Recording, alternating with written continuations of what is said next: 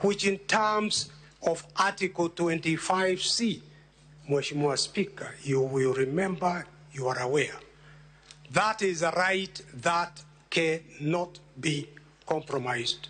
And this is a witness who is being brought to panel beat or to attempt to panel beat the case for the National Assembly. The question and the test, Mr. Speaker, sir, is, shall we suffer prejudice? Shall our rights be deemed to have been held? And that is the non-derogable right to a fair hearing.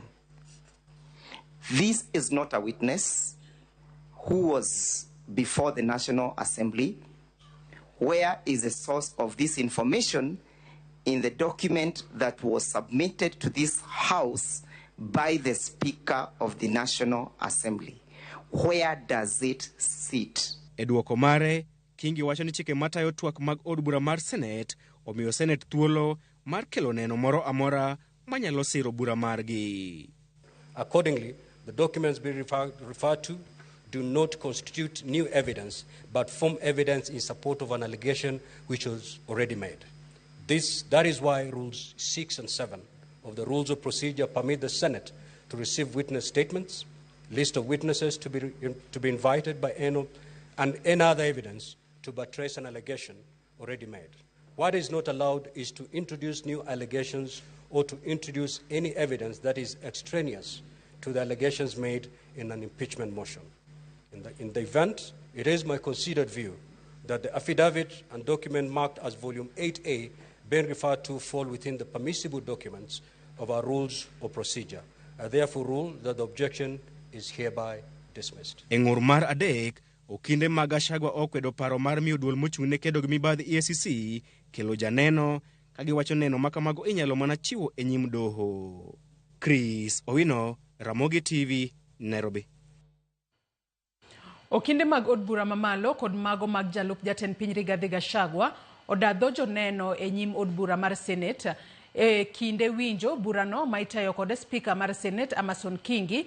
Joneno mag od bura opedho nyaka tipo mag siro neno margi. Kata kamano, okinde Gachagua okwedo joneno kendo ramo ni gihango ne Gachagua wach. Walter Nyambaga nigi mathoth.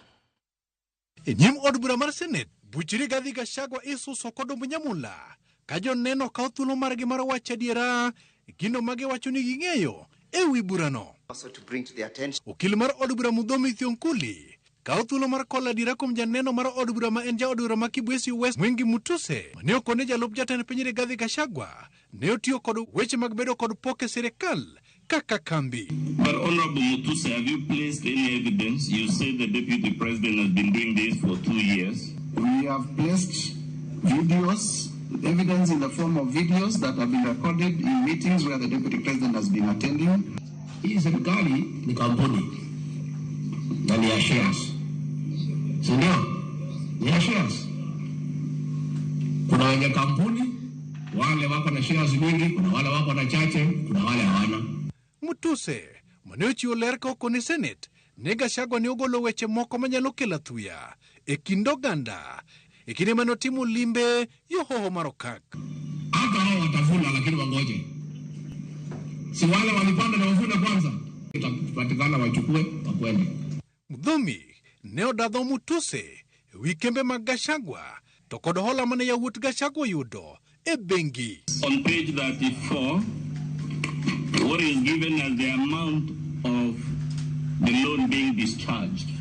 The loan being discharged is 143,885,042 shillings. And counsel is testifying instead of the witness testifying. Number two, he's asking leading questions in examination in chief. And counsel understands the rules of examination. Janeno bende olero ni Gachagua ne odonjore kod dwaro mar owadgi mane osenindo nderitu Gachagua kendo bedo nyang'ande mwandune mag magawa. Jomo Mushina says, I have personal knowledge of one of the issues raised in the special motion for the removal from office by impeachment of Mr. Rigathi Gachagua, the Deputy President.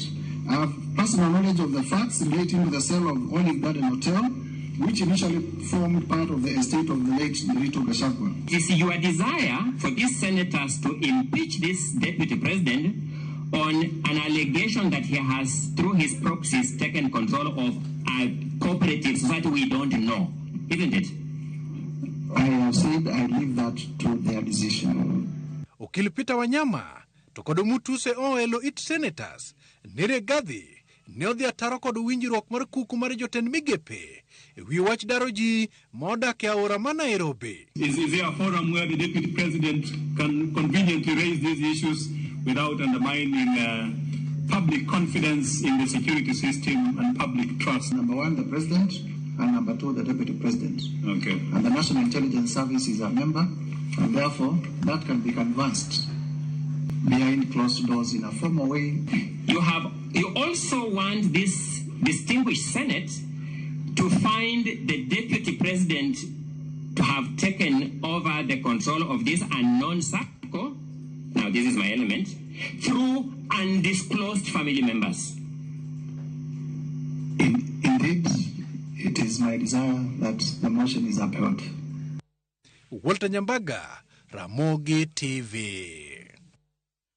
Sigana ndikore e od bura mar Senate ma ochako twak makende mar yango ka winjore thich oko etelo jalup jatend Kenya Rigathi Gachagua ma e thuolo mokwongo ma chenro ma kama timore e bwo chike ma pachoka kaluwo katiba mahiga mar 2010. Ripota marwa Millicent Adhiambo leronwa kaka ne chapni chalo e alwora mar od bura.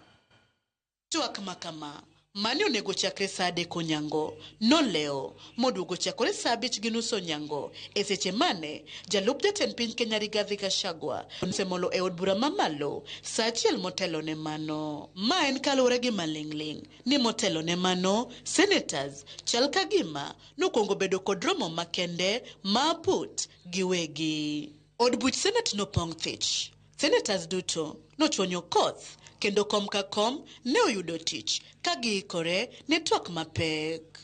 Wengego manoikore ne twak ne ok diemre ka moko kuomgi to ne nyiso ni chal ka gima yamo nosekawo kore. Maling'ling bende ne liekore ni thoth senators ne osekawo chung' mar yie gi ng'eto mar od bura mamalo goyo ombulu mar thicho oko e apis Rigathi Gachagua. Kweth mago kinde mochung' ne Gachagua no moloko ikore kendo manore marakore gi burani ka okil mabith kendo gavana Masiaya James Orengo bende ne en achiel kuom okinde mane omolo mar chung' ne od bura mamalo ka gidok negi e wi ng'eto margi mar goyo ombulu ne thicho oko e apis Rigathi Gachagua. Orengo bedo ni en okil kendo gavana nyawang' achiel nokelo tweruok gi liet matamre gi nono e od bura mamalo. To mondo mi Gachagua oleng'o mbadho makama, obiro dwaro ombulu 23 mag senators. Kata kamano, andika mandikore e lenda wang' senators to ne olokoyo e ngima Gachagua ka chunye koro odong' ka goyo kibikibi. Twak makawuono ne otwere manyiso chung' malong'o e lai mosegor. Senators rito go ombulu margi kiny saa 2 otieno motelo ne od bura mamalo bedo gi romo moyiedhi tich abich mar poro wach e wi duoko makiny nowuog bang' luto ombulu e wi thicho oko Gachagua. E akere keke kod lwasi moridore mar siasa makama nyalo bedo ni en ondamo manyalo kelo lokruok mosiko e paw telo mapachoka. Piny duto koro keto nyong'ong kendo rito gi liyo kabe jalup jatend piny Kenya Rigathi Gachagua dhi tony e lwet Senate koso ooyo chop kiny. Millicent Adhiambo, Ramogi TV. Aput mar jong'ad buche adek orem reso Gachagua e lwet od bura mar Senate kendo kone Gachagua ni chungo burano en donjore kod tij od bura makatiba omiye. Eng'eto ma ogola kod jang'ad buche Eric Ogola, Elo Fred Mugambi kod Anthony Murima giko ni doho nyalo mana winjo burano to ka osetieke e Senate mochwal ng'ur e doho. Walter Nyambaga nigi mathoth. Mana kaka nyang' dhi kod nyaro e dho aora, temo mar Gachagua yudo fungruok kowuok e doho. E gikone to ne omedo mana chuth bang' doho rem rese lwet od bura mar Senate e dakika mogik. The process is a lawful constitutional process and the Senate will conduct a trial where all the issues being raised before the court will be raised and determined. At the moment, we are being called upon to anticipate the outcome of a process yet to be completed. The application at this stage is premature and anticipatory. Igneto marege, musom kod jang'ad buche Eric Ogola, okone Gachagua ni do ok nyal ng'oko tije mag od bura, kendo temo chiwo chik ne Senate mondo kik dhi nyime kod twagno. En renge wi gari oyienjre. The petitioners still have an opportunity to approach the court after the process. The applications are not without remedy. Therefore, find that the enhancement of the constitutional principle of separation of powers will be best served by declining the application at this point. Okil mar Gachagua Paul Mwite nyo kedore kod jong'ad buche mondo yowinje mondo yud chik madino ne Senate mondo kik chak twak mar thicho Gachagua oko ya PC. My Lord, within the hour of their doing that, it is our submission that one can expect a deputy president will have been appointed. Ma, en bura mapoyo kod auchiel manyonie do mar temo reso Gachagua kata kamano. Duto okir oko. Buch Gachagua masani ni nyim Senate nyalo weyo ka owito lemone kata rese kod Senate. In the petitions are challenging the process of impeachment. The substratum of the petitions will not be lost. The court is still able to grant a remedy even after the process is conducted, even after the process is concluded, and as such, the court will not be acting in vain. On public interest, we find that the public interest tilts in favor of allowing the constitutional process to proceed unhindered. Walter Nyambaga, Ramogi TV. Nyakwara Mugejongi report mar Walter Nyambaga emachopo gode giko mar weche manyeno kinyi makawuono kata kamano we asoma ne moko kuom ote ma uchuolonwa kapoka ka oyweyo madundo. Beatrice Atieno wacho ni kama uchopeni. Haya. Ote machielo Mike Mike wacho kae ni it has come to my attention that the motion was published by someone else then given to Mutuse to forward it to parliament. Bendo wacho kae Vincent Onyango wacho ni Onyango Vinija Nyabola Nyakwar Jasirimo oneno wakae intiere Nakuru. Ruth Nyathi Ochienga bendo wacho ni Mutuse no winjo matek Kizungu flow kaka sadhi asedonje chenro ka an umoja. Nyakwara Mugejongi erokamano ahinya kuom bedo kodwa okinyi masani e kinde madhi mbele kod weche wadhi mbele kod chenro mar Rupiny okinyi makawuono. Akaw mana yweyo madundo to bang'e nyawadwa Cleophas Oluoch bro bedo katai e nonro mar gazet. Kik idhi mabor.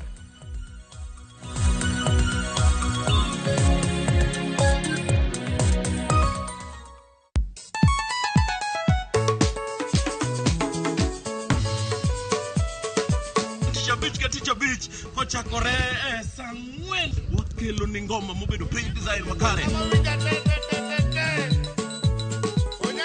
Ramogi TV biro kanyakla kachiel kod Ramogi Radio kama bende stima riwore kod P. Yawanya wauntie kikubed mabor nyakoro mgenyen kech kai ekumi yudo gik mamit kabisa e Ramogi Night Disco. Maintain your position. Idi yuda kanyo kika fire gudi local instrumental wawachoni kete manaka. Teacher Beach ka Teacher Beach sangwen otieno.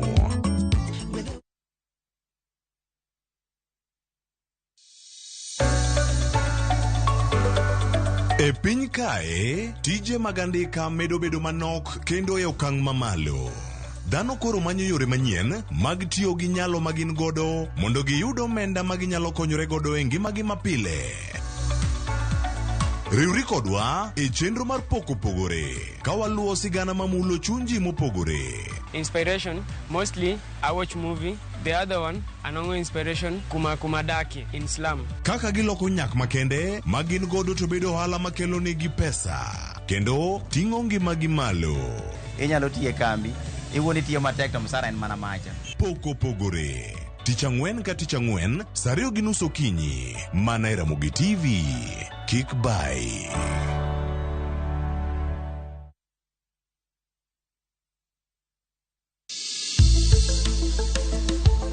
Ngimawa en gima duong' moloyo. Onego beni wang'eyo kaka wadak, korka chiemo, exercise, nindo maber. Wakelo ni achiel kachiel lakteche man gi lony mar arieya e weche ngima dhano. Kikwa discriminate ne joma nigi ndulume to tikwa pandgi. Ng'eyo en teko. To kodok korka ngima mar del, bedo gi ng'eyo nyalo kelo lokruok maduong'. Wacho ni kendo Ruth pile ni e penj laktar kaindi chiemo watiyo godo mondo wageng' tuoche. Wabiro wuoyo gi ji e yo mabiro mulo chunyi kendo miyo pachi yawre. Obwongo gi del gin ga gigo motimre nade moriwore. Koro gimipidho obwongo mari luwore gi gino mipidho dendi. Riwri kod Ruth Otieno e penj laktar. Wuok tich nyaka tich abich saa 12 odhiambo mane Ramogi TV. Penj laktar. Ngima en mwandu.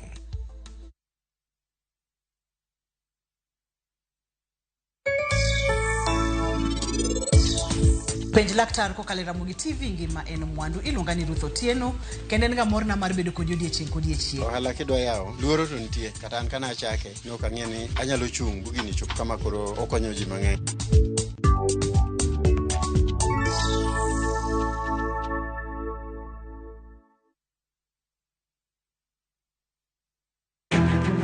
Wakelo ni chenro mar ohala kod lony gi dongruok mopogore opogore. Ohand kinyosi nigi pesa kitimo gima dwarore. Weche makende moa kuom jogo makelo lokruok e ngima dhano. Ohala ber nikech ohala puonji managerial skills. Lek ma in go iriembe mineni gigo chopo. Chakre gi jogo mane ochako ohala manyien. Kalure gi kaka nachako gi kuma achope.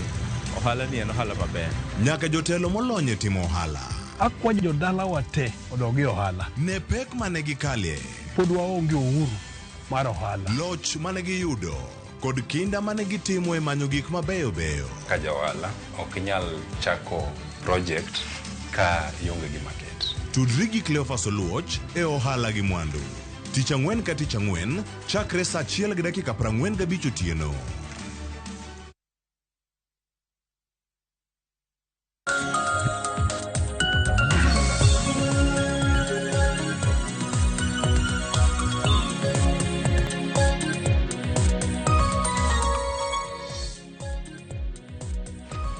Nyakoro mogi joang'o yawre kendo machiegni wantiere kar kae chenro mar upiny dhi nyime ka wantie ka kod nonro mar gazeta bedo katai bed koda nyaka giko nyiga Cleophas Oluoch jakisumo kanyakwar ma ukeo nyaka sango wantie kod ka Rewi Jowi Raymond ma bedo twak godo achiel kachiel okinyi makono kokonwa ni gazet to chal nade fombo yawre kendo machiegni yawre nyakileo achiel maber nyasaye orita ber yes gazet ntiere kar ka gazet mar Daily Nation kod mar The Standard weche momi pek duto gin mag Gachagua buche 11 mantiere kar ka ma bende ne ichopo kod achiel kachiel mogo bende mano nono odiochieng' manyoro abiro kuom jondiki gazet mar The Standard ka ipenjo kanyo ni burani entiere koso onge.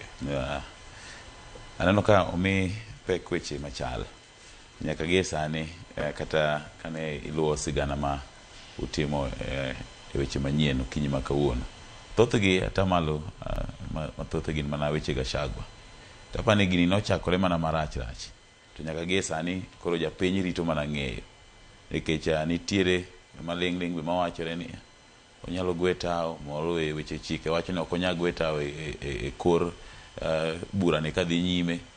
Jomoko bende wacho ni od bura mar Senate nyalo rese. Odhiambo manyoro no waneno kaka bura no yware e od bura mar Senate.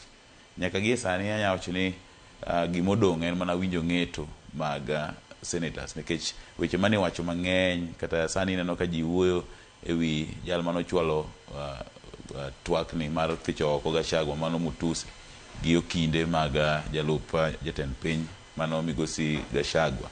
Gima wanyalo penjore mana gisani ni to maendi be en gima wendo pacho kaendi waduogo wayudo ni maendi ok gima wendo nitiere jolup ker mopogore opogore nyaka ne piny Kenya yuda uhuru margi ma osethich oko kata ma osegwe tao kendgi giwegi kwachako gi Jaramogi Oginga Odinga manogwe tao kende owuon kane wacho weche ma kata kolore gi weche manowacho ni nokomor gi kaka ne opang tich kinde koda ker mokwongo pacho kaendi Kenyatta.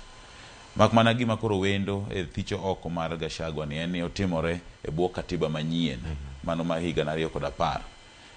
Ai bende otimore kinde ma bende piny Kenya nigi tungni tok ng'anyo mag rawere mag jenzi.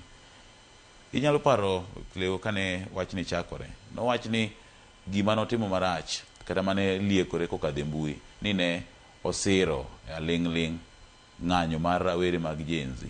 To kane ng'iyo buche apato kod achiel manochwal e nyim Senate kana manochwal e nyim od bura mamalo, onge kama maendi no olieke. Dibed ni maendi e gima duong' molich manotimo, to gidwa mana kele apia koro pande e tok chike mamoko, nikech atemo ng'iye kaluwore gi weche manowachore mokwongo ni ne nitiere jotelo moko manok oluong nyinggi manotemo loko sirikal kopondo e ng'anyo mar jenzi. Ai bang'e bende ne wawinjo toke kanyo kiwacho ni tok magili osekwe mane oselos sirikal mar manywanda ma iluongo ni broad based. Ai bang'e koro nowach ni ibiro kawnegi ondamo mager mar chik mos. To ng'ama leo kuongo lwar kuome mokwongo en jalup ker.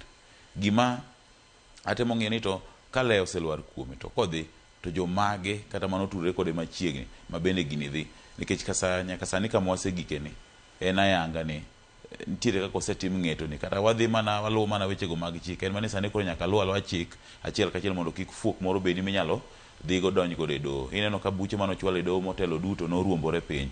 Doho nowach ni ok wanya chungo ficho mari oko kokadhe od bura, lakini doho nyalo winji tok kosetim ng'eto. Koro we warit wang'e odhiambo ma kawuono ni to ji adi madhi gocho, nikech kura to nyaka go mar thiche oko kata tamruok thiche oko. Koro warito mana gima Senate dhi ng'ado. Aya, ka Senate dhi ng'ado nyakoro jo waranga ne ite mokwongo kae ni to chal nade mago buche sigeni mopogore opogore ma bende imiyo pe kar kae. Sigana mokwongo mantiere kar kae mar Rigathi Gachagua miyo peke ite mar 4, 5 kod mano mar 6, 7 kod 8. Kama ne sigana maduong' ahinya odiochieng' ma kono winjo kanyo gigo ma idonjo ne godo jogo kwan mago kinde mantiere kod jalup jatend piny Kenya maromo 14. Kasani bende kore wacho ni en lal mathoth nyaka doho ne otamre chungo chenro mar thicho kod Rigathi Gachagua mane dhi nyime od bura mano mar Senate odiochieng' manyoro. Mano mipeke ite mar 4 kod mano mar 5.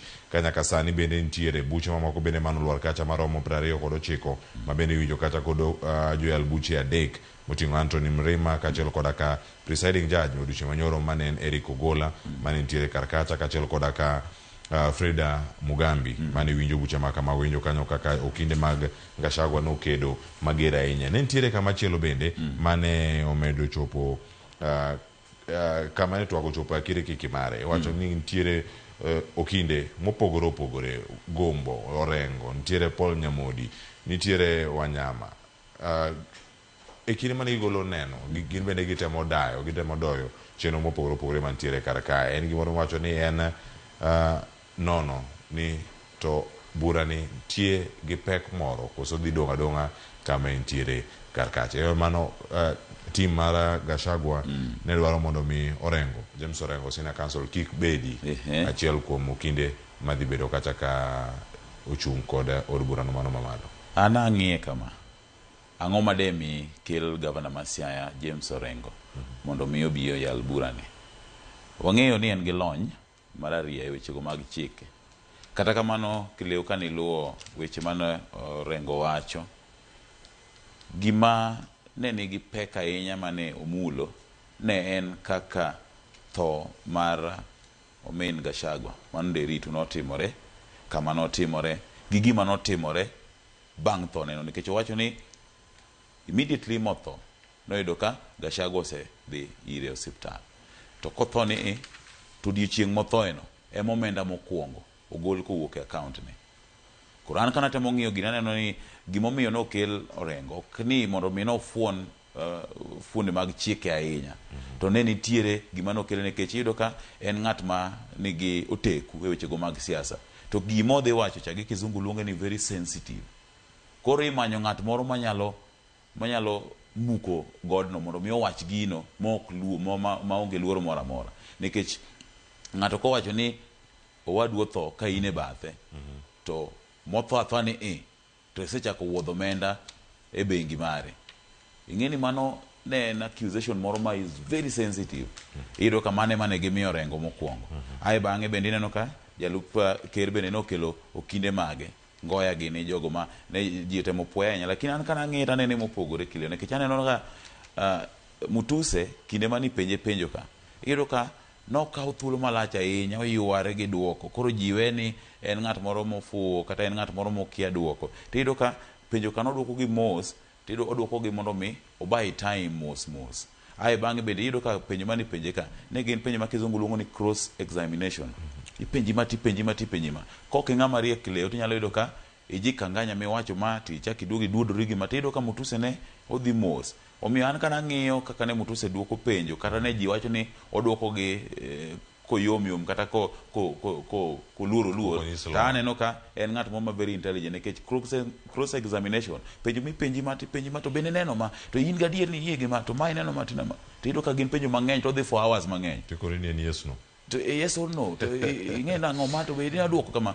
koro nyalo wacho ni Mutuse notemo mondo mi no contain okinde go ne beyo te lakini aneno ka biro mar Orengo ne en mondo mi no wach gino ma ji kata kinde mamoko ma pod biro ne nyalo luor mondo mi owachi kamano nyakoro mo jong bende nitiere sigana moro madano rangane e ite mar aboro ka nitie penjo mopenji kae wadhi loso kod jood bura chakre sa achiel ka wantiere kodgi e Ramogi TV ka ipenjo ni dobed ni en jalup jatend piny Kenya manyien nang'o miyo od bura oluongo romo kata sitting margi madhi bedo odiochieng' makiny chieng' tich abich ok bed ga ok githoro bedo ga e od bura chieng' tich abich en ang'o otimore ma giloko schedule ma kamae mochopo ni koro kiny twak nitie iwacho ni en expectation ni jatend piny Kenya dipo ka olando nying jalup jatende kata jalupne mano jalupne odiochieng'no makiny mano bende twak madhi ber nikech doho bende chiwo chenro mopogore opogore gini gimagi mirito ne ka e ite ni mar aboro mano ka gintiere karka ka onyalo yude e ite mar aboro gazet mar Daily Nation kanyo kama ntiere idno kleo gi mang'eyo kata weche mag thicho oko mag jalup ker mana kaka oboke ne fuono ni ing'eyo ni weche gi nochakore marach e mbui ka jomoko kata jood bura mamoko ma bende wang'eyo pacho kae nowacho ni wiga ariyo ma ji ochako to ka chaka ni to wachni ochakore to kendo sani bende mana kaka iwacho idhi bedo gi twak ang'eyo ni nitiere chike mag od bura confidentiality kata wechego mag rito moko kuom nonro mondo kik liekre kapok sa oromo gima ng'eyo ni kaka nochakore ni ang'o momiyo jood bura gi oluongo romo mano moyiedhe special sitting tich abich iyudo ka ji mang'eny nosechako wacho ni romo dhi bedo wiga ariyo idhi chak twak jomoko biro chako ni odhi kamano koro gima nyalo wacho sani nyaka gi sani clear kine romo ma kamaendi luongi to maling'ling nosechako fuong'ore kowuok e mbui jotelo mamoko wacho we kawuono idhi bedo kodgi kaendi mondo gimbe giwach kendgi giwegi kata kamano gima nyalo wacho gi sani ni jo Swahili wacho ni gimiwacho nitiere to koonge kata ka entie lisemwalo lipo na kama lipo laja koro kane en gima nitie to entie to koonge but obiro omiyo koro warita ne tich abich en mana odiochieng' tok kawuono wadhi nenane to gima nyalo wach nyaka gi sani weche gi kaka nosebed kifuongo gi motelo gitimore achiel bang' machielo omiyo romo ni kata ana nyalo kete duonda wacho ni gima wanyalo expect kata gima wanyalo geno kowuok kuom twagni en dhi chwalo nying jalup ker manyien to warito neno ni dhi wuok kanye mondo mi nikech jomoko wacho ni ker masani temo luwo siasa mar ker mar ariyo pacho kaendi Daniel Toroitich arap Moi mar ne temo keto jogo mawuok masawa mar piny Kenya kik wuo e dwol achiel warito neno ni to kochwalo nying to dhi wuok kanye to giman godo gadier ni nying to biro manyien aya nitiere piny ka jaod bura ma bende ok ondik nyinge kata kamano wach no bede House Business Committee nitie penjo mopenjo kendo omedo lero kowacho ni en gima ni ayanga ni odiochieng' makiny jood bura dhi bedo notified officially mar deputy president nominee mano chieng' Friday mondo mi gichak the approval process kaeto bang'e iwacho ni mae gimomiyo romo makama dhi bedo en ang'o momiyo romo makama inyalo luongi odiochieng' machalo kama mano penjo ma openjo kaluwore kod gazet ni mondo ikae kod David Mwere mano mar Daily Nation kendo en gimoro ma jotelo mopogore opogore bende osebiro ka oting'o jatend Wiper Kalonzo Musyoka ma penjo romo ma chieng' tich abich ni to en mane owacho ni ochuno mondo nyaka gilok kalenda margi gi amend kalenda margi mondo mi gi neno odiochieng' chopo kare. Kata kamano eni moro mirito ni to nochopi nodhi nade e kind weche mamoko mapod ntiere. Samoro ang'iyo ni to bin koso gi luor ni gini kik chop giko dira, nikech kiketo gini nyaka giko dira to king'e gima nyalo timore e kind tich abich, ngeso, jumapil nyaka wuok tich. Koro aneno nikech twagni nochwal tich ang'wen, apani nikech eno ka sani kata kisomo wechego mindiko iwinjo ka ji penjo ni to syllabus ni ringo matek manade. Tadier iyudo ka sani twak pod dhi e od bura mane nego bed ni special sitting kata romo moyiedhe ni kane iluongo to nego bed ni iluonge tok od bura mar Senate timo ng'eto mare, to ma kata ng'eto pok orumo to already oseluonge. To ja od bura bende mawach ni kik luong nyinge to bedo House Business Committee. To House Business Committee ing'eni ema pango wechego mag twak midhi chwal, nikech gin magindiko twak duto madhi to gichwalo iluongo ni speakers panel for approval mondo mi obi e floor of the house. Matieni already gin gi clue gimidhi chwal kapok otere speakers panel mondo speaker approve obi e floor of the house.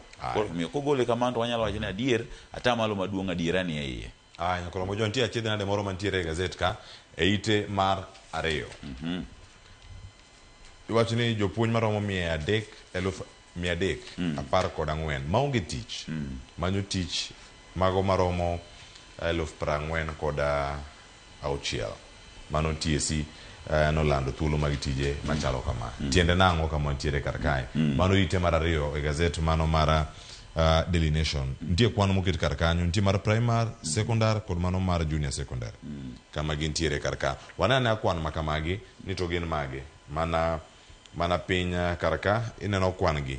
Jopuonje maromo 6,000 mago vacancies mantiere. Applications mano yudre kar kacha en 93,000 646. Secondary man jopuonje 450 vacancy mano mantiere. Kwayo mano or 76,294. Junior secondary mabende nigi manyien mantiere pachuka. Vacancies kata thuolo mano landi mantiere romo 39,550. Jok manoro kwayo kanyo romo 144. Kanye kama thuolo go ntiere oganda thuth ni mondo thuolo gi oyudi. Sama imiyowa breakdown mar nini ago kwano ni mana mapiyo piyo. Aya kao ji 314 agole thuolo mantiere maderom 46,000. Ayudo ni komi ji 46,000 gi tich kileo madhi dong' en 268. Mano ma onge tich. Koro wakungo wach ni wakungo watim romo gi ji 268 gi mondo wawach mantie wanyisgi kaka piny tek. To wajwa ng'iyo gini kleo kaka TSC osebedo ka ndiko ji. Ing'eni lero kosebedo nikech iyudo kleo kitimo nonro ni tidhi yudo ka nitiere ng'ama notieko sikul ma bende pok obudho ahinya. An gi ranyisi mar ng'at moro mang'eyo to yudo tich. Tiyudo ka nitiere ng'ato be mayuak wacho ni ose apply gini kuom thuolo madirom kata higni madhi 10 to pok oyudo. Ok ang'eyo ni TSC nyaka gie sani nikech wang'e ni piny Kenya kaendi be nitiere weche moko ma ok wanyal wacho to be ok wanyal panda ahinya. Nitiere kaka ng'ami ng'eyo gimong'eyo ng'ato wach makamano. To sama koro gilando maendi ing'eni already gisenego chuny joma samoro paro ni yawa to ng'among'eya ka TSC. Aparo ni gima nyaka watim nyaka gie sani ka piny Kenya dwaro mondo mi wadhi maber en mondo mi waloka systems magwa. Wechego mag thieth pacho kaendi, wechego mag somo kaber to mage monego piny Kenya mi pek ahinya chiwo tije nikech sani okel lai manyien mar CBC. Apani lai manyien kabiro kata mar thieth mobiro manyien, lai moro amora manyien kabiro to nego bed ni giketo thuolo mag tije ni kobiro to ne gimomego wadhi profit mokwongo ni to dhi yawo thuolo marom nade mag tije. Kane CBC obiro to gimonego giketo mokwongo ni to nodhi yawo thuolo marom nade mag tije. To iyudo ka nyaka sani lai manyien iketo thuolo mag tich emilal nikech sani koro kobiro to idhi ket lai manyien kata mag thieth mondo mi obed e lony manyasani. Tije mang'eny lal, jomang'eny lalo tije kar mondo ket nikech sani nyaka gie sani ero koro gilando vacancies to dag giketo category nonego giwach ni yawo wadhi employ ji 46,000 lakini mosebedo oko kuom thuolo madirom higni 1 nyaka higni 6. Koro kapok ibedo kata iwacho ni mosebedo oko kuom higni 6 nyaka higni 7 kata higni 8. Koro ing'e maber ni jomidhi mi first priority kata midhi mi thuologo mokwongo gin joma notieko sikul to osebedo oko kuom thuolo madirom higni 7 kata higni 8. Koro ne dhi kelo yot e wechego mag timo application kata mag timo oro kwayo. To ma ka giketa keta ni oruru kwayo thuolo nitiere. Tiyudo ka ji moro kwayo kende ji maromo 314. Thuolo midhi miji gin thuolo mar 46 kende. Koro an gima dak kwa ni samoro amora ma gilando tije giwach ni wadwa ndiko ji tije lakini wadwa ndiko ji mosebedo oko kuom thuolo madirom higni 7 nyaka higni 8. Koro ing'e maber ni thuolo molandegi to gin jok man gi experience mag higni 8 kadhi mbele. We wawenegi. Ichak ilando wach ni ndalo cha ne wa apply jomosebedo oko kuom higni 8. Koro sani waduoke piny jomosebedo oko kuom higni 4 kaduogo chien. Eka ginyalo konye gini. Konywande kamano to pod tek.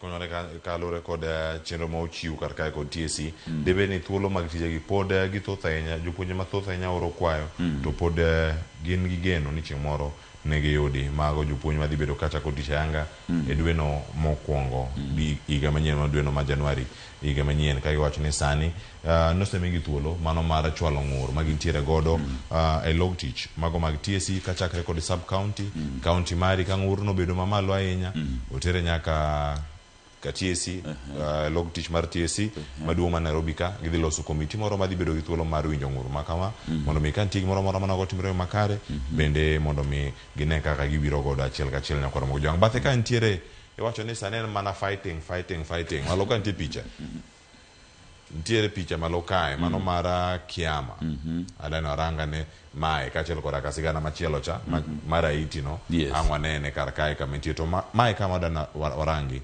mara Vice Chancellor mano riembe tich mano sacked mano Professor Stephen Kiama owacho ni sani odhi kedo nyaka dakika mogik mano kama ntiere kar ka Bochna will fight to the bitter end mano kaka osingo kaluwore kod golo mar apis nitie jood bura bende madane odog e apis kendo dhi nyime kod tich. Ing'eyo asetemo kaluwo historia mag vice chancellors mag universities mopogore opogore mana kinyalo paro gima bende notimore e mbalarianyno ma Moi gima notimne kansela Airo.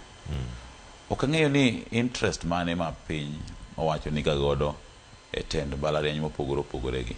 Tiyudo ka nyaka gie sani wang'eyo gima Stephen Kiama osebedo katimo e mbalariany ma university mano ma mbalarianyno ma Nairobi. To bende waneno gima ne Airo timo e mbalarianyno mano ma Moi. Kanogole tino ka nyaka sani nyaka mbalariany ma Moi nolor kol tendre gi ng'ikni e wechego mag telo. Kano dhi e mbalarianyno mano ma Daystar ineno gima osebedo kotimo kuno. Ok ang'eyo ni interest mane kata ang'o ma osebed kilaro e tok katen ahinya to e telo kata management mag mbalariany mopogore opogore gi. To nyaka gie sani iyudo ka koro Kiama wacho ni en oyie rakore gi wach ni nyaka daka mogik. Weche bende jood bura bende ni kanyo wacho ni kawe mondo duoke jomoko bende okosir paro makamano. Apani gikieki nyaka gie sani lweny ma gore ni ng'enyne orochoga mana management mano mag mbalariany mopogore opogore kendo ng'iko wechego mag telo makare. Kiyudo ka sama lweny nitiere gik mang'eny ochung' weche ma bende transition kata kitimo ng'eni ng'ama oriembe tich kata mogol koko yie mondo mi owe tich mayor kata mondo mi transition cha timre smoothly. Iyudo ka documentation mang'eny onge, ler malongo kaka tijeno tigo omenda bende onge. Koro gigi at the end of the day duogo cripple mana tije ma general mag university. Apani nyaka gie sani onego miya thuolo mondo mi embo lere malongo ai bang'e ng'i kaka inyalo los gini mondo kik university ma Nairobi bende dhi e okang' ma koro mano ma Moi ochope kotenore koda ywaruok mag talo. Erokamano ahinya. Watarengo ng'wech ahinya Jowi Raymond kae mondo ranga ne iti mar adek mae kama sigana nitiere mano mar obila monego bed ni oro e piny Haiti. Nitie paro mano mar tero SWAT team mago mag joma mine lilo mago apisas ko mano kama gintiere mano mar obila gi kama idwa ni gidhi Haiti. Wacho ni kama gintiere en kama oganda jo Kenya geno ni oganda jo Kenya obila marom nade monego bed ni oro kendo dhi e pinyno mano mar Haiti. Nyaka sani marom 396 osetere e pinyno kendo sani gidhi nyime kanyo ka gi medo rakore kod joma undugo mantiere e pinyno mar Haiti koteni kanyo kod riwruok mar piny mangima UN kin pinje mamoko. Wang'eyo ni obila ma Kenya ni e piny Haiti to nyaka sani Cleo ok ang'eyo ni to ler igolo ga machala nikech pok wayudo ler malong'o ne gidhi nang'o gisechopo kanye wechego mag arita kwe ma gisetimo gise capture infrastructures marom nade osiptende ngima gidhi nade health status updates mag ngima gi adi manoyudo hinyruok adi maber man maber giduogo karang'o be imiyo gi thuolo mar tudruok gi family gi nyaka ne gidhi wechegi oketa mamiri ok wawinj gi malong'o bende ok wang'e tiend gi malong'o apani nyaka gie sani kendo kidwa med mamoko mamine to nyiswa ni to ang'o mokoro itero mamine to mitero SWAT ni gin gi lony mane maingo obilago mago mag APs manoter mokwongo kata Kenya Police manoter mokwongo nikech kitero SWAT to mai wach ni special gin mago jomamiyo apani gimonego bene oketne ler ni to koro mitero mamiyo ni itero gi nikech gin gi lony kositero gi nikech wechego mag rakruok piny Haiti no osedok chien kata osebedo contained mondo mi koro wamed jogo nikech koko oket ler malong'o tipani nyaka gie sani pok wayudo ler malong'o kaka ne gidhi progress gi kaachiel koda updates mapile ka pile mondo wabed gi ler ni obila watimo maber e piny Haiti. Koro mo joma nitie kar kanyo e ite mar 10 ka ngisoma gina rang sigana mano mar Paul Mackenzie mabende yangore kar kan jotim nonro mano ite mar 10 kama wacho kar kanyo ni jotim nonro no yango ni notemo dino mago buche mago mane oike jogo mano wito ngimagi kanyo e alwora ma Shakahola mano gin bura madhi nyime Mombasa kaka machielo nitie jal mano nego maodonjne gi nek mano mar minode mano higa mar 2018 e ite mar 11 ng'ani nyinge Moses Dola netimne kanyo interview e kinde mokalo higa mar 2022 picha noket kar kanyo nomiye twech mar higni 10 kendo notemo mondo mi oduokne higni go piny kata kamano do odagi weche machalo kamago miye peke ite mar 11 ka weche mamoko mantiere kar kanyo koro mo jong'ina mondo mi aranga machinglo mantiere ite mar 15 mano ka gintiere kar kanyo masigana ma koni angin thuolo mar nene iwacho ni sani katiba ntiere e test to chalo litmus test kama ntiere kar ka isoe test tube moko se barore moko se wuok ni oko gacha chalo gima ne test od bura cho ntiere kar ka adani med na wachni gi wach mari mogi ka nyalo mulo na chenro mamoko mijo kanyo e ite moko ma the standard gi wacho kar kanyo ni more adani like deals on the way gidhi chalo nade wach mari mogi kimedo gi magi machingolo ni ne samoro ng'ama nene gi dala litmus test magi moko kuoma glese moko mane watiyo godo skunde kata mitiyo go e laboratory mondo tem go kwiri ing'ane ka bonyalo loko rangi kata ka bende onyalo wang'o nanga kata ka bende onyalo loko machunga koro glese gi gin iketo gi e kwiri titemo gi mondo ging'ane ka bende koket gimoro koro apani kaendi gima jogi temo wacho ni okaw pend chik manoloki manyien masani tayo piny Kenya manoloki higa 2010 chike manyien koro iketo mondo mi teme nikech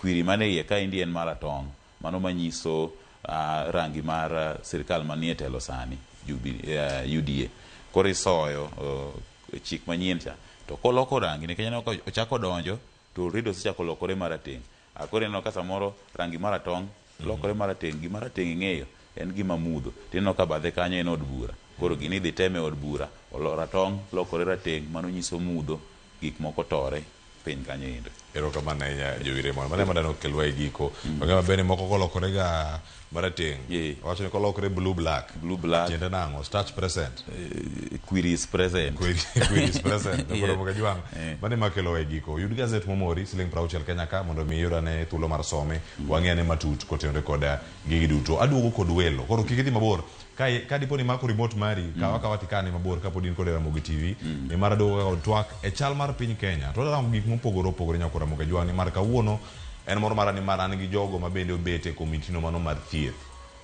mano e od bura mamalo weche mag thieth bende ang' mamula ne kawuono te weche mag SHA SHIF NHIF ji pod dhi osuptende to pod kwamo jod bura to dawach ni odich gi golo Gachagua kaka jalup jatend piny Kenya debe ni kanya kama wachomo koso beto machal nade kato bang'e ngikono kotenore kod twak ma igeno dhi bedo odiochieng' makiny en twak mane magintiere maling'ling mane magintiere godo koso poko kongi an kai kod jaod bura maseme mano daktari James Nyikal kachiel koda ka jaod bura mandhiwa Martin Peters Owino Ward Chief entiere kar ka donjo kod isa achiel sani gi dakika mabiro mbele ka nyaka rom saa 2:30 okinyi ma kawuono. Kik idhi mabor, aduogo kae kod twak e chal mar piny Kenya e chenro mar piny.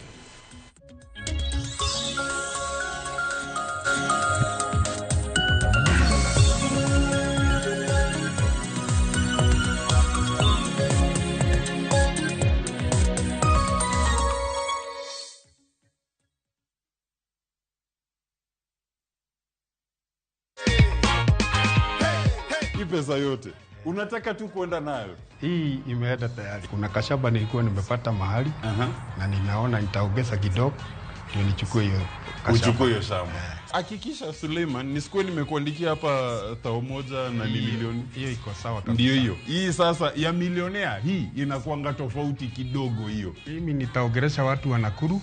Hii kitu inakuwa ya ukweli na kila mtu ajaribu.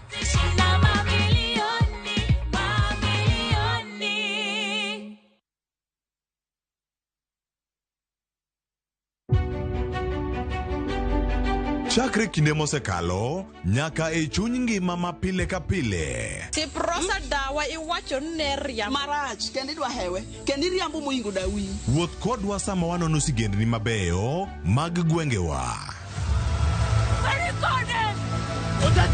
Ng'e ber kod rach, mor kod kuyo ma ng'ato nyalo yudo e wuodh ngima.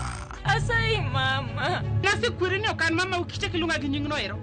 Mama nyisi. Riuri kodwa mondo wane sinema mabeyo ahinya ma uwinjore wawinj kendo wamorgo. Kendo ng'eno wono sipi mabeyo lakini nitie kuma kete mami. Winam Cinema Jumapil saa 2:15 otieno kod saa 4 otieno. Kik bai.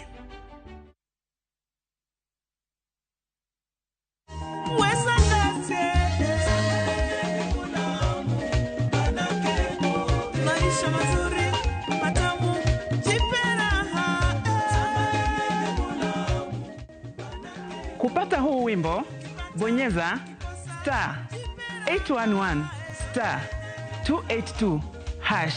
Kumbuka, Skiza as Citizen ni nyumbani kwa wasanii wote. Tich Ang'wen tudri gi Sharon Ong'ao e chenro mar pok opogore. Adhi bedo ka romo gi rowere ariyo ma bende osebedo ka loso mwandu mopogore opogore kowuok kuom bao. Chenro ka chenro en wuoth makende kama jopiny nyiso kit pok mopogore opogore. Koro sculptures gi magi wachongo waluongo gi ni gin kaka relief kodi wachongo gi 3D. Pero bedo lazy e gik magetimo. Tim giri mitimo no kikete chunyi tikete pachi. Magi duto yudo mane chenro mar pok opogore. Chieng' Tich Ang'wen saa 2 okinyi. Mana Ramogi TV.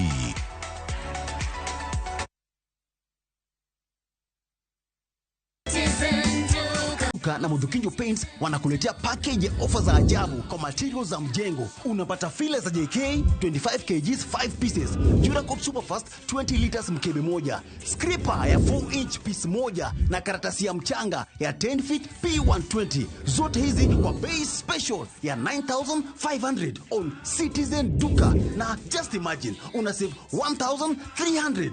Hii ni deal moto na haitalast. Piga *487*5# saa hii.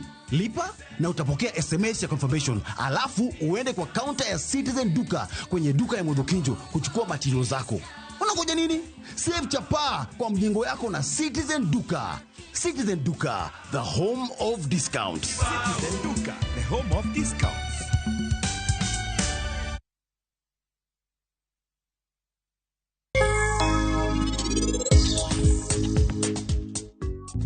Enang'o yawa bed piny. Nikil, kelne pi omodh.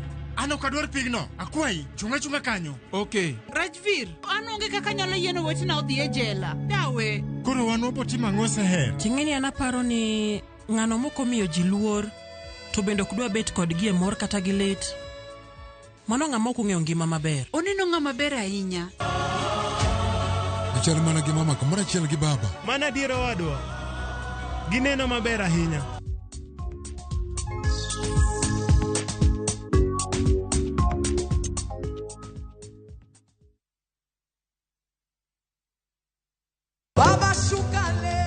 Nyasaye ber kendo romo adenda.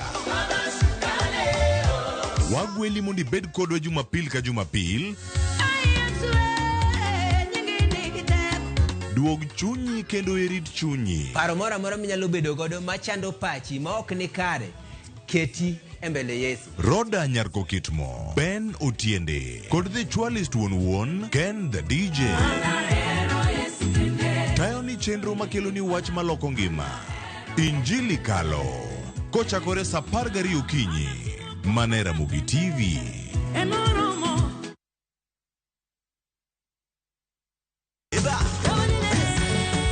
Beikori mar chako wuoth e piny mar tho. Thumbe mane oloko tieng' mang'eny. Fwenyo sigendni. Wende mag piny.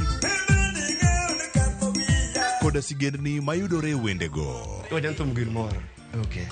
Den gir radhi. Ngoma wake. En kama gik mane otimore chon koda matimore sani chopo e winjruok maber chuth. Ngoma owake wuok tich nyaka tich abich sa 10 odhiambo. Kik bai.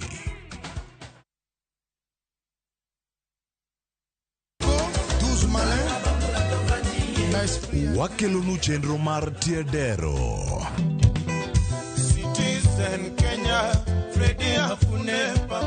Kama yude mor mar wende mag rumba kokelni kod Ng'inja the Entertainer kod DJ Smollett. En miel gi wer motimo Cathedral. Eye kanyo bende wakelo ni jangolo mar juma. Chieng' ngeso ka ngeso chakre sa 11:30 odhiambo nyaka sa 1 otieno mana e Ramogi TV. En mor mochwere.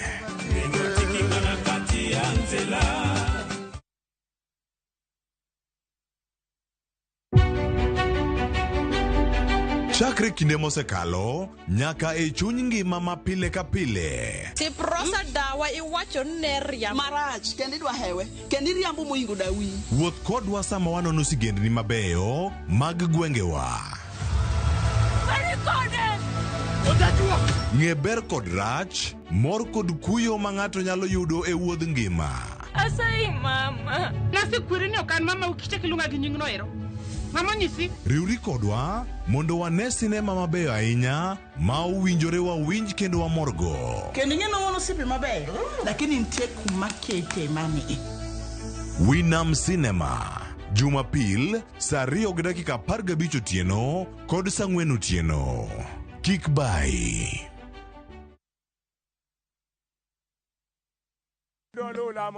Bed kodwa e wuodhni ka wanono kit timbe mag anyuolawa. Oyundi no neni en winyo mayot. Sama no dhi chiemo, ng'ama ok ohero tich matek. Koro nyako ringi kodhi chiemo. Ema nomiyo chake kamano. Gin kido mamiyo wabedo kaka joluo, sigendni mopogore opogore mag dhoudi mag luo. Chiro ma kiti pando chira. Gini dwa chako ndeti mos. Okelo ni ahonda. Dil majony. Luweche mag luo mopogore opogore. Moro ka moro kuomgi nigi ranyisi mopogore opogore. Wuon magolo ng'ani ka wuongi watire wadhi gone dala. Koro telo gile to gi gweno. 111. Lu chenro ni ngeso ka ngeso sa 1:45 otieno e Ramogi TV.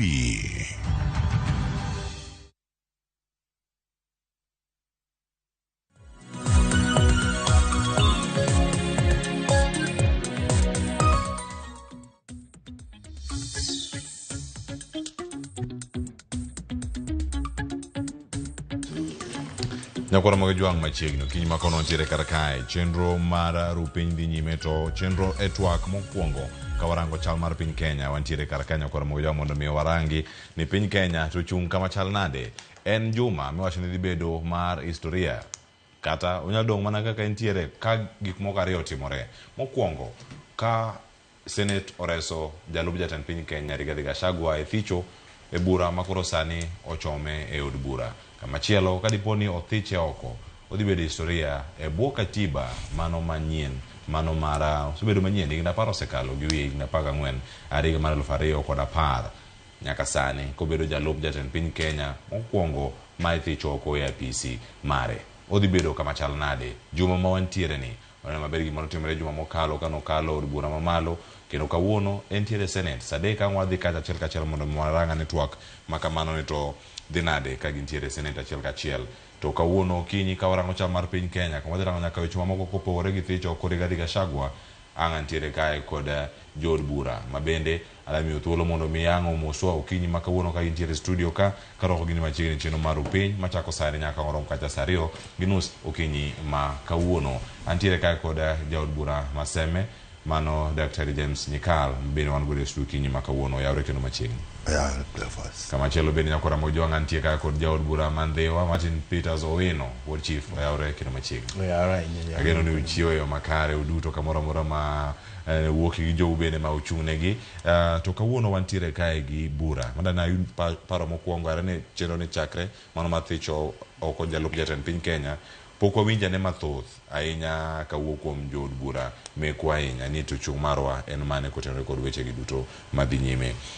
Martin Peters Owino achako kodi kotenore kod thicho oko Rigathi Gachagua chung' en mane nyaka sani kae kama ne wageno ni wadhi bede kaka piny ka wadhi nyime sirkal koko osetieko higni 2 oserumo gidong' gi higni 3 mbele kae yiero ni koro nitie kamano Cleophas kamano Ramogi aparo ni chung' mar jobura to oseng'ere nikech wan mon wachwale ni Senate nwasego kura kan wayudo those gik mano bedo accused with 11 of them no pednwa wa debate wa insist ni mondo jalup jatelo B o defend himself koro an ki penja kaka Martin Owino wood chief defense mano chiwo emana oko convince because most of them no mna video ma jatende koro most MPs 282 were not convinced wan kaka jobura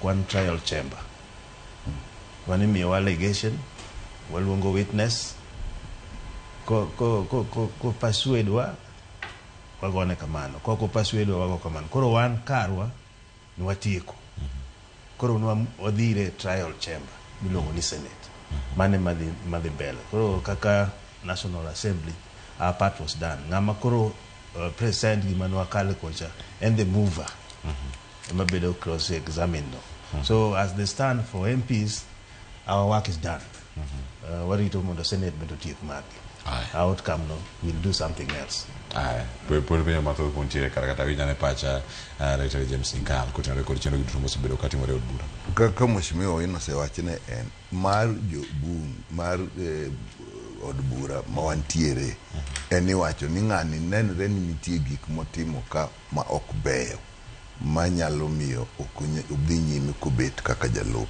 jatelo koro gige michanonwa tineni kanyo nyalo bet gimoro kanyo nyalo bet gimoro kanyo nyalo bet gimoro okane ka ng'ani diber kobet to kapok wawacho ni kikobedi wan waneno odhi ochunge ane maber koro kucha me koridhi kete gini minono kachiel wan kano ketnwa to gik manowachne gin 11 an ka wacho makora nitie gik moko 3 nikech mane chunya odagi tang'e ni nyalo bet ni jobura mamoko jabura ka jabura nyalo bet gi en kano neno gino idwaro mna achiel kende ka chunyi oneno ni nitie achiel maduong' monego mi koro dhi none tiyie ni onego dhi none an wach mar pogo piny kusiko ko wacho ni mna korwa murima na penjora ni ng'ani ka nyathi ma jahigni 12 winje ko wacho ni jothurwa jowa nyathino paro nang'o nyathino paro mna ni jo central kende molose nyathino chako ng'eyo ni kara piny ni wan ok wan kuro make weg piny te en ng'ama onego bed ni riwo ji kendo gino se wache mang'eny ko wacho ni usuru ng'ata one man one vote one shilling to kochako ng'ini kama nitie kama ka piny lach to ji odake mokere kanyo dwara pesa mang'eny nikech gik mimiyogi kata ka sikunde bi dwar mang'eny kaw kaka ng'ato kaka town kaka Kibera ka in gi kidwa gero skul inya gero skul achiel maduong' to ting'o nyithindo te to kidhi e piny malach kaka North Eastern kocha kibro gero skunde mang'eny so kochuno mana ni kar ji emikwano ong'eyo maler okouwo ong'eyo maler en odwaro gima kong'e ni jogi ng'eny to koro namba ne mikwano to weche moko koro we ji duto neno ni chunye ok nigi gino kani wacho tiwinjo kowacho ni gin wan ne wayudo ministries mwadwaro en jalup jatelo to pod owacho ni wan nitie minister moko muluongo ni margi no to ng'a an mano nadage ni jatelo ok nyal bet kamano mar ariyo wach mwandu mane wacho no ng'eny go kaka nopime an ok naneno kata kaka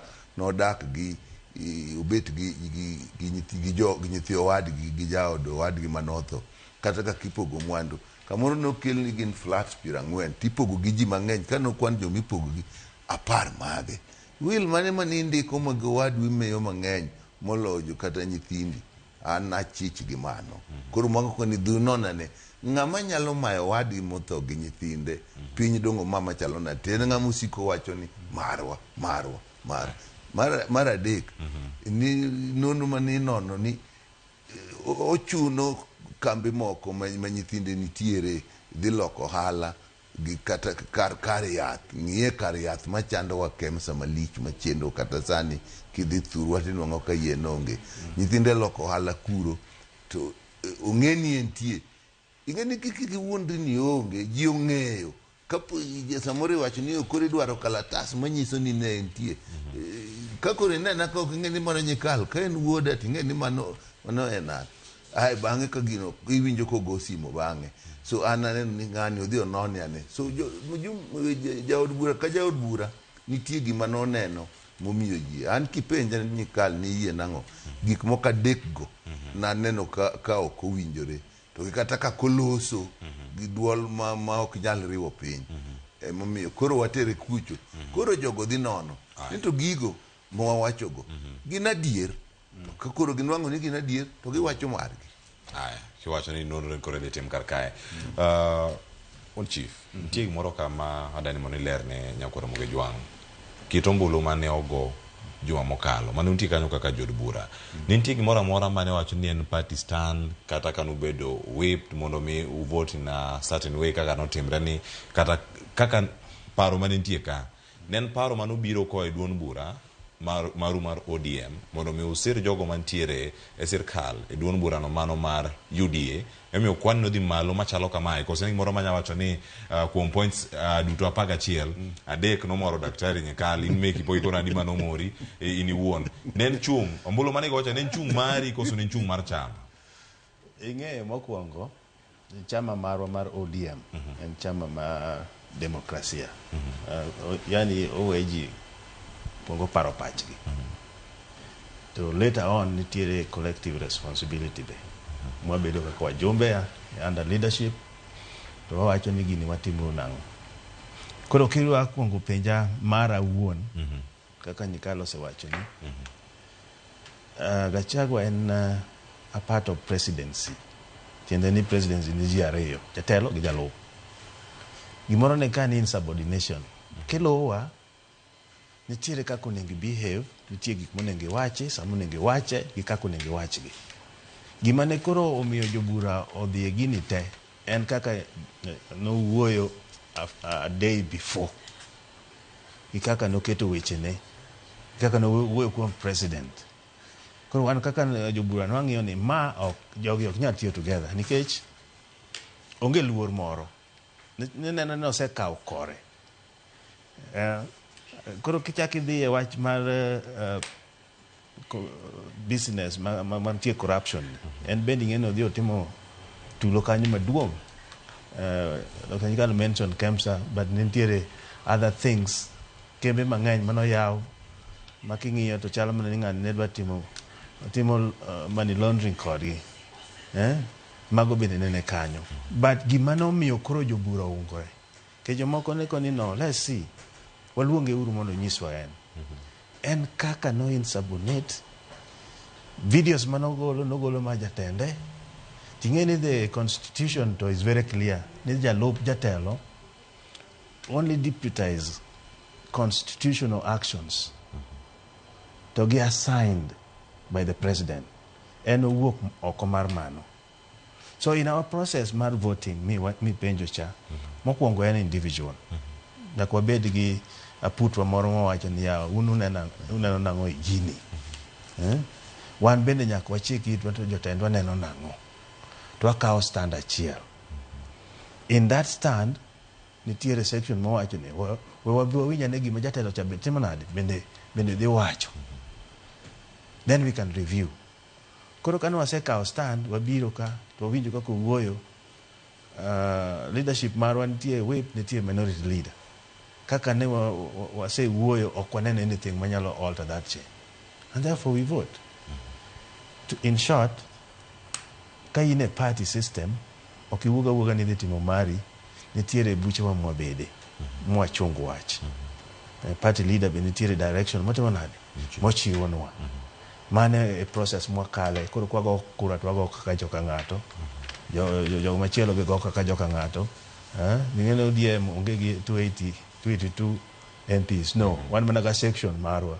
Koro jok moko biro timo kamano. To gima nomiyo ji okale mang'eny kamane kaka Gachagua no handle himself. Erokamano. Adani mondo mi wawinjane tipo moro ka achiel ma jal ma osebedo ka dhiro twak ma kamae kata ng'ama osebedo kata ka nigi motion ni kuom thuolo moro malach mano Mwenge Mutuse jod bura ma Kibwezi West ne oloso otieno manyoro kato wapenjre en ni twagni en mare koso en twak manowuok kumoro to kano yude keto kano winjo dochieng' manyoro en gimane ma onyalo wacho e wiye kalore kod defense kata paro ma bende nochwalo dochieng' no manyoro kane ntiere kanyo dochieng' no manyoro e nyim od burano mar Senate. Wawinjane kaka noloso kodwoko penjo no ahinya mano penjo kod Senator mano ma Kitui en Okwambua penjo ni gini ben mari koso ikawe mar ng'ato. Is this motion your own motion? Yes, it is my own motion. And in saying so, you say, I approved nothing. And that is not factual. Just to say the least, if you go through the motion 11 grounds, and you look at each grounds, most of the grounds have sub-grounds. And you will see we have given clear evidence in many of them. Incidences where we have been able to admit, like for example on the tea issue and on the Sacco, Madeira Sacco, that by the time of presenting the motion I had not gathered evidence and the rules do not permit that I present new evidence. I have conceded,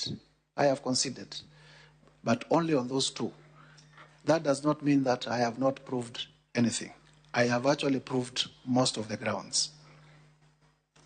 So I would be urging my senator for Kitui to also be fair to my case and find that even if only one ground is proved, to also vote for the approval. Because one of the videos that are presented before this house is a speech by the Deputy President at EACC Kitui, which I believe the senator represents. And in that video, you will see the Deputy President telling the people of Kitui, kwamba nyinyi Wakamba hamuna shares. Hata napigana na huyu rais sana, kwa nini anawapatia viti katika serikali? Those are the people that Senator Enoch represents, who the Deputy President told them they do not have a right to be in cabinet. En paro ma intiere kar kanyo ng'eni paro midawacho mana mapiyo kanyo Daktari James Nikal kotenore kod burani mano chopo Senate mano kano loso nyoro. Ing'eyo kiwacho ni motion en mare. Adiera ma piny en ni ka untie ji mang'eny kata joma yalo kata uni skul kata ne ang'o gimoro biro to ng'ato koni yawa gini rach to ng'ato nyako gini rach an ka kunene be kaka nene adhi kelo wachni to jikoni dikel pod en mare nikech owacho gima ji duto dwaro to pod en mare. Ng'ato nyalo wuok gi gima en moparo koro ae kowacho ni karadier maka kanen en gima nyocha nie pach ji mang'eny ni gini rach ng'ani dhi gi piny kure koro ng'ama ogole no en mare. to ji bende neno ni oyie kode. Ka nitie motion e bunge kata bill kata motion nyalo bet ni en mar party ma party okelo. Ukani mar party ma party otimango okelo. Moro nyalo ukani en mar sirkal. Ukani mama sirkal okelo. Moro ni mara private member. Member emukele. To member nyalo kele to en gima ji duto ne dwaro. Koro ji duto dongo kwach ni ng'ato dhi kele. Miyo gini en mare to nitie giga 11 go ibu nango ni ng'ato neno gima ne ji odago. Kine ochako medo gira mana wacho cha. Ni en ong'eyo. Shares mag Kenya no bet kambi karango miketo shares. Te iko ni unuonge shares. Koro ka ji go kura ok ji duto mogo kura kata wan wang'eyo kata sami pogo CDF. Nyaka ikone jogi ni ji duto man koda kuonde mane ok ogochnwa podi dhi time ang'o. Bende ka diere to kuonde mane ok ogochniego emone giserie ji mondo yie tiyo kodi. To ka ini jatelo tiwacho ni kanuonge ibaro piny. So gini en mare mutuse ne manokele to en paro mane ji mang'eny nigo. To koro yedra ni adhi kele. Koda ji mudhi okone ni ng'ane in wadwa ni dhi kele. Tuwacho kondi wood chief. Gini to waneno korach. To koro in dhi kele. Kiko wuok ni in midhi kele en mari. Kami wacho kanyo ka jomanye diponi no manye kod jo Kenya Kwanza gi temo wacho ni ero in koro bi in ka manye mose ndiko ni dhigo emi kata nyoro pono no loso bedo matek kata kan no manye takia an ang'eyo ni gima no wacho no to jima gik mo wacho go tadier gik mo wacho go taneno ka an moko ni chunye molo mar pogo piny no mar share gini go mar kia wan mar kimul murema gini go wato wadak kanyo. So gigi ne gin ji duto ne winjo marach ta ng'ato wuok kode koda no manye ok mano to kudong' awach na ng'eyo ni no manye kata ok no manye ta ng'eyo ni gima no kelo to ne nitie mang'eny mane ji dwaro. To be ng'eyo Cleophas ka biro gi moro tipenja ni ng'amora kata ora ok abinyisi ok abinyisi mama ne gima timore skoboro ne mutus onge ko nyalo wacho nikech mokwongo oteka ahinya representation ana represent jondhiwa kagi petition abiro kele to bet mara omiyo gima ne advocate no dwaro no wakili dwaro no okonya yudo mano is a question in futility koro kata no ore mano bill ne en mano kele en move nyaka senate kanyo endo bedo cross exam. E chenro gi duto nitie gigo manyiedhore ahinya odiochieng' manyoro mokwongo ma omako chuny oganda ahinya kanyo kendo kata mano tem penjo kanyo koda gavana Masiaya James Orengo ma bende jachama to kaja koro chopo kaka ukil mano chamar ODM mokwongo mantiere kar kae limbe mar jalup jatend piny Kenya mano dhi nyaka London mano dwe mar 2 higa mar 2017 kane koro owadgi ma gavana Manyeri bende koro ne wito ngimane ka entiere kar kacha kiwacho ni omenda mokwongo mano wuok mano odiochieng' no mana bang' kose nindo gik mathoth maneno ka nyiedhore kar kae kotenore kod mwandu mabende medo penji ni en gimoro marach bedo gi mwandu kose nang'o miyo idhire ahinya mondo mi odhi oko kaluwore kod mwandu mane oyudo kata mwandu mane oyudo kuom owadgi kata mwandu mamoko bende mantiere kar kae e buche gi duto iparo ni mane madhi bedo mapek ahinya nikech bende gine do nosewito gigo duto oko kirito nyaka mar senate ni room to penjo mantie kanyo en ni bende chik ni luwo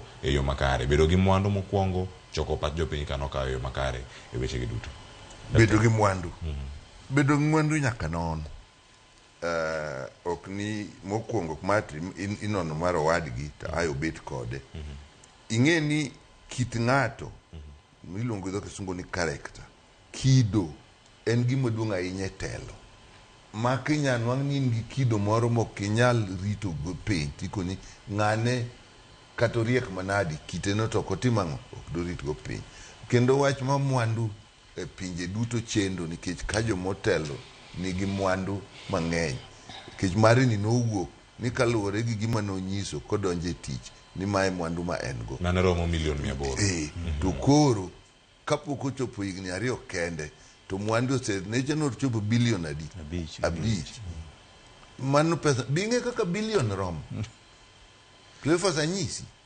bilion 1 kitiyo gi milion 1 dwe ka dwe tikane maonge kamonyuole 10 bilion 1 titiyo gi milion achiel ibiro tiyo kod higni 83 kapok orumo.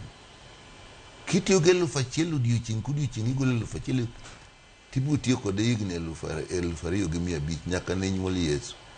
Na kakoro ichako gi 800 milion 800 kachopo higni 2 in gi bilion 5 nyaka piny nonore. Ing'eni ne nitie gimoro Tanzania ndalo moko ni ndugu umepata pataje to kanyo cha in tij sirkal nyaka tang' bedie. Iparo ne nitie ndalo moko mane wan ga gi wach mar lifestyle audit manolieki to ji nomindni nyaka ne ng'anyo dak kama wanene msache ji ong'e ni romo kama to king'iyo kako dak ohala moro madong' ing'e ni kuwach ni Bill Gates omeuti ing'e kaka Microsoft chalo kuni yamano romo ng'ato omeu to in ineno ka pesa ng'eny kumowuoke to kine emomiyo ka igolo ni nachako kama to an kama to buogo ji nyaka koro none nikech ijatij sirkal to ng'ama none od bura nigi teko mar timo nonro ni koso joma wana timo nitie inya none kaka mitiye nitie wach to koro ng'ato nyakelo ni mondo ononane wachni moloyo jo EACC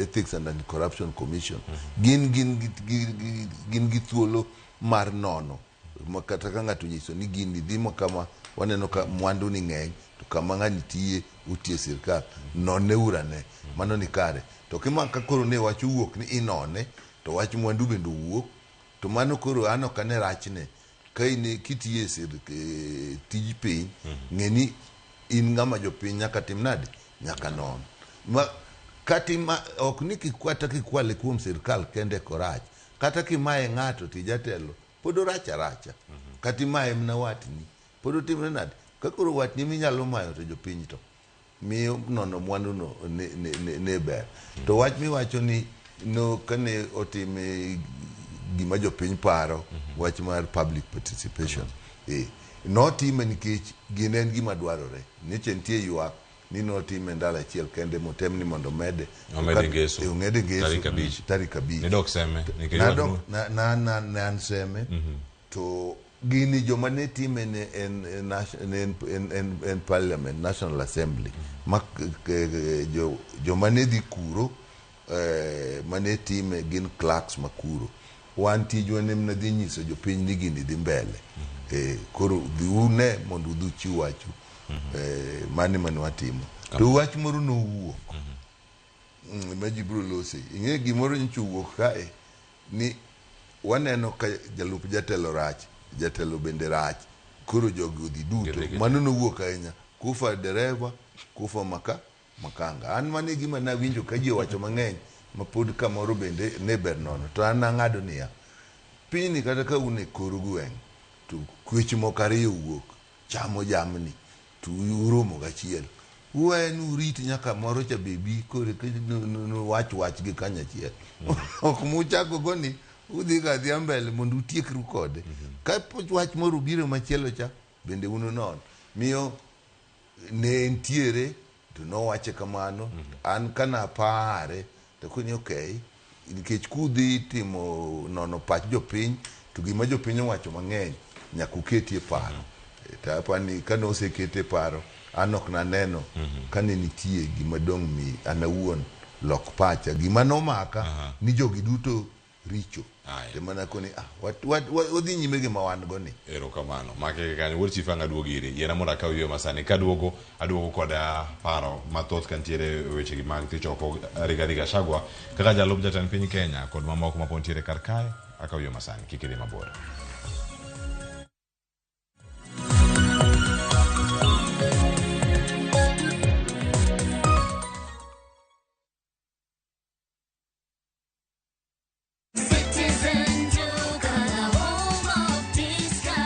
Imefika time ya kupaka nyumba rangi. Citizen Duka, the home of discounts, inakuletea ofa ya rangi za kishua za Duracoat kutoka Mudhukinjo. Duracoat Vinyl Silk ya lita 20 na Duracoat Vinyl Matte Deluxe 1 ya lita 4. Ukinunua hii package ya rangi on Citizen Duka for 14,900, utasave 1,250. Piga star 487 star 5 hash star hii ulipie na utapokea confirmation message ya kuchukua package yako kwenye Citizen Duka counter katika duka la Mudhukinjo karibu nawe. Citizen Duka, the home of discount.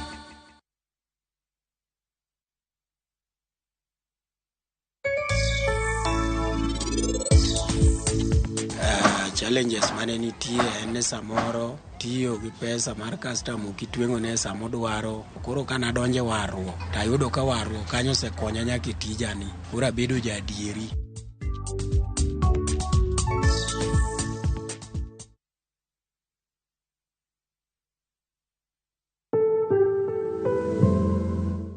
Tuo mar kansa mulo ngimawa duto e yore mopogore opogore. Anyuolawa, osiepewa, kata jogo ma watiyogo nyalo bedo ni achiel kuomwa osechango ne tuo mar kansa. Jarit jatuo mar kansa kata en jalno machiwo kony ne jatuo mar kansa. Tuo mar kansa en gino mantiere kindwa waduto. Nyaka wariwne lwedo mondo waked kode. Kanyakla wariwre kedo gi tuo mar kansa. Ka waduto wadhi mondo timnwa screening. Oteni okelni kod Royal Media Services. We care.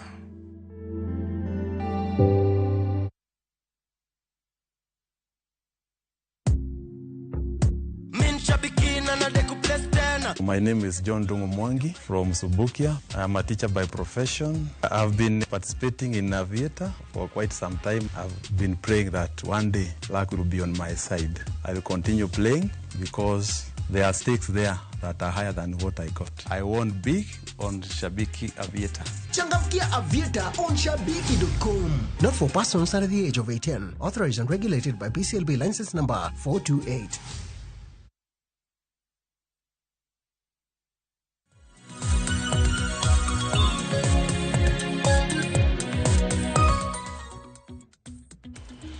Machiegni kendo nyakoro moge jwangen moro marane pod ikete kar kae arino wachak chenro nyaka sani makoro bende wadhi nyime kod chenro mar rupiny.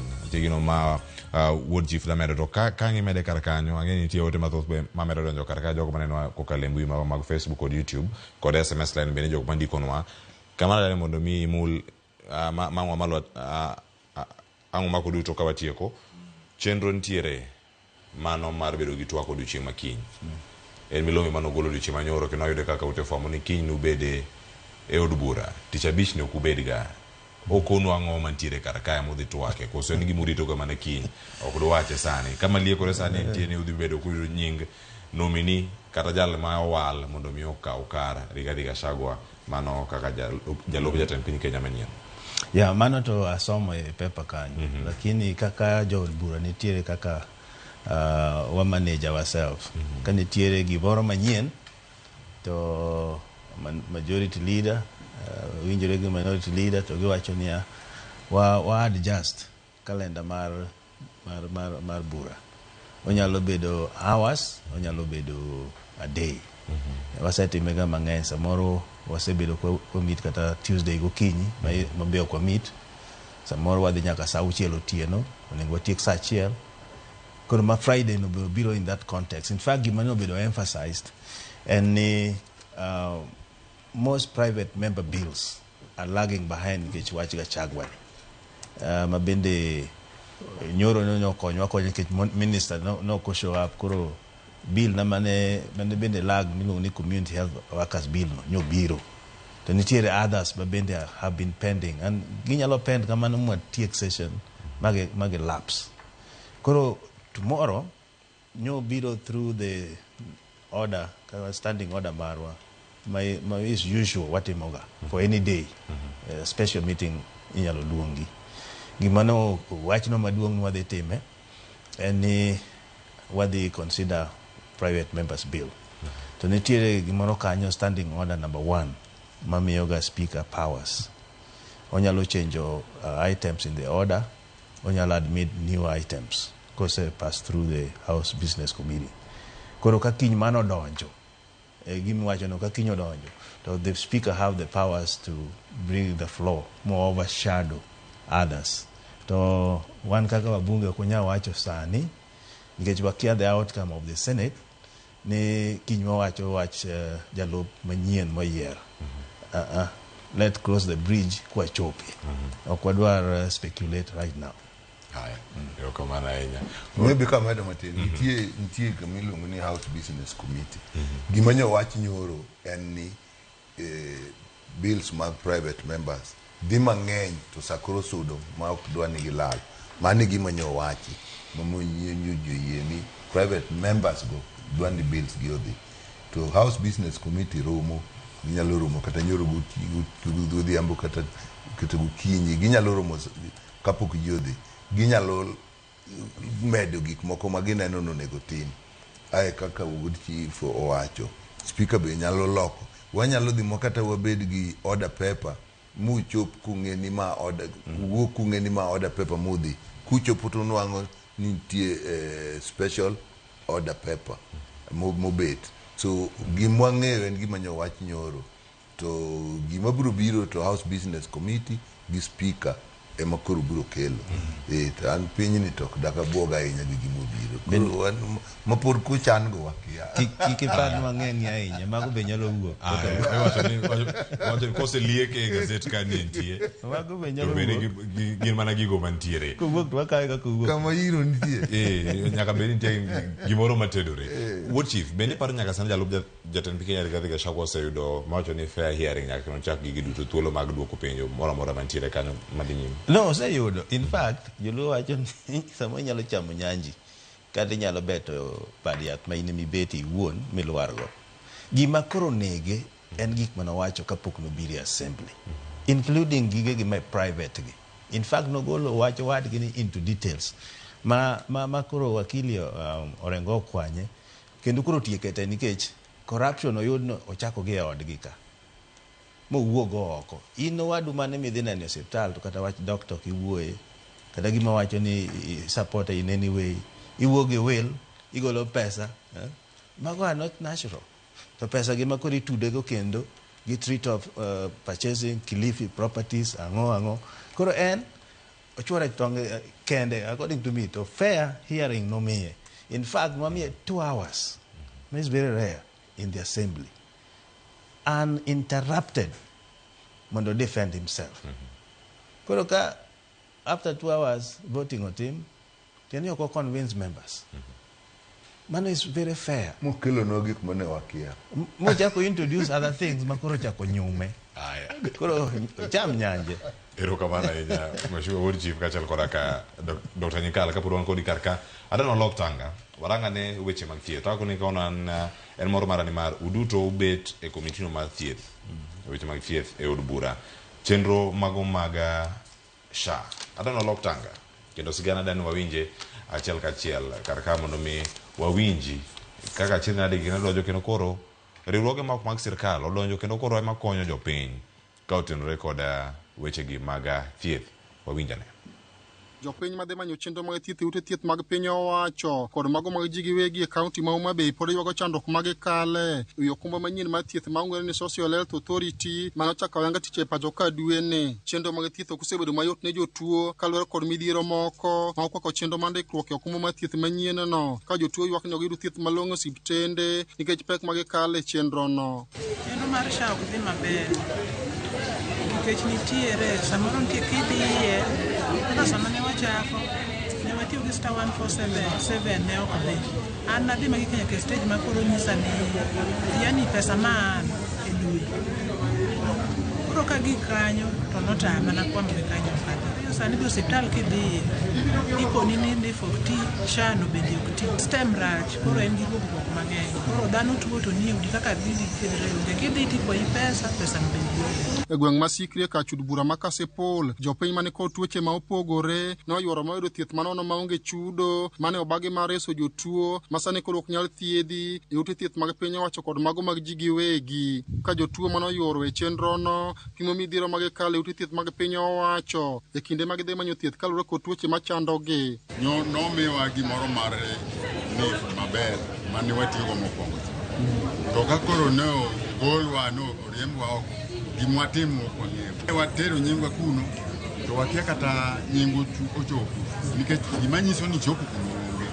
Migawo mar thieth e kaunti ma Homa Bay wacho ni ute thieth mag piny owacho manitie e kaunti ni kwan jotuo sani koro dok e piny nikech pek ma jotuo osebedo ka kale nyaka ne okumba manyien ma thieth no chak tich e pacho ka. Sekelo thieth e gweng' koro ji mang'eny biro luwowa kuma wathiethe, but king'iyo osiptendewa ma kaunti jotuo biro matin nikech gin gi challenges mar SHA. As a county wasebedo gi challenges mar SHA ni kaka kuneno nyamrerwa wuotho e uti kagimanyo jotuo to gikonyowa timo SHA registration, but nitie kama gichope to oginyal continue. Kaka yor konyo jotuo masane ok nyal yudo thieth e yo mowinjore nikech midhiero no, riwruok moko mar piny owacho maongre ni God will provide komakore kod Burials Medical Center kod migawo mar thieth e sirikand kaunti dhi nyime gi chenro mar chiwo thieth nono maonge chudo ne jopiny. Ka migepego kwayo piny owacho mondo yelose chochni moko manitie chenro no mondo jotuo kik chandre. Kia gimomiyo gi jo SHA to nyisowa notiyo to onge osiptal motiye moso in Homa Bay County. Ji chajo kendo chulo pesa e osiptande mantie ka sani, to wakwayo sirikal mamalo ni weche mag thieth ok onego watugo, onego wamany wach SHA konyalo tiyo to wakete mondo ti, ka ok onyal tiyo bende wadoge NHIF machon, kech sani koro jowa nitie kama gi kata obiro tiyo kata ok obi tiyo. To kuo penjwa nikech osebedo kwa bede training to jogi nyisowa ni gino biro tiyo to ok wanyama login jatuo, wanyalo check in jatuo to ok wanyal check jatuo out. Mar ariyo kata kinyalo claim bende onge. Alia Beach, Ramogi TV, Homa Bay. Haya, nyakora Ramogi Jwang, mano e kama oganda nitiere ywak mathoth ahinya e kotenore kod chenro gi duto kama gintiere. Achako di Mheshimiwa Martin Peters. Ochal nade nyaka sani chenro ni depe noring kode ahinya. Jopiny ywak kani chenro kano kete makoro en Social Health Authority Act ni, Social Health Act ni kama entiere. Ochal nade kama oganda nogole pachgi, nowinjgi, en chenro mano chak ng'wech ahinya, koso jopiny no mithuolo mar dar e yo makare. No, lefas oracha chuth. Kinyalo penjo Dr. Nyikal ma wan gi committee mokwongo nwadagi. Nikech kisekawo system moro misetiyogo maber kaka NIF, kata ok en perfect, giminyalo timo en service iye kati upgrade mondo bed perfect. Kendo mano was our recommendation. Kik depart from this system, gi upgrade mondo bed kakidware, and there was a plan to do that. Koro kukel new system, ne wanyiso jo ministry. Ma is executive driven, ma is not committee driven. And manani is unfortunate, ninga mwango kaka jakom mar committee ok winj wach. Kechen bende igone simu moko mwakocha. Koro and backboneless, or you can say spineless. To nwawacho ni gini okonego bed rushed. Kata kane gi SHA shift whatever, okonego bed rush. Wawacho ni okuwe gini udhi gradually. Kata 3 months. Kanif potiyo jok mabedo offloaded kadhi SHA is a slow process. Mondo ngama ne treatment. Nikech ingeni facilities ma ji dhiege nyaka ichul. Kok ichulo tinego gi bende. Claim no is very important. Koro in kiwuok irole in a one day tiwacho ni koro inego NIF matiyo ne iketo SHA manyien ma ji ok ong'eyo, to data ka bende pok migrate to the new one. Mane problem makoro wan go sani. Idhi to nyingi yonge anywhere. Maka noko bedo migrated from NIF to SHA. So people are floating. Tingeni tuo ni, tuo ma tuo jikani, onge gap. Kiwe gap, mano death. Jok mane dialysis every day, every week. Ko ginyal access mano death. Jomane chemotherapy, critical illness. Mago koko bedo met immediately niko ni nyingi onge ka, therefore onge ka kwa di claim. Mane momiyo jogi wacho ni they are not accessing the system. Nikech health ma wantie ni en gi tiel adek kaka stool. Nitiere human resource, jomatiyo dakteche, nitiere supplies, yedhe, equipment, to nitiere infrastructure. man gi motor, building and all that. Koro, I explained in Ramogi kako the way they designed it. SHA, an authority. To SHIF, an insurance. Koro insurance ni, ema mi access. Ene kifungu, mi donjo ge thieth. Koro ene mo lal, nikech ka nyingi yonge kacha, yonge kifungu mar neno daktari. Mani ngeni podo wawe wach mani kineno daktari biniti yath midhi miyi. Kech yedhe be onge osiptal sani. Koro people are facing, joma are dependable, tiende gini ye kacha, itamo gi e thieth. Nikech girgi cha onde ok reflect and if they cannot pay. Onge osiptal, especially level 4, level 5, level 6, private admission, they are supposed to charge you. Ka ginyal neni magi charge, o ginyal mi service, nikech ngama dhi chulo gi, ngama dhi replace gi magi timoni no. Koro emi jowa kodhi osiptal to ok yud thieth. Kech samoro nyingi yonge. Mar ariyo, problem mantiere, registration mashani bed negi problem. Negi paro ni ji tete negi smartphone.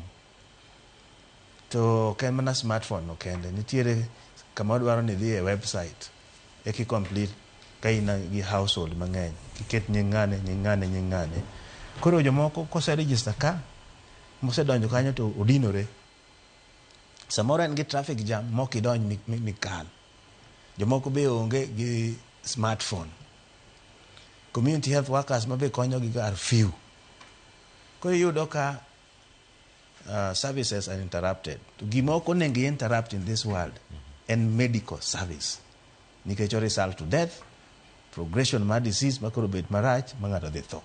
So in general, then a rust program, kaka committee no atamogi, to negi dhi gi tok matek. I can say I'm on record. Makoni gini ok dhi tiyo, kendo ji biro dhi bedo frustrated, magi dogi, kaka dhi dwaro thieth kuonde mamoko. Mondo mi chaki bi convince jogi mondo duog kendo, public hospital will be at all order. Meaning, ni ji biro bedo dala, to tuo to progress, death will be up. Ito kama na inyo kumo wach makama. Dr. Nyikal, isebedo ka kidhiro cheno upogro. Mago mag neno lokruok kadero temore e sekta mar thieth. Kamu chopeni, en lokruok madhi bedo ka konyo ngima dhano, koso en madhi medo hinyogi, koso ma en lokruok ma oganda nyalo bedo karito mondo mi gik moko ochung' e yo moro makare. Chenro mara shani kako rentiere e kor gweng'. En paro maber mitimo marach. Okoti. Samuel Oseni okoti. Ji chandore nikech kaka committee wasewacho kata citizen na wache gini dogi magini ne kaka gini tigi gini if machon ka magini riu gi magigi chako manyien pesa makore kidwa chok sani marom machul to manose chok ka nitio link kamoro oktigo idwaro record manyien iketi manyien iregister ang'amu no kawakan namba ni machon to gilok to giket sha tiditi irikni kode be ok gichako rikni sani kata ndalo maniketo bill ni no pa wudi chief nyalo paro ni waketo amendment magima ne chano amendment en kaka lokruok dibet gik mokariyo mane wagone koko amendment kaka lokruok dibet kiwuok nif kidhiye sha negi ogi winjowa giketo negi go kura magiyombo negi yombo gi kura to koro sani to tamore tiyo okoti ji registration onge claim onge registration ema kelo pesa claim emichulo goji kakoro pesa madonjo onge nikech ji ok nyal register namba ni be jikia to ng'ama dhi thiedhi bende kong'e kaka ang'o chule ang' no yie okoko ni chula ng'ami wacho ni dhi chule ok biti mang'o to gino one committee wadage wa nyisi nyoro nyaketo gini WhatsApp wa mar committee colleagues, registration in SHA is not working.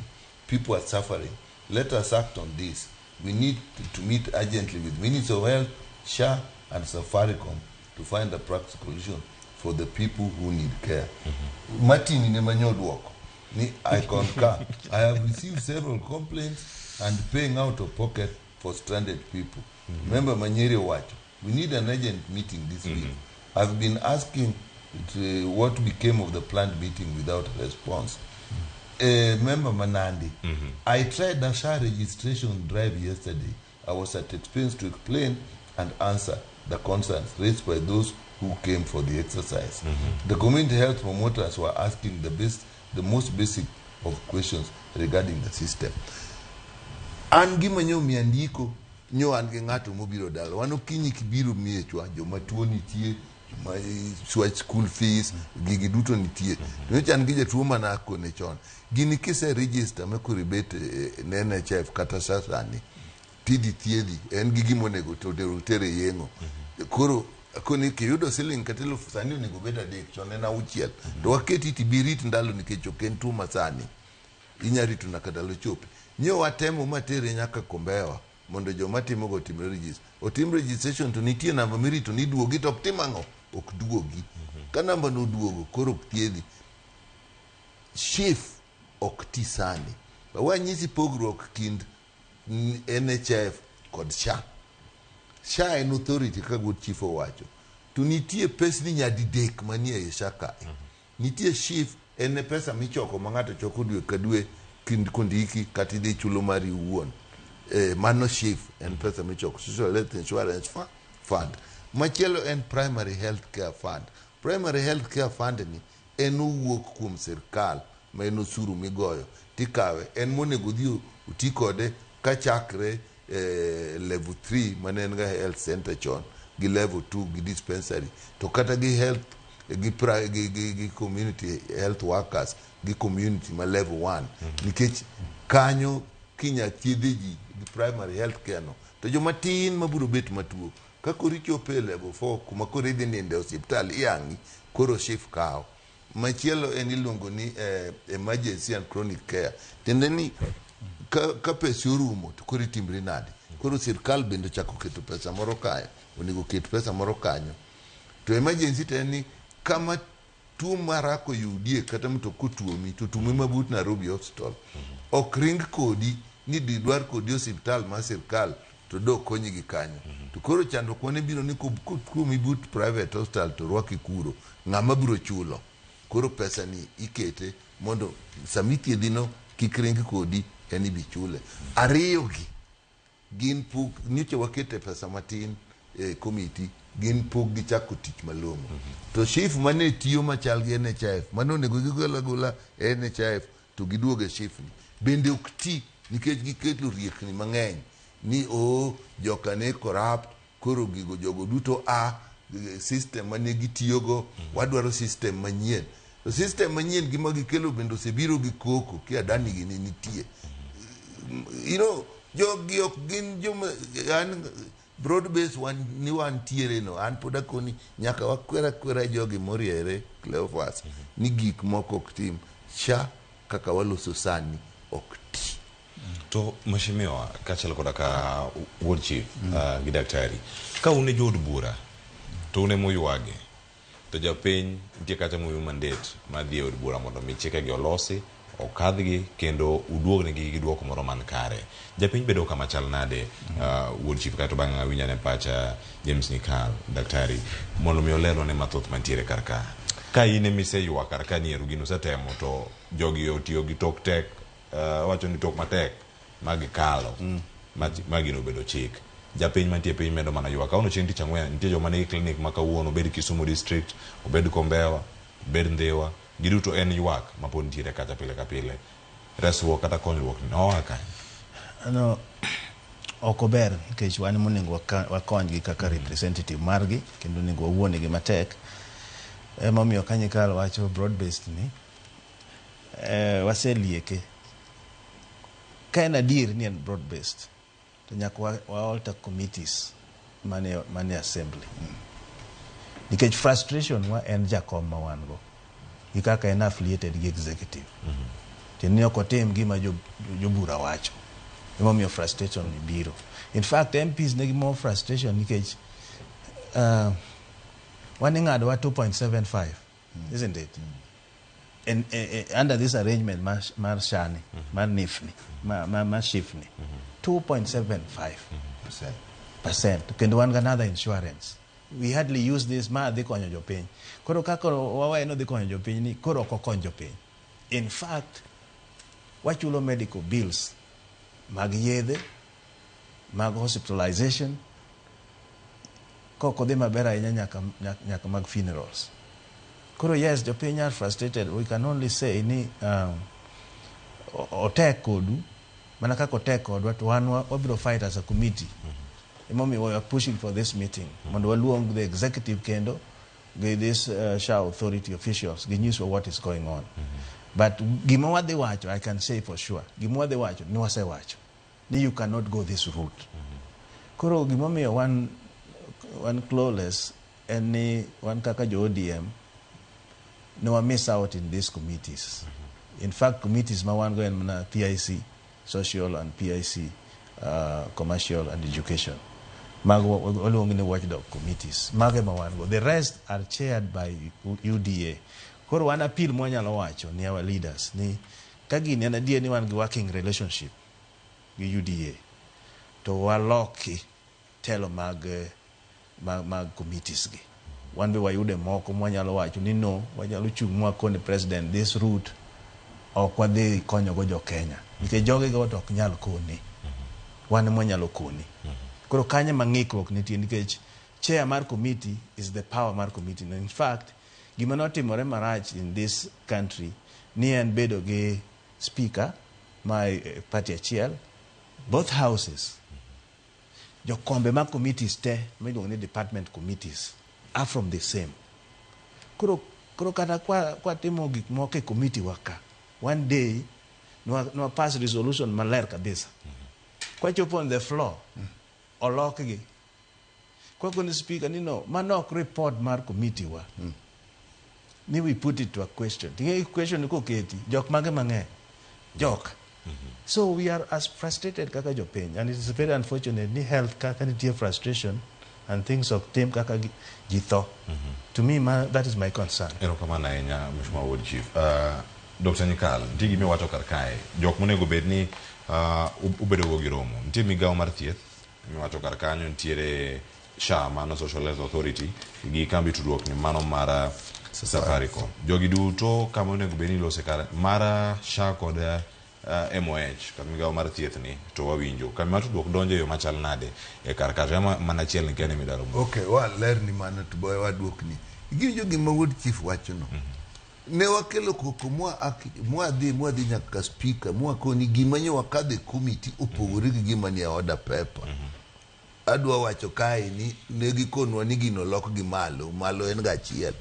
Miyo kata wabedi ni koro wadwa bet hata runga kwa jetelo mamalo ananyalo kwayo nyaka president wood ko winja da bet citizen owe jomo ng'etimo gik moko mondo tim nikech ka ji osebet piny committee mo ng'ado gimoro ineno joma duoko gi ng'at achiel modwo Ward Chief ema nodwoko manager ODM Janyeri bende joget Janandi bende koni ne registration piny chandre te miyo mano mondo wakwongwa dhi kuri penja ni to shani to ng'a ginene Safaricom to donjo kanade odonjo nade Safaricom donjo kanade nikech nitie ICT system mitiyogo medwa timo registration mabiro timo claims maybe timo go indiko go ji maybe nen ka kichudogo mabiro ng'iyo ni records kalatase mag ji kata mani hospital ni nadi to en bende en gima nyien magin makora ne girwake manyien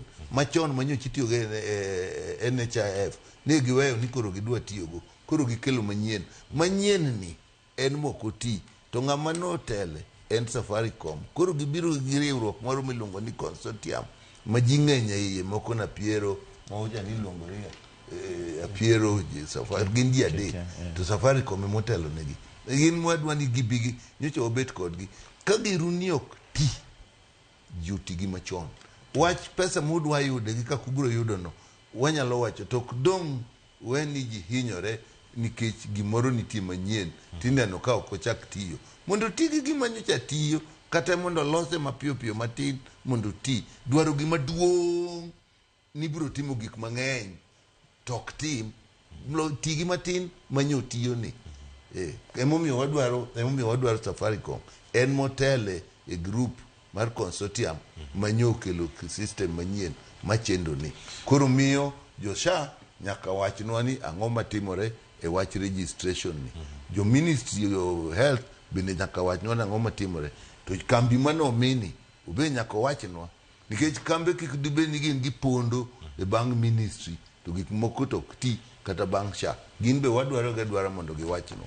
Mheshimiwa Dr. Nyikal, debed ni jod bura adier ofelo jopiny kata oremo chopo kare dwach jopiny. Siso ma itiyo go sani choko pach jopiny ka otenore kod golo Rigathi Gachagua gi siso mano tigoro kuom choko pach jopiny ka otenore kod chikni mano mar SHA kata okuba manyien mar SHA. Dikete pim wach ni en siso marom otere kuonde chung'od bura 290 gi sani kama wantie ni mar SHA ni bende non luoro go kanyo bende jopo sabe mikono gini choko pa asedak e pinyni siasa gi mahu mar koko mar siasa opogore gi tich kati neno gima nyi wacho ni koro manyo mahu manyo time goni en ni kuonde manyi time duto nyo jo jofwamb wach nitiere SHA ni nose migi maji nose bet mose wuothi to samoro kwinj ka kitime an gimo mi ang'e ni nyocho se time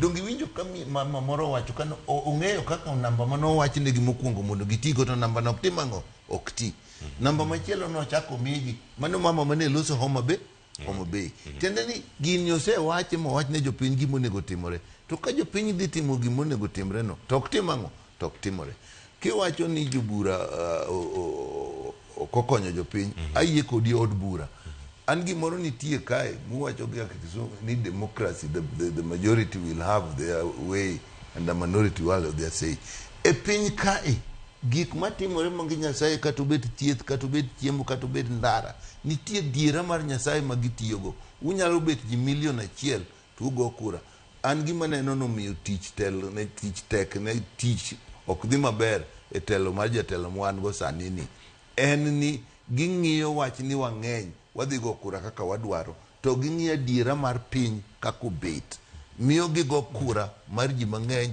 to giyombo to adiera mar piny to rito gini ero gibiga diera no donge machende wach mar university mar chulo fees nikech giloso mang'eny to gino kako ridhi time kata goma hu mang'eny maji duto winji to gikono okay koro wadhi go *147#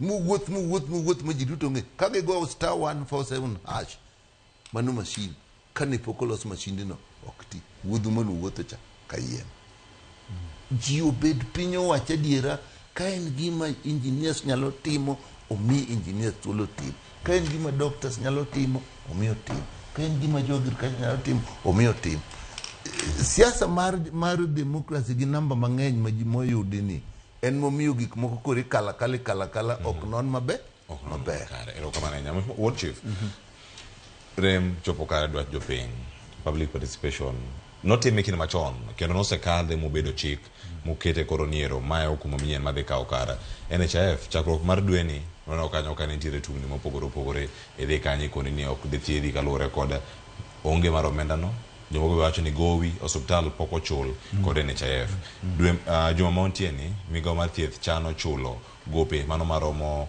bilion 3 bilion 1.5 no chul juma mokalo kama gintiere karka gope nitie mathoth ahinya ma NHIF ne nitie kod ne osuptene debedi ma ubede luoro mantie osuptene mamoko manyalo miyo chenro maka ok chopi in fact onego gichul nikech sani enyo gisechako ng'ado gi pesa mang'eny why they can't pay it and NIF cha bende negi pesa kendo onego gichul gopego koro gimi wacho kod public participation ing'eni en animal moro kanyo ma samoro winjo tek notime kendo jopiny nowacho ni un gima udwa timo timuru to kik interrupt our services. Could the question comes, it's okay, cannot time, bende jogi no winjo gima jopiny wacho, koso gin negi chuno jopiny gi gima gidwaro. The last time akuro timore ni, negi roll out gino endo, no mean nigi kuro gidhi nyiso jopiny kako nengi register, kendo nwakwero gini mano is not necessary. Just take at 1 month, 2 months. Mondo wawuoth dhuru mos gigini mondo donj ne ji. Kuro roll out no okelo knowledge. Tingeni en kaka ki market nyaki supply. Kimia knowledge kura tiyogo tok ti. Mane frustration mina no ka jopiny dhie through. Kuro frustration diriyo. 1, registration. 2, ituo idwan mondo yud thieth. There's a block. Okneni, you are not seen by the system. Kuriko ni gol pesa ni wuon. So in the initial sense, arrangement no be ni protect out of pocket. Nikech sani for truth, as nikal kada seme, kibiro ndewa, gima miyo ji dhier namba achiel en tuoche. Nikech okawo pesa mithiedhigo eventually, kuom hawi marach ng'ano be dhi tho. Samoro en a breadwinner is gone. Koro yudo ka household is poor nikech disease management rach. Koro kaka wajumbe, yes, parliament to se disappoint jopiny. Mano ok wa hide. The way majority dhi their way, kaka nyikal wache, is not the right thing to do. And a coercion or my executive. We hope from now onwards, a broad-based government mweli konde.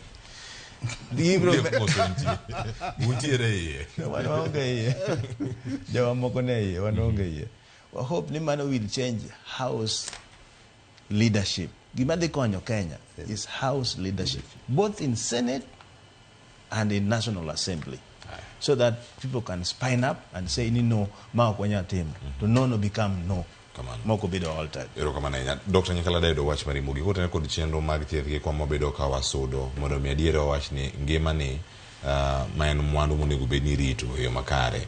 Orite gi sirkal gi jotelo moyier mondo mi okonyo oganda ka gin weche mag komiti gi jok magi ma ide loso godo ponono mondo mi one ni kaka inyalo nyuan kaka wacho ni komiti ka eno omak mana gi duond bura achiel kaka inyalo yare kiwacho gi wach mari mugi kotio. Anta chako ni inge ni ngima gimoro amora. Kati dwa bet kata in president kik ngima to onge okiti. Kati in majakuo ka ngima to unino konyi. Kati bed na jalemo nyaki bed mangima. Kati bed dereba, kati timango, kati in just sport. Dhano nyalo uso gimoro amora ma en go. Koloso gongi gimane. Gik mwatimo piny ji chiwo kinyi mondo gik motimo ngima gi namba di namba achiel. Miyo an gima nyalo wacho kendo pod awacho ni jatendwa ma wan go motelo ma president oket thuolo mondo kata komiti mag bunge gi oti mondo gin kaka ka ji ng'eny nyisi ni ji ma loso kanyogo achiel kende, achiel janyeri, machielo janandi. Tiende ni ji chandre kuonde duto mondo ka ji bede komiti gi mong'ad madong kony piny owegino mondo ti gik moko duto ket ni kura ni namba kura koseyud telo to koro inono gik moko gi jogo molony. Jatelo maber en ng'ama nyalo nwango jo molony mang'eny makonye timo gik modwa timo mondo gigo wuog maber. Jatelo ok tim gik moko kende nikech onge ng'ama ong'e gik moko te. Idwaro jo mong'eyo to ai konyi timo to timre maber. Wach mar ngima mar health to aneno ka wan gi chandruok maduong' manyaka ng'iye. An gik moko ariyo maneno konego ng'i. Namba achiel en wach mar ngima mar health. Namba ariyo en wach mar somo. Obende koko nitiere to koko mar health loe nikech mati ji tho. Mar somo ni to ji podo ling ni berber. To berber to nyithindo ma sombgi olal sani ngima gi biro kethore to kendo health gi be biro bet marach. Ingeni giduto wang duog mna health. Yeah. Ero kamana nya Daktari Nyikal. Ayudo wach mari mogik manolchi. Nanyalo wacho ni jopiny kik lose hope kata ok gine ni wagine to wa fight kendo wa fight very hard. Uyiena wuo gi community health workers kamano nikech mane log tich. Anyalo wacho ni community health workers ni bill gi oduogo ne wang'e nyewa present nyoro. I moved, Nyikal seconded very, very heavily. Koro your debate. Kendo gima nywa yudo kacha ni every member of parliament recognize the role mar community health workers. Wachopo kama koro kwa chakwa dok kendo on Wednesday tabiro mna reply to akete question. Koro amendments wabiro timo bang'e. Gima nyalo wacho ni community health worker and the government ni tuoche makoro chando wa level 4, 5, 6 gi. Kadwa deal kod level 1 miluongo ni early detection cha. Dwa konyo gi mang'ongo. Omiyo I'm urging this government ni pesa mwakete primary health care fund. To gi pesa mwadhi yudo nikech kuro tuoche igengo negi ka o gi progress magi dhi level 6 level 5 tiende ni shift cha claim ka dhi dok piny.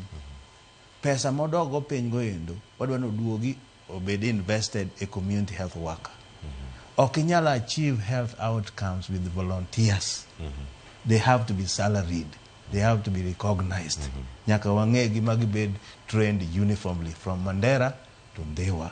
That bill was supported gi chunywa te kata unjo media uwe uru nikech wane mwami retabu. Iwe tuo nya aiti dhi chulo pesa mang'eny okidine kapoko nya. Mondi chul pesa matin. Erokamano ahinya Mheshimiwa Martin Peters Owino kaachiel kodaka Mheshimiwa Dr.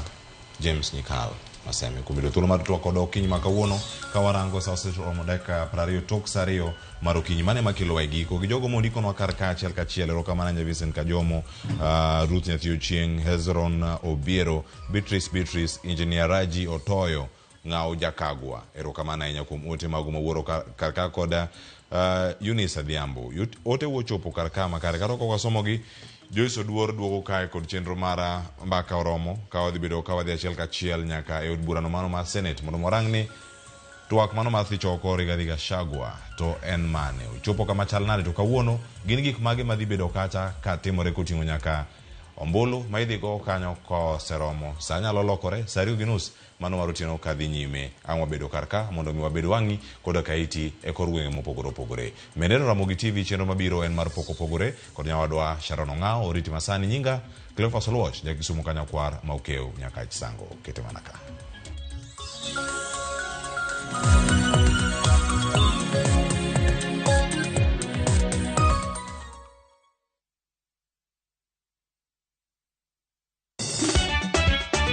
Tugo koro eka iye ochacho. Participate. Ka gik moko medo mana fwenyore, to ngima bende medo bedo matek e boma maduong'. Gimoro amora ma Nyasaye omiya ok awene jachien. Yud mor e ngimani kokalo e gik matindo. Onge ka mwaluoro bwana ochiel chunye ni wakete pile wacham. Ni ane ngima nyar kochia kod osiepene kaachiel kod joodgi. Kata let ne nyiere ya e lak chogo. Ok ginyal weyi ma ok inyiero. Alokahero jomahero walo. Alokahero ng'at manyisa gik moko. Nyar kochia tich abich ka tich abich sa 1:55 otieno. Mana Ramogi TV.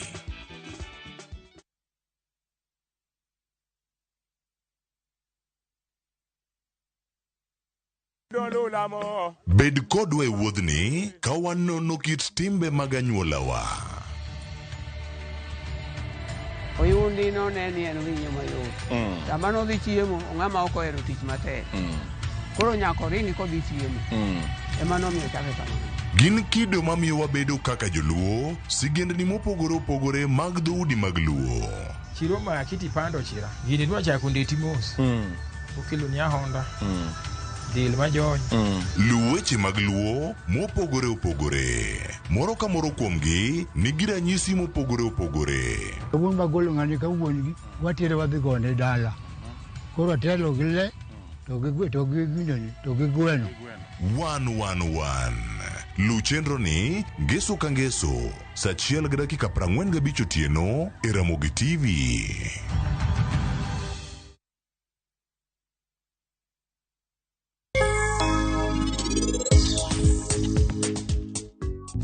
Enang'o ya wabed piny. Nikil, kelne pi omodh. An ok adwar pigno. Akwayi, chunga kanyo. Okay. Rajvir, an onge kaka nyalo yieno wetena odhi e jela. Dawe. Koro wan opotimo ang'o seher? Ting'eni an aparo ni ng'ano moko miyo ji luor to bende ok dwa bet kodgi e mor kata gi lit. Mano ng'ama ok ong'eyo ngima maber. Oneno ng'ama ber ahinya. Gichal mana gi mama kamoro achiel gi baba. Mana diero wadwa. Gineno maber ahinya.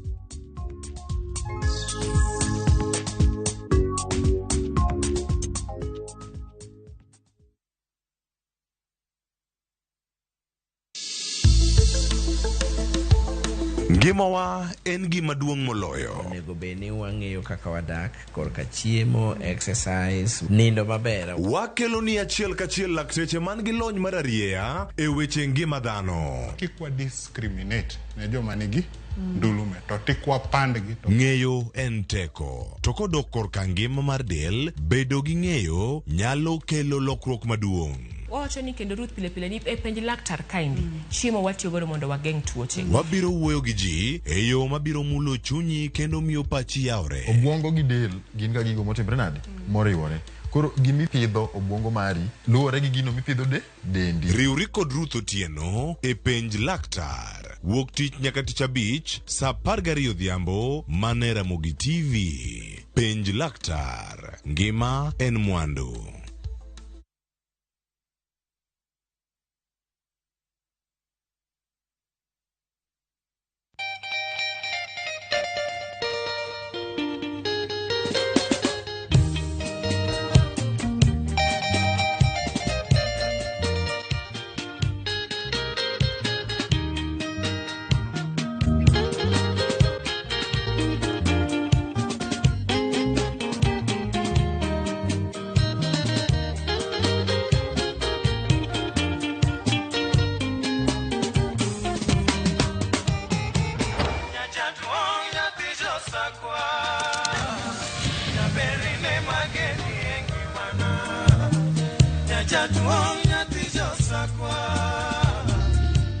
Radio Ramogi, Cartoon Jaluo.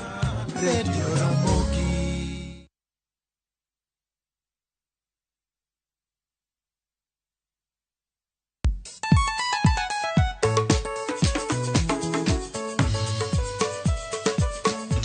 Teacher Beach, kochakore sangwen wakelo ni ngoma mobedo pay design makare. Ramogi TV biro kanyakla kachiel kod Ramogi Radio kama bende stima riwo record P. Yawanja wauntie kikubedo mabori kwa mgajen kech kai ekumi yudo gik mamit kabisa e Ramogi Night Disco. Ukangengi moro tawinyo. Rumba ni ninja the entertainer wajon maintain your position. Idi yuda kanyoki ka fire gudi. Local instrumental. Wawachuni kete manaka. Teacher Beach ka Teacher Beach Sangwen Otieno.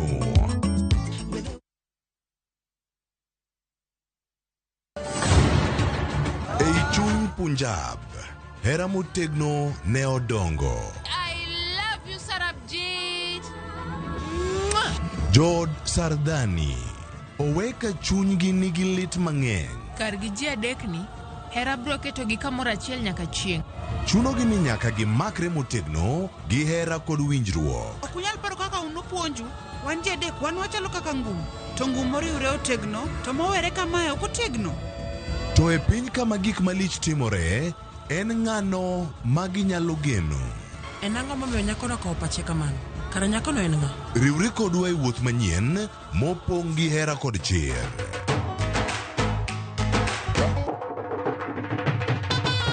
Choti Sardani, wuok tich nyaka ngeso saa 2:15 otieno.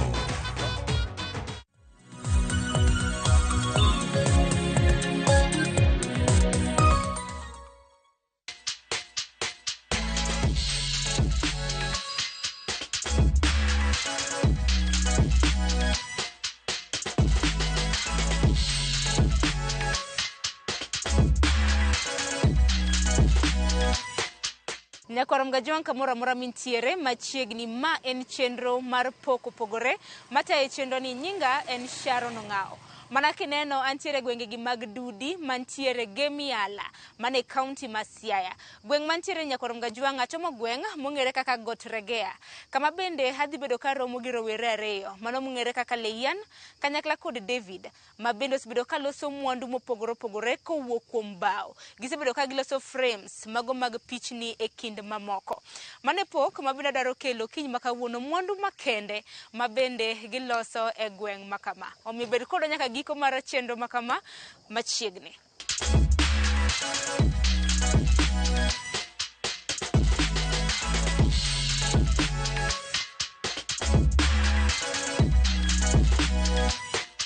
Watimo woodwork, to watimo log furnitures.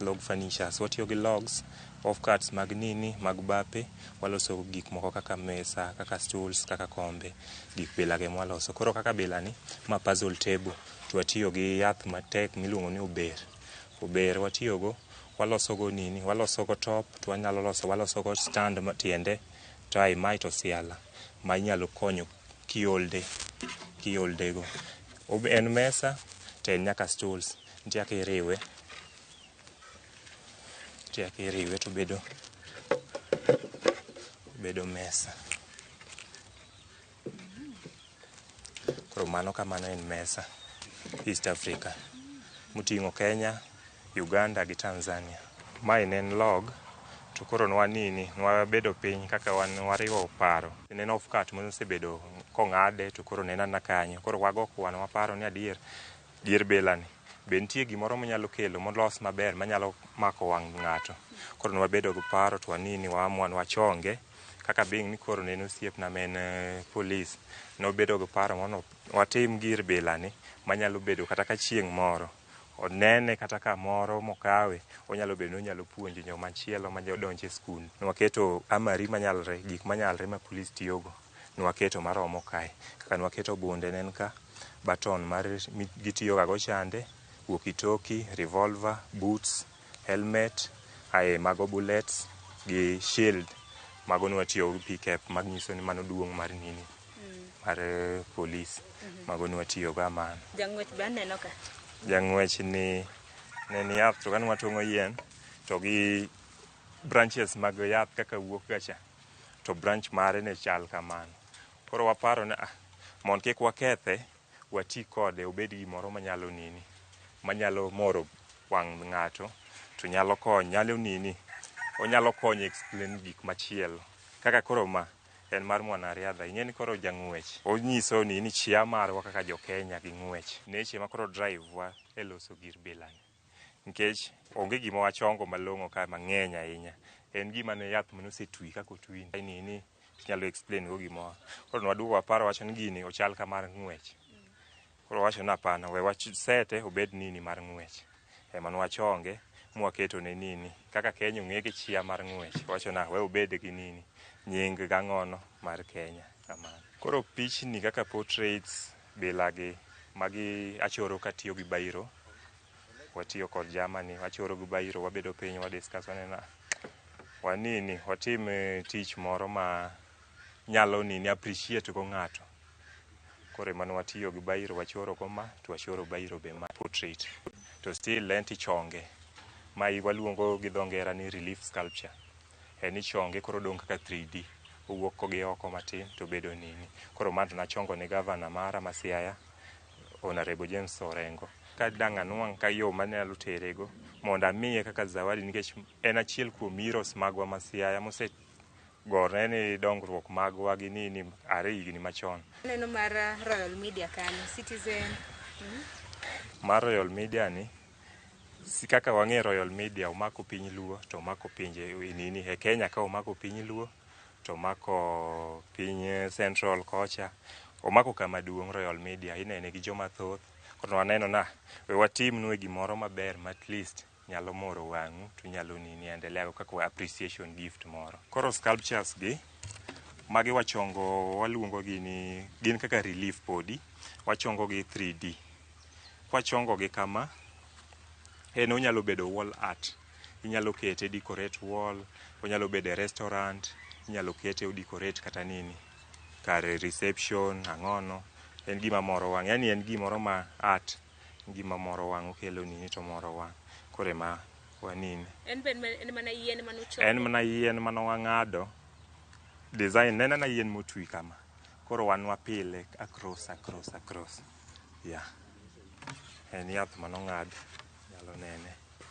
Wapile apile. Watete gi gik ma off cuts go mwatiyo go e loso gik ma. To yiende gugolo kanyo. Yiende wayudo e village, local nini kata ka nitie japawaso madhi ng'ado yath kamoro, to nitie yath moro wang'ado, to nitie off cuts modong'. Kaka kimoni en off cut, to nitie tije. kineno kwa sego iranda mwa yuwe maler gi sandpaper kama nitie tich monyalo tiyo maber monini mokel pesa maber. Koro ng'eny jomoko to tiyo kodgi ka yien, gichweko kodgi ginini kodgi, to wanto koro wakawogi to waloso gimoro ma wanyiewo kuom nini. Inyalo mana leronwa Yeah. nikech wacho ni mbaugi uyudo ka samoro oseng'adgi. Yeah. Koro mar mondo mi ubi gi gorogi. Yeah. Nikech aneno kuketo liech ka, ang'o madhi mbele? Koro mondo waket liech bilani, kaka Kenya wan gi big five. Wan gi liech, wan gi simba, wan gi rhino, wan gi buffalo. Koro bilago nwawacho na mondo offcut ni odhi nono, we wanini wakete pachwa kamoro achiel to mondo wawuog gi gir bilani. Manyalo bedo kata kamoro kaka ni restaurant moro, makata watalii ka oneno to at least ovutia wang'gi to gin gi paro moro kara Kenya bende nitie gi nini, gi liech gi wanyama bila. Bende aneno ka nitie set moro ka, ma bende pod mar mesa, to momakore. Gima wacho ni wan wadhi gi nature.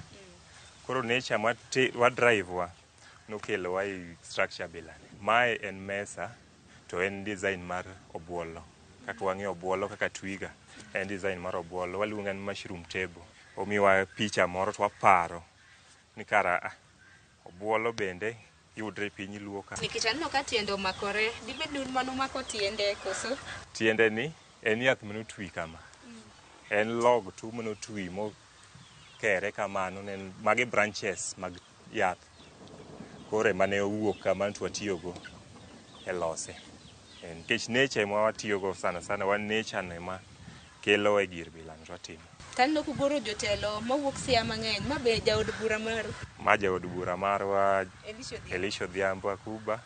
Elisho Dhiambo na gore at least kapod watimo gi tijewa mag logs ang'onogi, kaka en jatelo onyalo bedo nonyalo support wa gimoro matino go ne tijwa. Ema koro wabe wadwaga no at least wabi wachope kuome wamiye mondo wanini. Mano goro gi pencil koso? Mana tiyo gi pencil kwa choro. Yeah. My entertainment koro. En wati kode e yore entertainment. Inyalo keto TV ni ka, inyalo keto kaufa ni kanyo ki speaker moko. Koro en entertainment emomiyo nwa kelo wa. Ahinya ne jok mohero ngolo. Ahinya ni jok mohero ngolo. Tena ang'o mokilosi? Dibed ni ulosa gimoro amora minyalo chwe gi mbao, nikech kitanda bende aneno kanyo, antique inyalo nyisowa bende kimedo. Ng'eny ni gima wadil gi log furnitures. Log furnitures kaka ineno kitanda no en mar log.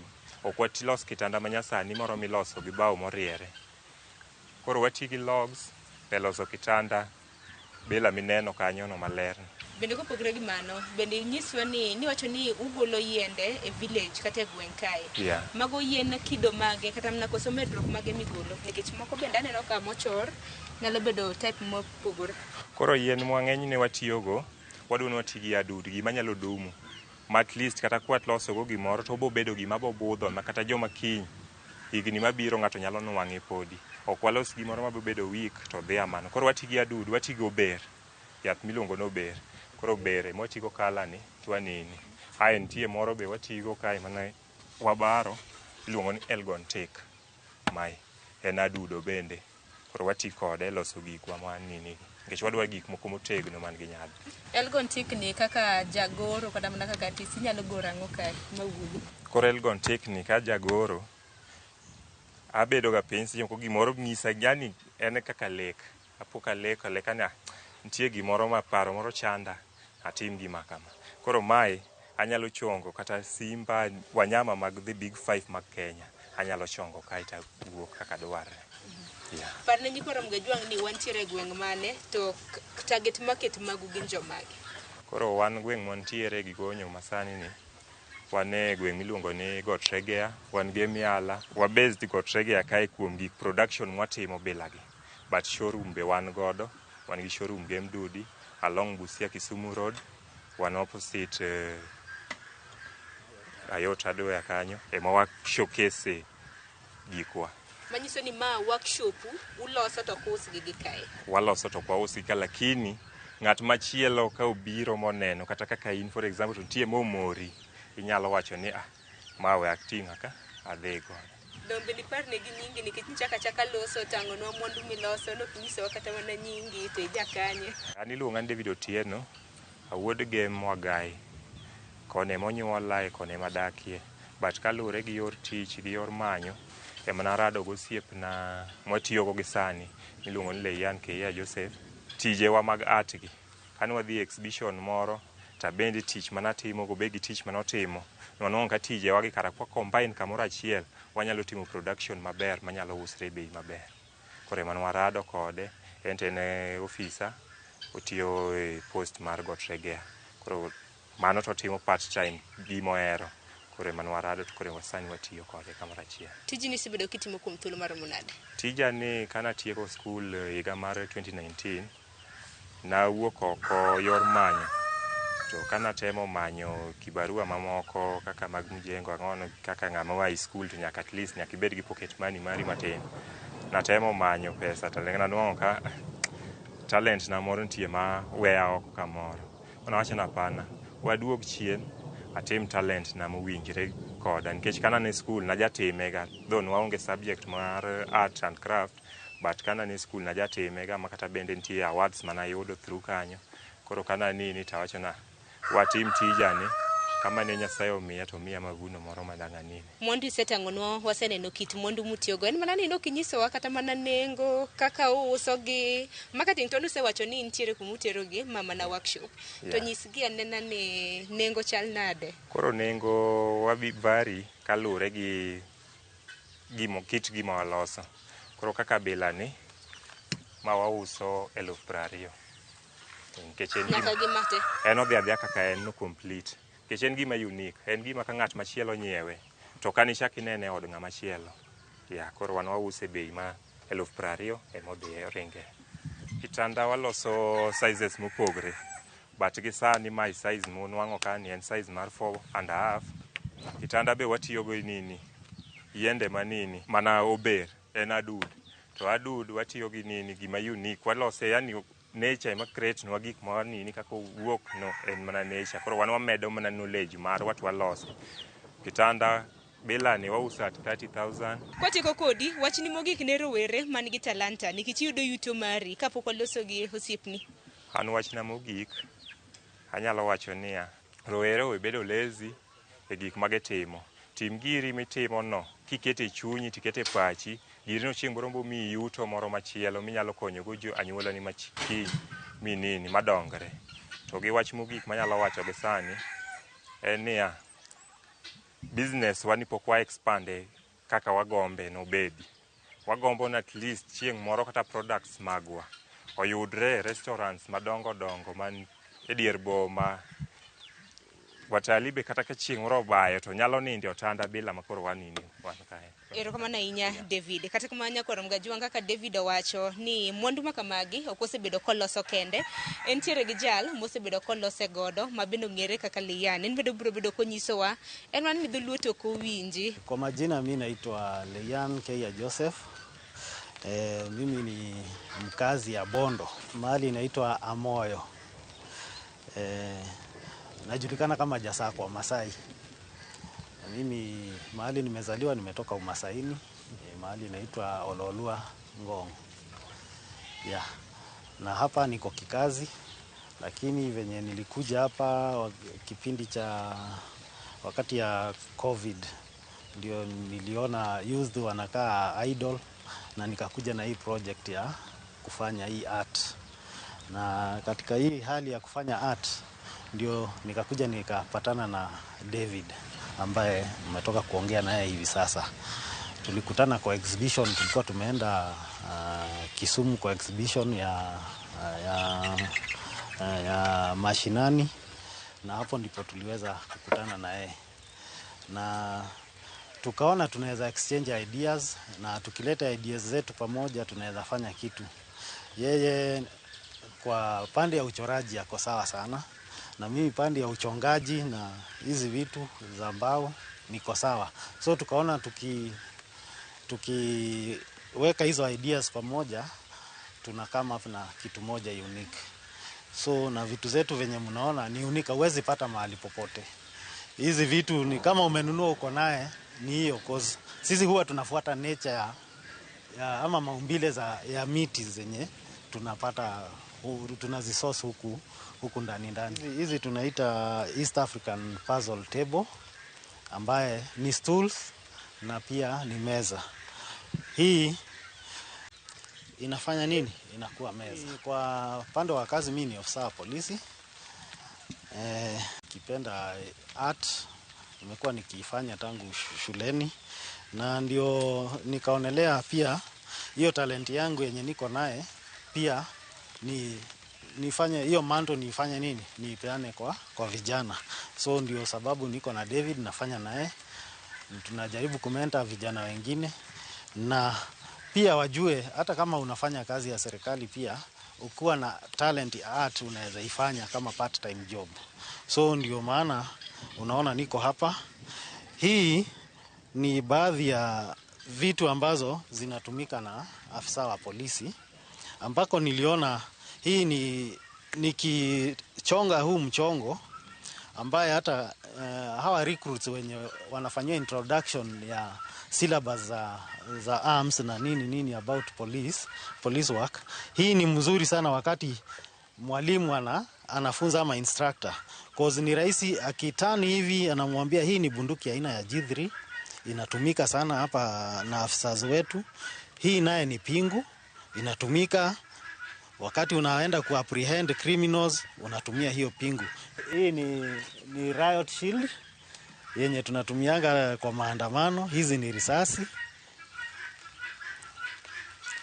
Hii inaitwa water bottle, si grenade. Hii ni wakati mko operation huko, unabebea maji ya kunywa.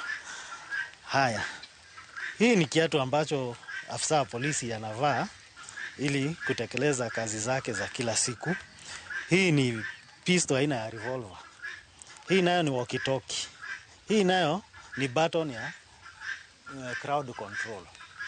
Hii nayo tunaita pickup. Hii ni ceremonial pickup ambaye inatumiwa sana sana na maafisa wakati ya sherehe za kitaifa. Hii nayo inaitwa helmet.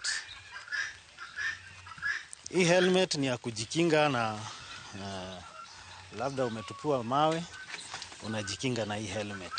Na hiyo kitengeneza inspiration ama mbona uliitengeneza? Okay, niliitengeneza ili huwa natembelewa sana sana na wanafunzi kutoka hizi shule za hapa karibu, na wanataka kujua sana kuhusu kazi ya afisa wa polisi.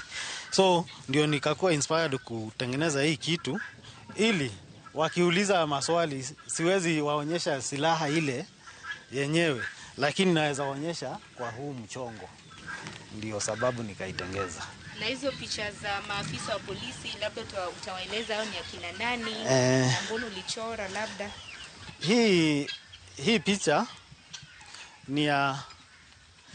ni ofisa kaimu mwenye amechukua usukani sasa hivi kama acting inspector general, ambaye anaitwa Gilbert Masengeli. Ionyeshe pia askari anaweza fanya nini? Anaweza fanya kazi ya art. Na pia hii inaweza kuwa kama zawadi unaweza patia mkubwa. Hii ni crown ya National Police Service. Hii iko na siku 3 tangu tutengeneze. So nyinyi ndio mtakuwa watu wa kwanza kuiona. Hii nayo ni ya msemaji wa polisi, Resilia Anyango. Pia hii tuliona tumfanyie kama ofisa mwanadada mwenye tunamheshimu sana, ambaye pia huwa yeye ndio msemaji wetu. Tulikaa chini na mwenzangu David, ambaye tukakama na idea ambaye nini tunaweza tengeneza for Africa, because sisi ni wa Afrika. Na so akakama na idea, mimi nikakuja na idea hii ya kukata hii shape ya Afrika, na yeye pia akasema tuifanyie value addition na spray painting, ambaye hapa inaonyesha huyu ni king na queen wake. So ni picha moja nzuri wakati umeweka kwenye ukiweka kwa sitting room yako, ukiona inakufurahisha. So ni picha moja maridadi sana ambaye inafanya mtu hata ukiwa nyumbani kwako una feel at home. So hii miti yenye tunatumia kwa lugha ya hapa wanasikia wanaita ober. Ni hardwood na iko na natural color, ambaye Kama venye unaona kwa hii entertainment iko na kala mbili.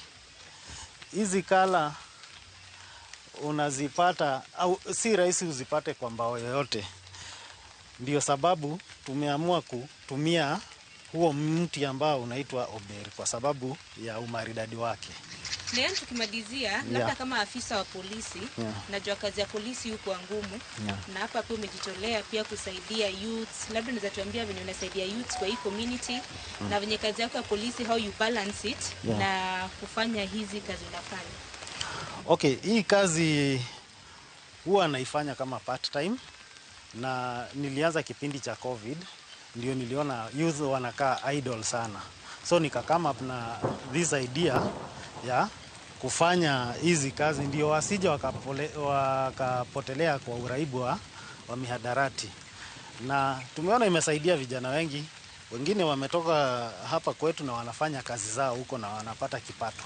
Kupatikana kwetu tunajiita Lakijo Davis Art, na nambari yetu ya simu ni 0721 41 3322. Ukipiga hiyo namba wakati wowote utatupata. Pia hizi vitu zetu sana sana huwa tunauza kwa exhibition. Exhibition zozote huwa tunaalikwa. Na hivi karibuni pia tunatarajia kwenda Rwanda kwa exhibition ambayo tunapelekwa na county government. Lian, asante sana kwa muda wenu, wewe pamoja na David, kazi nzuri mnafanya, mshapeana pia namba.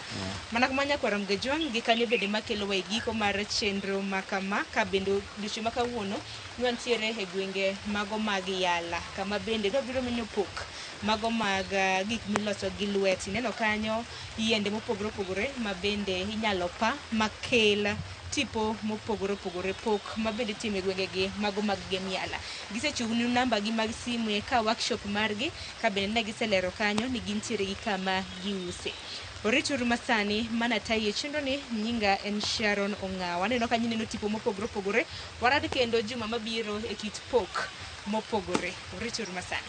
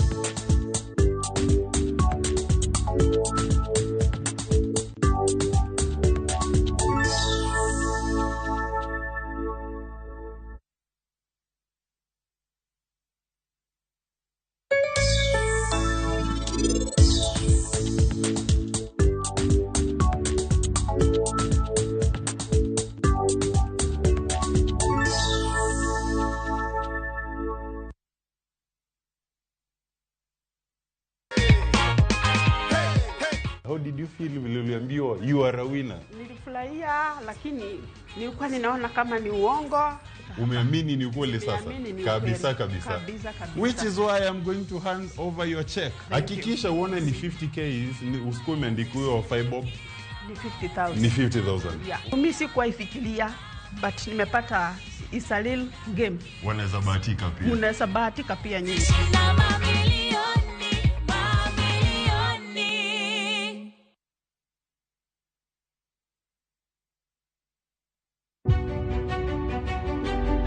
Chakre kinde mosekalo nyaka e chuny ngima ma pile ka pile. Ti prosa dawa iwacho neria marach kendi dwa hewe kendi riambo moingo dawi. Wuoth kodwa sama wanono sigendni mabeyo mag gwengewa. Ng'e ber kod rach, mor kod kuyo ma ng'ato nyalo yudo e wuodh ngima. Asai mama. Nasi kwirini okan mama ukiche kilunga gi nyingno ero. Mama nisi. Riuri kodwa mondo wane sinema mabeyo ahinya ma owinjore mami. Winam Cinema. Jumapil, saa 2:15 otieno kod saa 4. Thoth kuot mag kansa Ifwenyoga ka otim screening chon. Tiende ni ka ofweny kuot makamago, ka pok odhi alanda, to inyalo thiedhgi. Kik iluor mar dhi timo screening, inyalo reso ngimani. Tuo mar kansa ok en buch tho. Oteni okelni kod Royal Media Services. We care.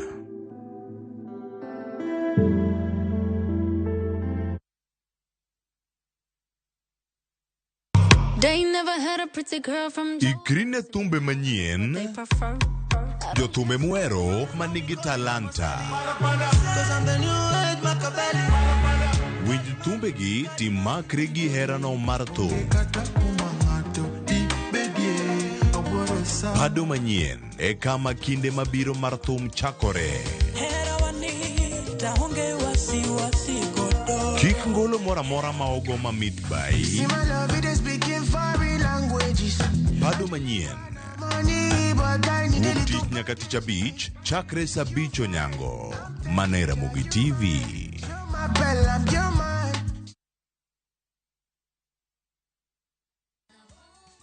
Nimekuwa Citizen duka nikapata wako na ofa ya okoa wiki hapo Quickmart. For only 442 shillings. Nimeweza kupata yawa mkate at only 79 shillings. Na masiwa je at 45 bob. Na sababu wa Kenya tunapenda ugali. Nimepata unga at only 89 shillings. Na mchele ya pisori je, hiyo pia iko at 189 shillings a kg. Hizi sote ni less than 500 bob. Imagine nimelipa tu 442 shillings nikaweza kusave 88 shillings. Unangoja nini bwana? Okoa wiki na Citizen duka. Piga star 487 star 5 hash. Chagua Quickmart, then chagua okoa wiki. Lipa na utapata message ya kwenda kuchukua package yako kwa Citizen duka counter ya any Quickmart supermarket karibu na wewe.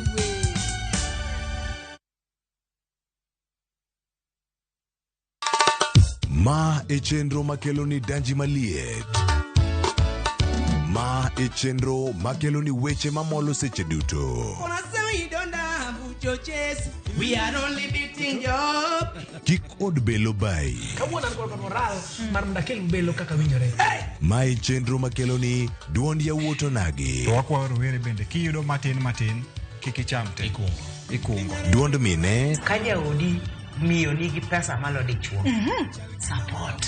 Kodo hala. Gimotimo as a fashion house, we measure in both ladies gi chuo. Mane mbak ndalo chakre wuok tich nyaka tich abich saa 8 odiochieng'.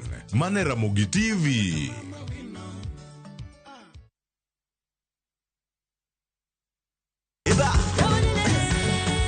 Be ikori mar chako wuoth e piny mar thum. Thumbe mane oloko tieng' mang'eny. Fwenyo sigendni. Wende mag piny. Koda sigendni mayudore wendego. Wajan thum gilmor. Okay. Den giradhi. Ngoma wake. En kama gik mane otimore chon koda matimore sani chopo e winjruok maber chuth. Ngoma owake wuok tich nyaka tich abich saa 10 odhiambo. Kik bai. Baba shuka leo. Nyasaye ber kendo romo adenda. Wagweli mondi bed kodwa Jumapil ka Jumapil. Duog chunyi kendo irit chunyi. Paro mora mora minyalo bedo godo machando pachi ma ok ni kare. Keti embele Yesu. Roda Nyarko Kitmo, Ben Otiende, kod the Chwalist Won, Ken the DJ. Tayo ni chenro makeloni wach maloko ngima. Injili kalo. Kochakore saa 12 okinyi. Mana Ramogi TV.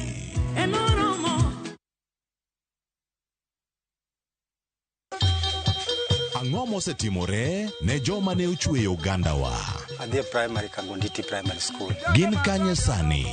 Amobilize kalerte ne wago poro to gibiro wasombo kidi to watero kacha jite e secondary kacha. Waromo gi jodgi to wafwenyo sigand ngimagi mopondo. Siasa ka ng'amo ywaye maduong' ka tere siasa en Daniel Arap Moi. Ng'e ranyisi mabeyo mane giweyo.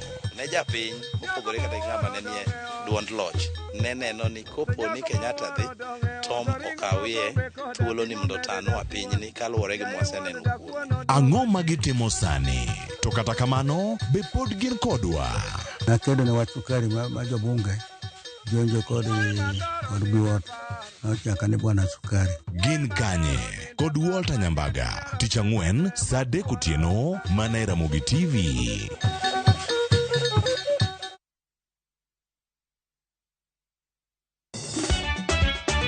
Tugo koro eka iye ochacho. Participate. Ka gik moko medo mana fwenyore, to ngima bende medo bedo matek e boma maduong'. Gimoro amora ma Nyasaye omiya ok awene jachien. Yud mor e ngimani kokalo e gik matindo.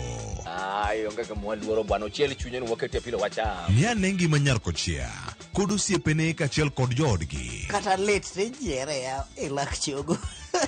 Ok ginyal weyi ma ok inyiero. Alo ka ero joma ero walo. Alo ka ero ng'at manyisa gik moko. Nyarkochia tich abich ka tich abich saa 1:55 otieno mana Ramogi TV.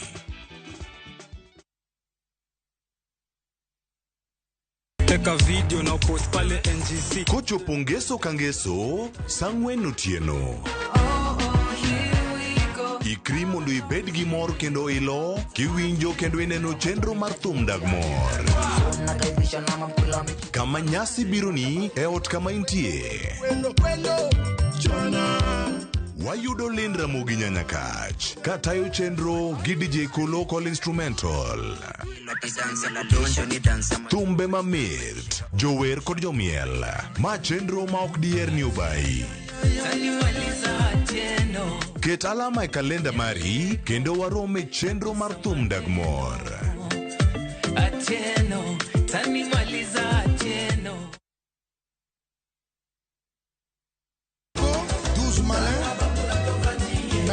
Wakelonu chenro mar tiedero.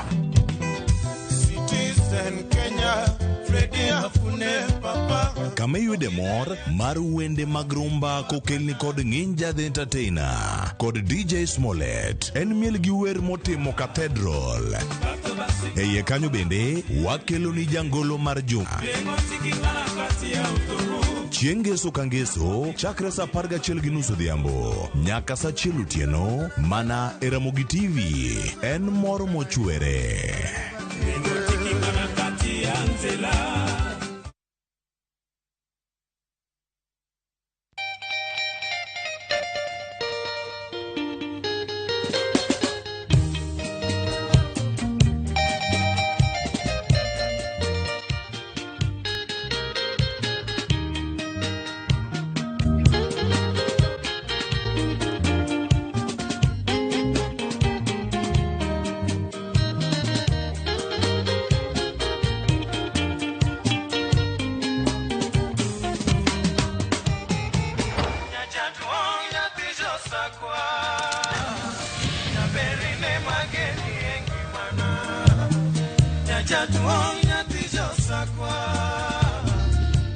Radio Ramogi, Cartoon Jaluo. Radio Ramogi.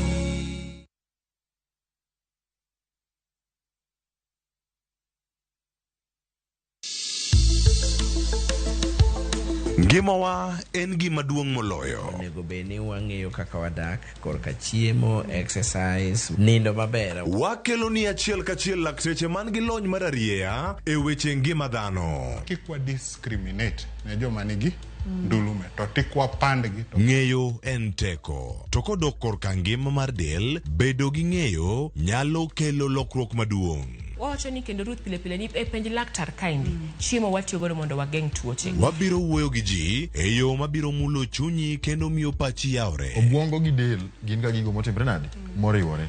Koro gimipidho obwongo mari luwore gi gino mipidho dendi. Riwri kod Ruth Otieno e penj laktar. Wuok tich nyaka tich abich saa 12 odhiambo mana Ramogi TV. Penj laktar. Ngima en mwandu.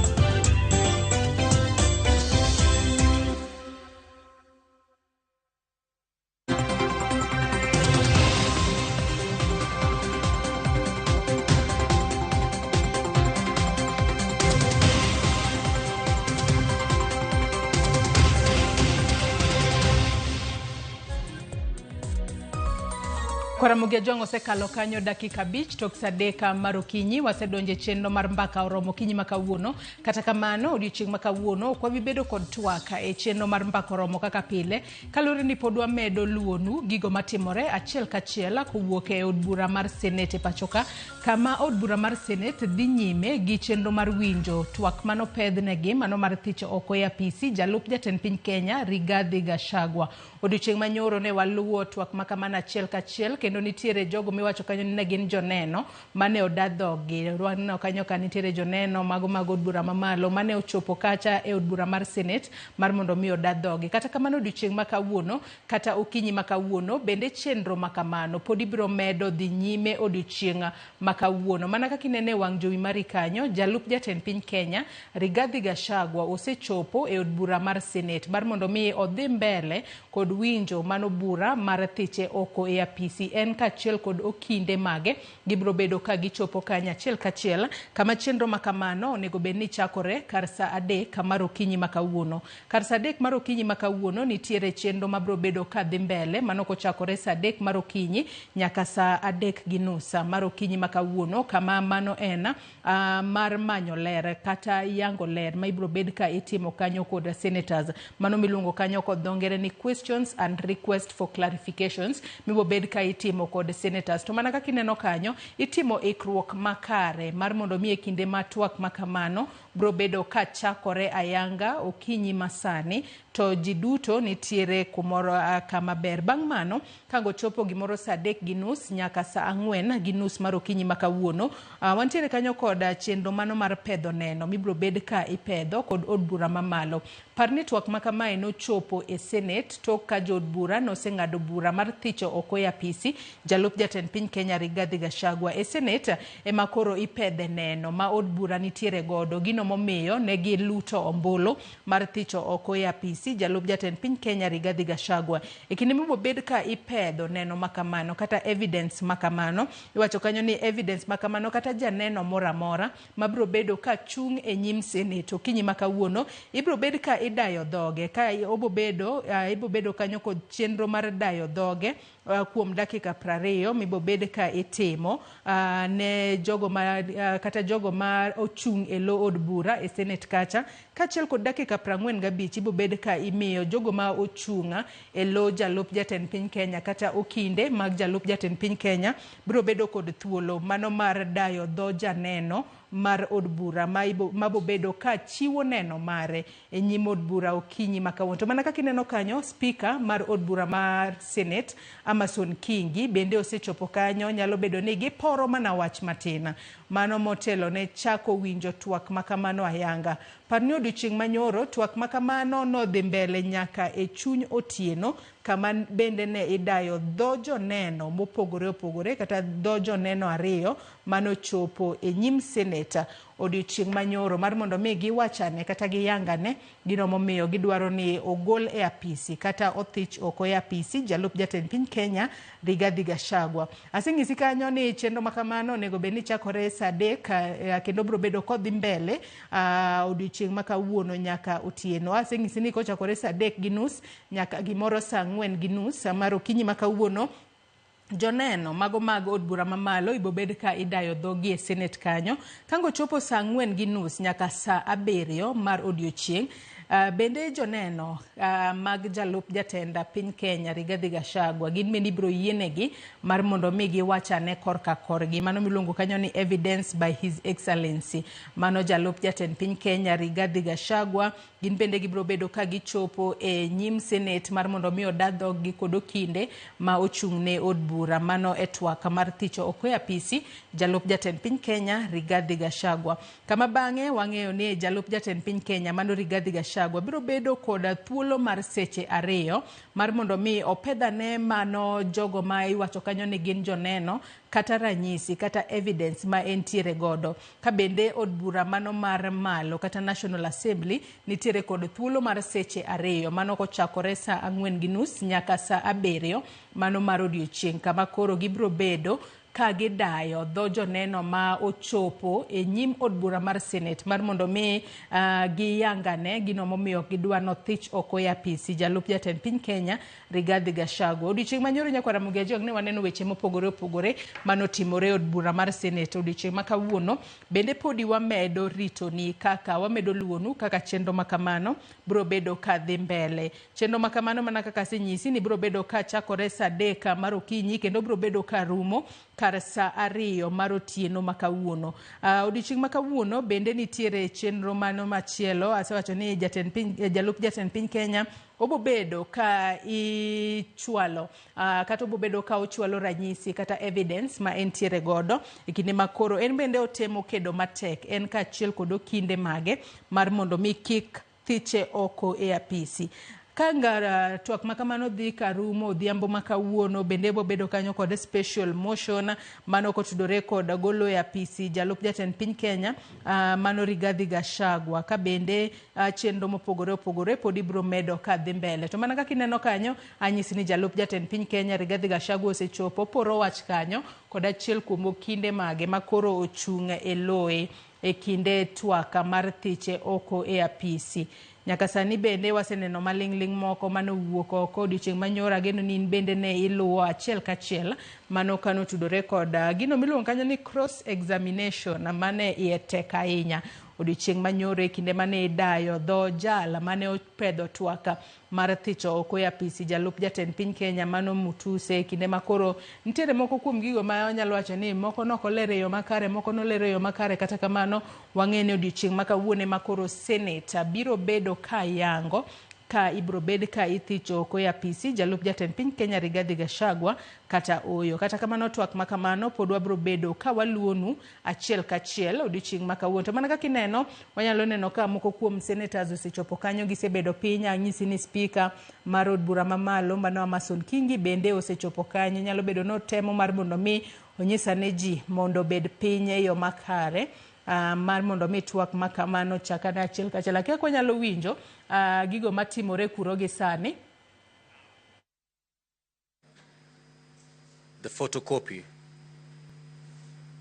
did not introduce new material. Can we therefore now admit that document, Senior Counsel? We looked at it, Mheshimiwa Speaker, and we have no objection now it can be introduced. Thank you. Very well. May the same be admitted and be made available to all honorable senators. Next order.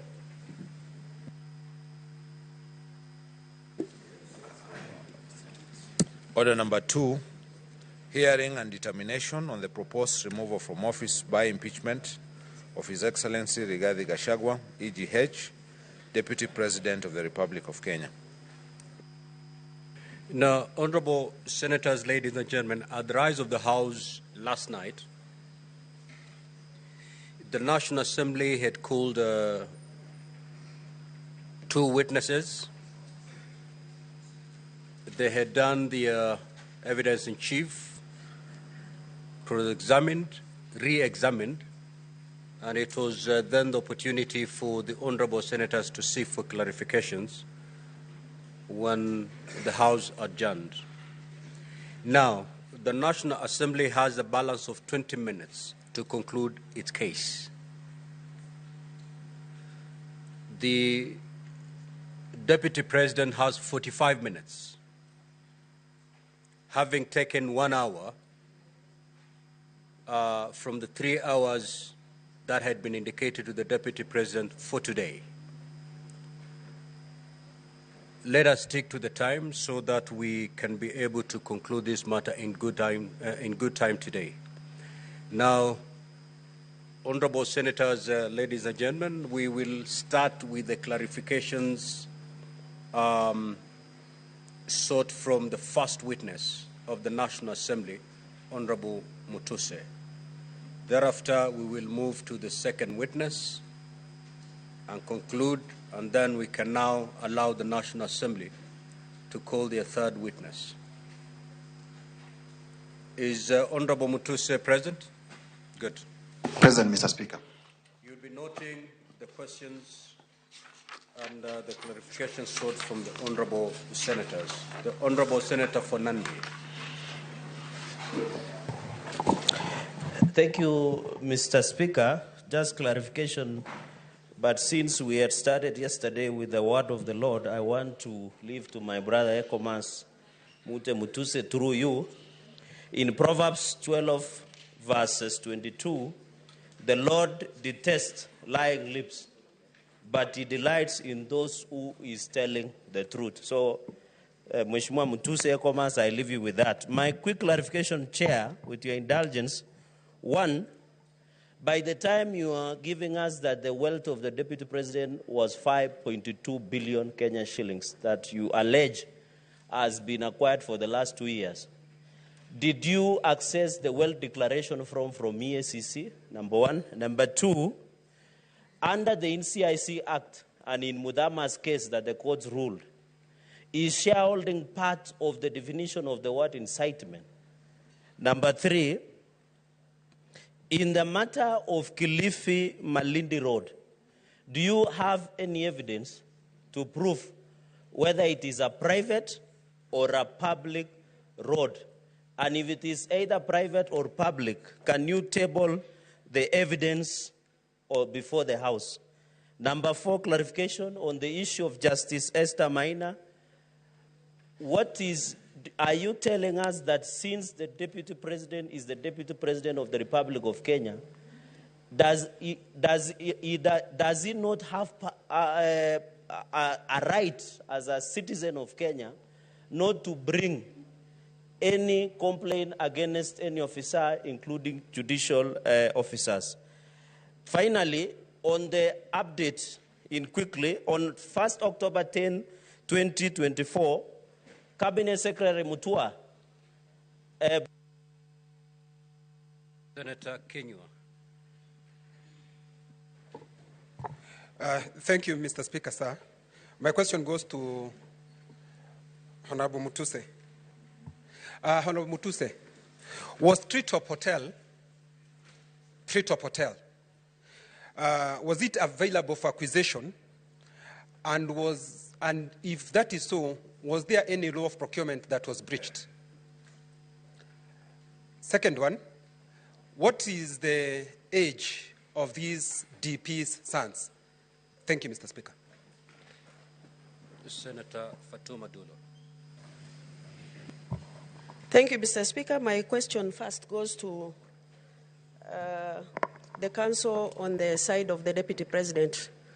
My question is on attack on the national security. And knowing that national intelligence, Mr. Speaker, is a critical organ of a government. And the attack by the Deputy President is a very serious one. And I've seen the video being played that what the current president said when he was the Deputy President is equal. And I heard also Deputy President saying, I have learned from my boss. Does that answer the question of gross misconduct on the part of attack on the security? Number two, the issue of disinheriting the widow.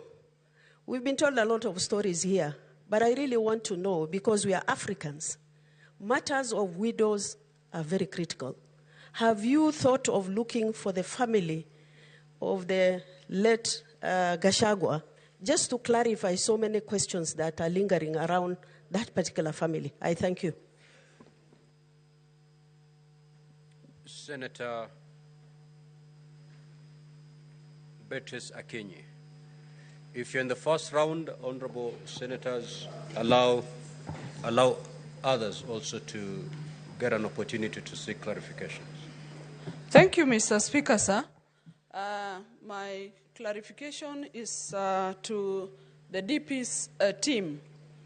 On a video that was played yesterday at a relocation point in Nairobi County, I wanted clarification from the DP's team on whether their client is aware that county governments are distinct governments, and if so, Honorable Speaker, Did the DP consult with the county government of Nairobi over the challenges of relocation at Kayole? And two, Honorable Speaker, there was a video that was played, either one or two, involving a speech at either rally by His Excellency the President of the Republic of Kenya. My question is, what was the essence of that video? And is it to show that two wrongs would make one right? Thank you. Senator Lelegwe. Thank you, Mr. Speaker. My clarification is to the witness of the National Assembly. Yesterday, during the cross-examination, the advocate of the Deputy President, you asserted that you have identified several companies which you have no issues and to which you did not attribute any misconduct in their dealings. Given this context, could you inform the necessity for including these companies in the present impeachment motion? Thank you. Senator Eddy.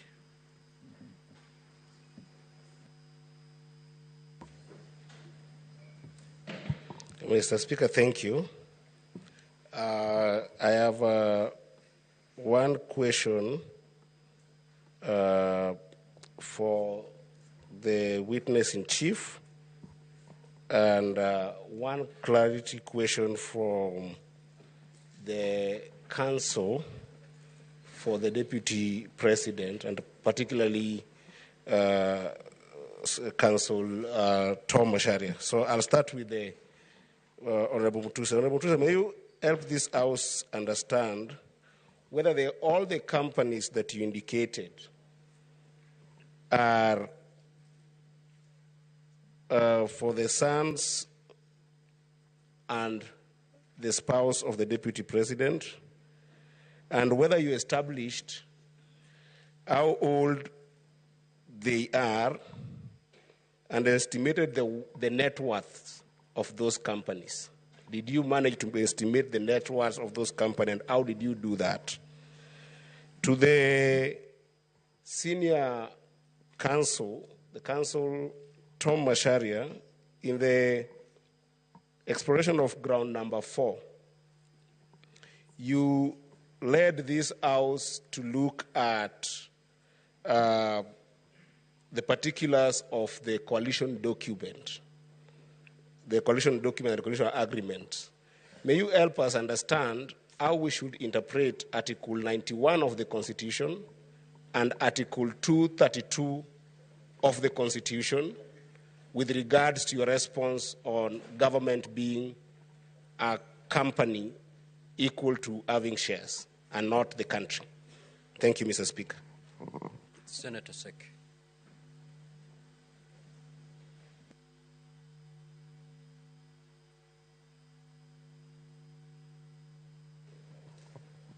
Thank you, Honorable Speaker. The question also goes to Honorable Mutuse.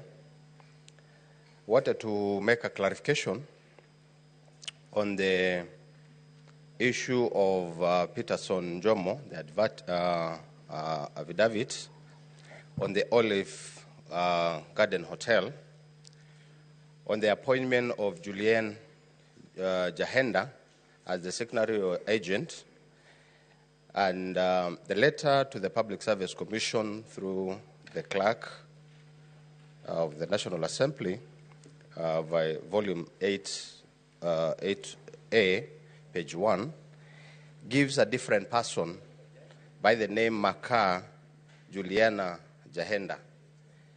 Why do we have different names here? You need to clarify because it has a different person altogether. Two different people altogether. Second clarification is on the issue of the award of the tender on the proposed refurbishment of the DP's residence in Karen. Honorable Mutuse, the government, through the State House Controller, signed that contract wanted to know what is the relationship of this contract with the DP. Now that you're saying it has some issues, what's all about the contract and the company that did that refurbishment? We need to know what is the relationship and what is the malpractice that has.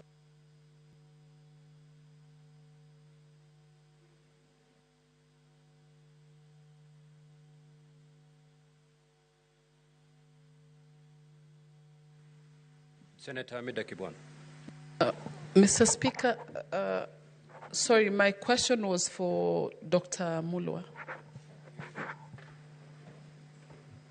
Senator Wakili Sige.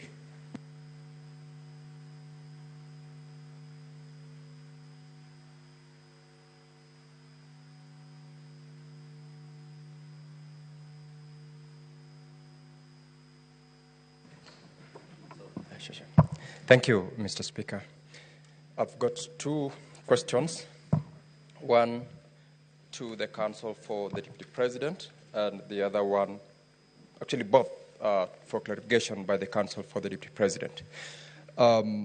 Yesterday, in the course of your cross-examination, you took us to page 410 of Volume 3.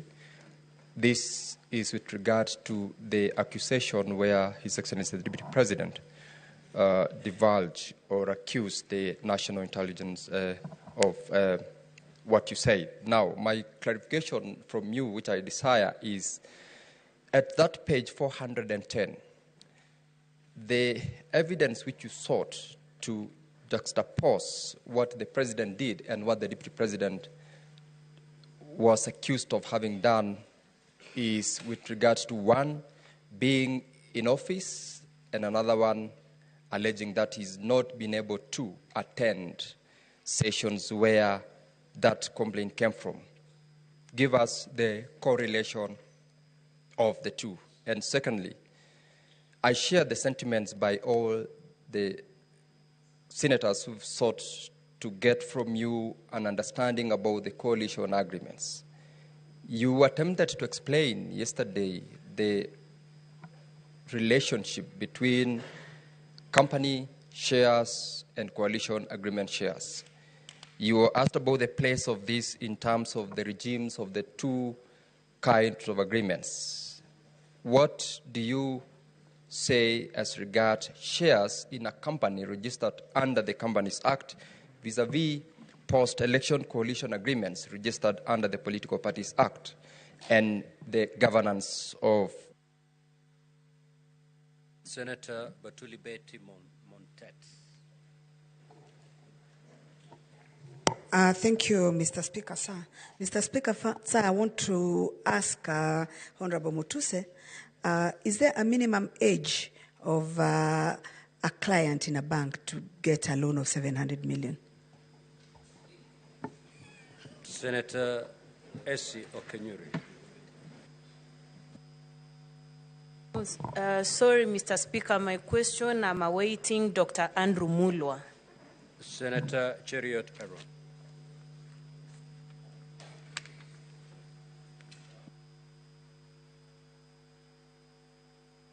Mike.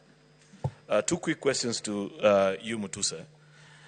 Is there any crime that a Kenyan will have committed if they have 20, 30, or even 40 companies? Because I see you have listed 22 companies here.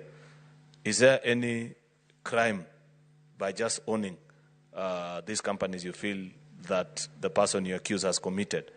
Second, on this issue of Vipingo Beach, surely, Honorable Mutuse, what is the crime of the sons of the Deputy President being listed as directors? Because I have tried combing through your motion to establish what you consider to be either an illegality or a crime on their part by simply being listed as directors. Lastly, Mr. Speaker, is to the Counsel for the DP, Wakili Masharia. The clips of the then DP Ruto played by your team, could we read it to mean that it's an admission on your part that you're saying, if it was done then by a sitting deputy president, please allow the current one to commit the same at this point. And lastly, the 30% allocation to Ford Kenya in the coalition agreement in ANC, how has it been realized? Senator Margaret Kamar. Thank you, Mr. Speaker, for giving me the opportunity.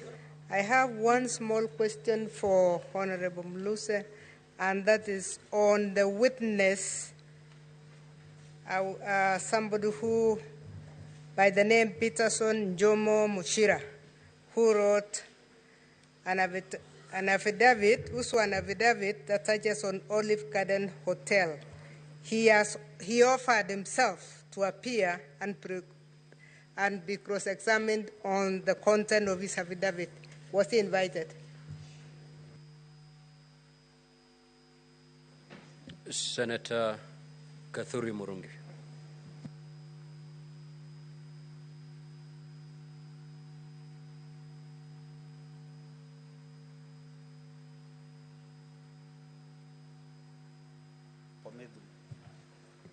Thank you, Honorable Speaker.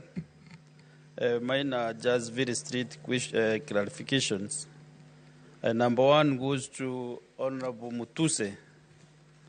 Honorable Mutuse, in ground 7, you have seen that His Excellency, the Deputy President, has inexplicably amassed a humongous, these are very strong ones, property portfolio estimated at 5.2 billion.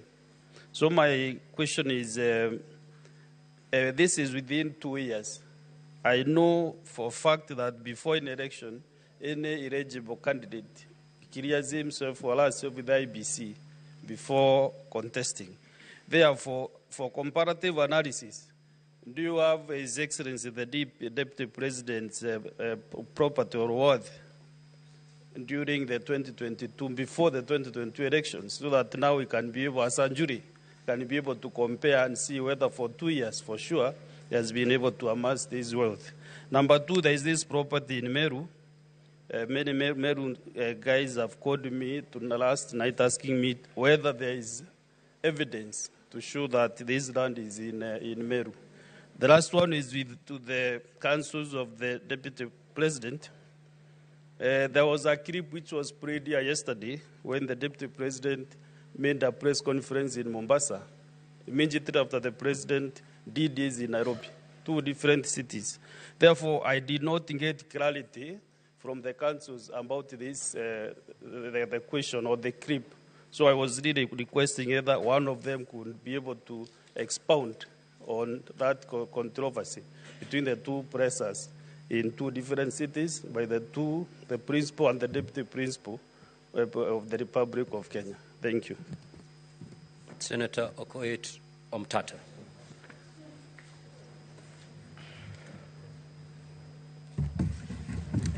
Thank you, Honorable Speaker.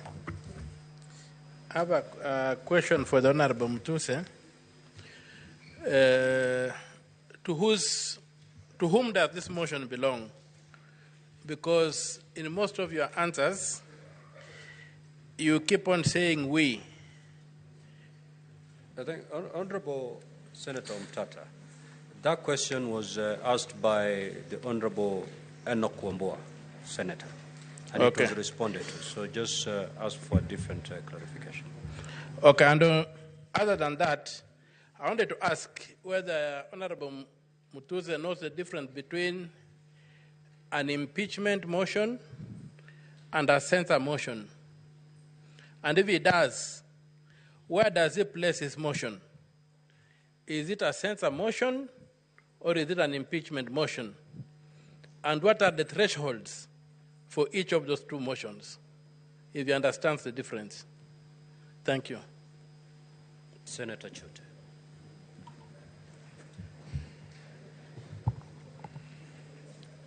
Asante sana Mheshimiwa Spika. Mheshimiwa Mutuse, ulileta ushahidi hapa mbele ya Senate ukidai ya kuwa Deputy President ako na 5.2 billion. Wewe ni wakili. Na vile unaongea jana unaonekana wakili shupavu. Ulileta ushahidi gani hapa ya kuonyesha valuation ya hii property ya hiyo katika documents yako kuonyesha imefika 5.2 billion. Swali ya pili, ulileta mashtaka 11. Vile unasimama huko leo unaona aibu kidogo kwamba ulilete porojo mingi na mambo mingi kama ukiwa wakili hujafikiria vizuri. Sababu watu wa Marsabit wananiuliza hiyo mtu kweli ni wakili ama ni mtu amekombolewa kutoka huko. Hebu jibu hiyo swali tafadhali. Senator Beth Siango.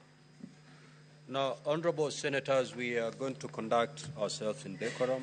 We are not in any way going to demean the witnesses. Ask your question, but stick to the rules of this House. Senator Beth Siango. Thank you, Mr. Speaker, for giving me this chance. I have two questions. One for Honorable Mutuse. In your presentation, I heard that you touched on the inheritance and property of the late Nderitu Gachagua. Have you reached out to the widow and the children of the late Gachagua to also give you facts? The next question is to the Counsel for the DP. Yesterday you played a clip of the president speaking in Muranga. What was the purpose of playing that clip? And how does it relate to the saying popularly now used by Kenyans, kufa dereva, kufa makanga? Thank you. Senator Chimera. Thank you, Mr. Speaker. My question goes to the Counsel for the DP. I would wish to seek clarity on the documents that they tabled yesterday, being the coalition agreement, which basically informed the basis as to which the DP has been talking about shares. I just want to know whether there is any document that secures shares in respect of the region where the DP comes from. And secondly, Mr. Speaker, if the Counsel is aware that his client, at the time those documents were being prepared, he was a candidate for office, and now he successfully became DP, and that he needs to promote national unity, and if it is still in order for him to continue championing for the interest of one region as against the entire nation. Thank you, Mr. Speaker.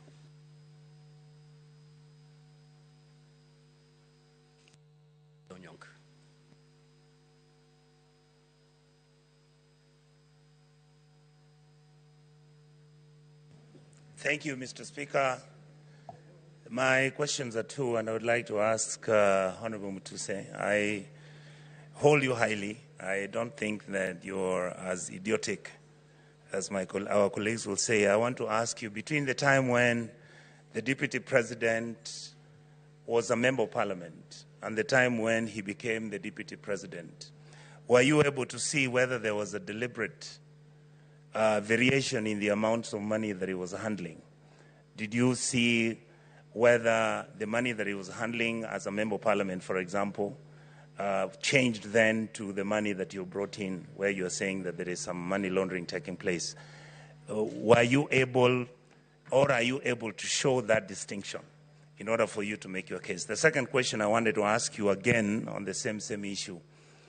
When you are trying to find out whether there is money laundering on any transaction, and I know chances are you did not have the technical expertise and maybe an investigative agency to help you, but did you by any chance find out money moving from anywhere, either through His Excellency the Deputy President's private accounts or any money that was being borrowed? Because I know that one property you've mentioned that it was a loan, but all these other properties that you allege that the Deputy President had purchased, did you link that from money coming from some place or money coming from some illicit, like you say, because I don't see that evidence on the table. And finally, I want to ask you again, Mr. Speaker, that if you look at the issue of the will of Mr. Gachagua, that is the former governor, did you by any chance get a way to ask either through the wife, the children, whether there was a meeting that took place where they were involved, or whether they were unhappy or happy with the transactions which were taking place? Because there isn't any evidence whatsoever of, for example, the wife complaining or the children complaining. Did you get anything like that which is substantive? Thank you, Mr. Speaker. Senator Mutinda Tabit.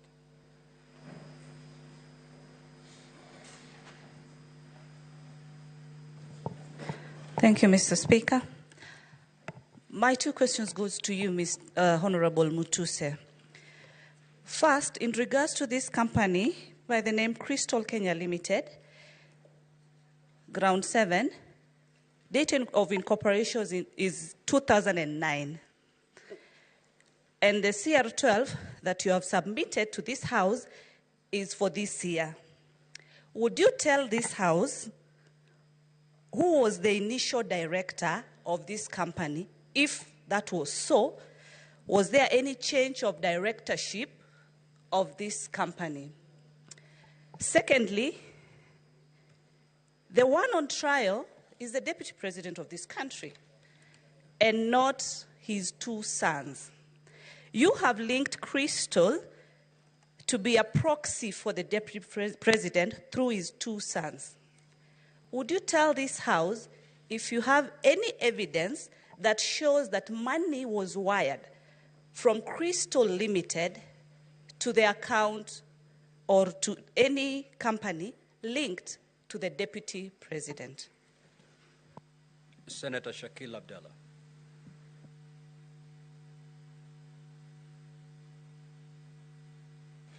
Thank you, Mr. Speaker. My question is to Honorable Mutuse. If Judge Maina had filed any complaints regarding the being harassed by the deputy president. Thank you. Senator Miraj Abdullah.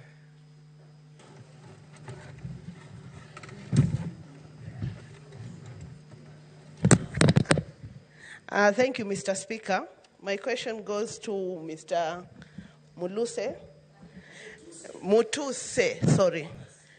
Is it your opinion that the DP was talking about enforcing the Kenya Kwanza coalition agreement when he was speaking about the shareholding issue?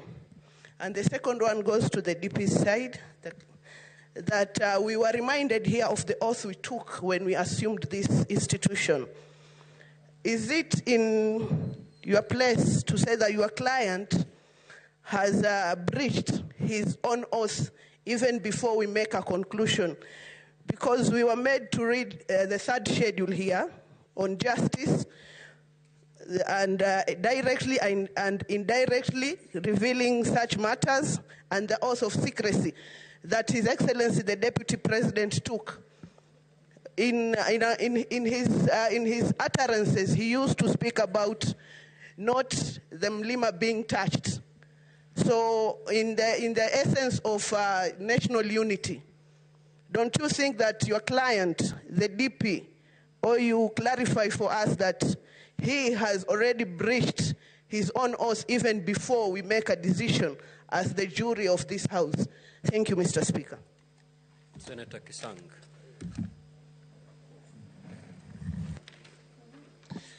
Thank you, Honorable Speaker. My first question goes to Mutuse and a comment. Honorable Speaker, I want to find out from Mheshimiwa, out of the 22 companies that you've alleged associated with the Deputy President, how many are really of interest to this particular impeachment? Yesterday you talked about the one in Rea Vivingo, and we saw that 10,000 of the shares, the total shares, are owned by the estate of the late Governor Gachagua. And then a comment, Honorable Speaker, is Governor Gachagua. Then a comment, Honorable Speaker, is the clips that were played yesterday on shareholding. I think I want to ask the legal counsel for the Deputy President. It looks like we didn't stop campaigns after election. It looked like we continued to provocate campaigns because we expected the Deputy President, immediately after campaigns, we stop about this thing of shareholding because... Senator Maanzo.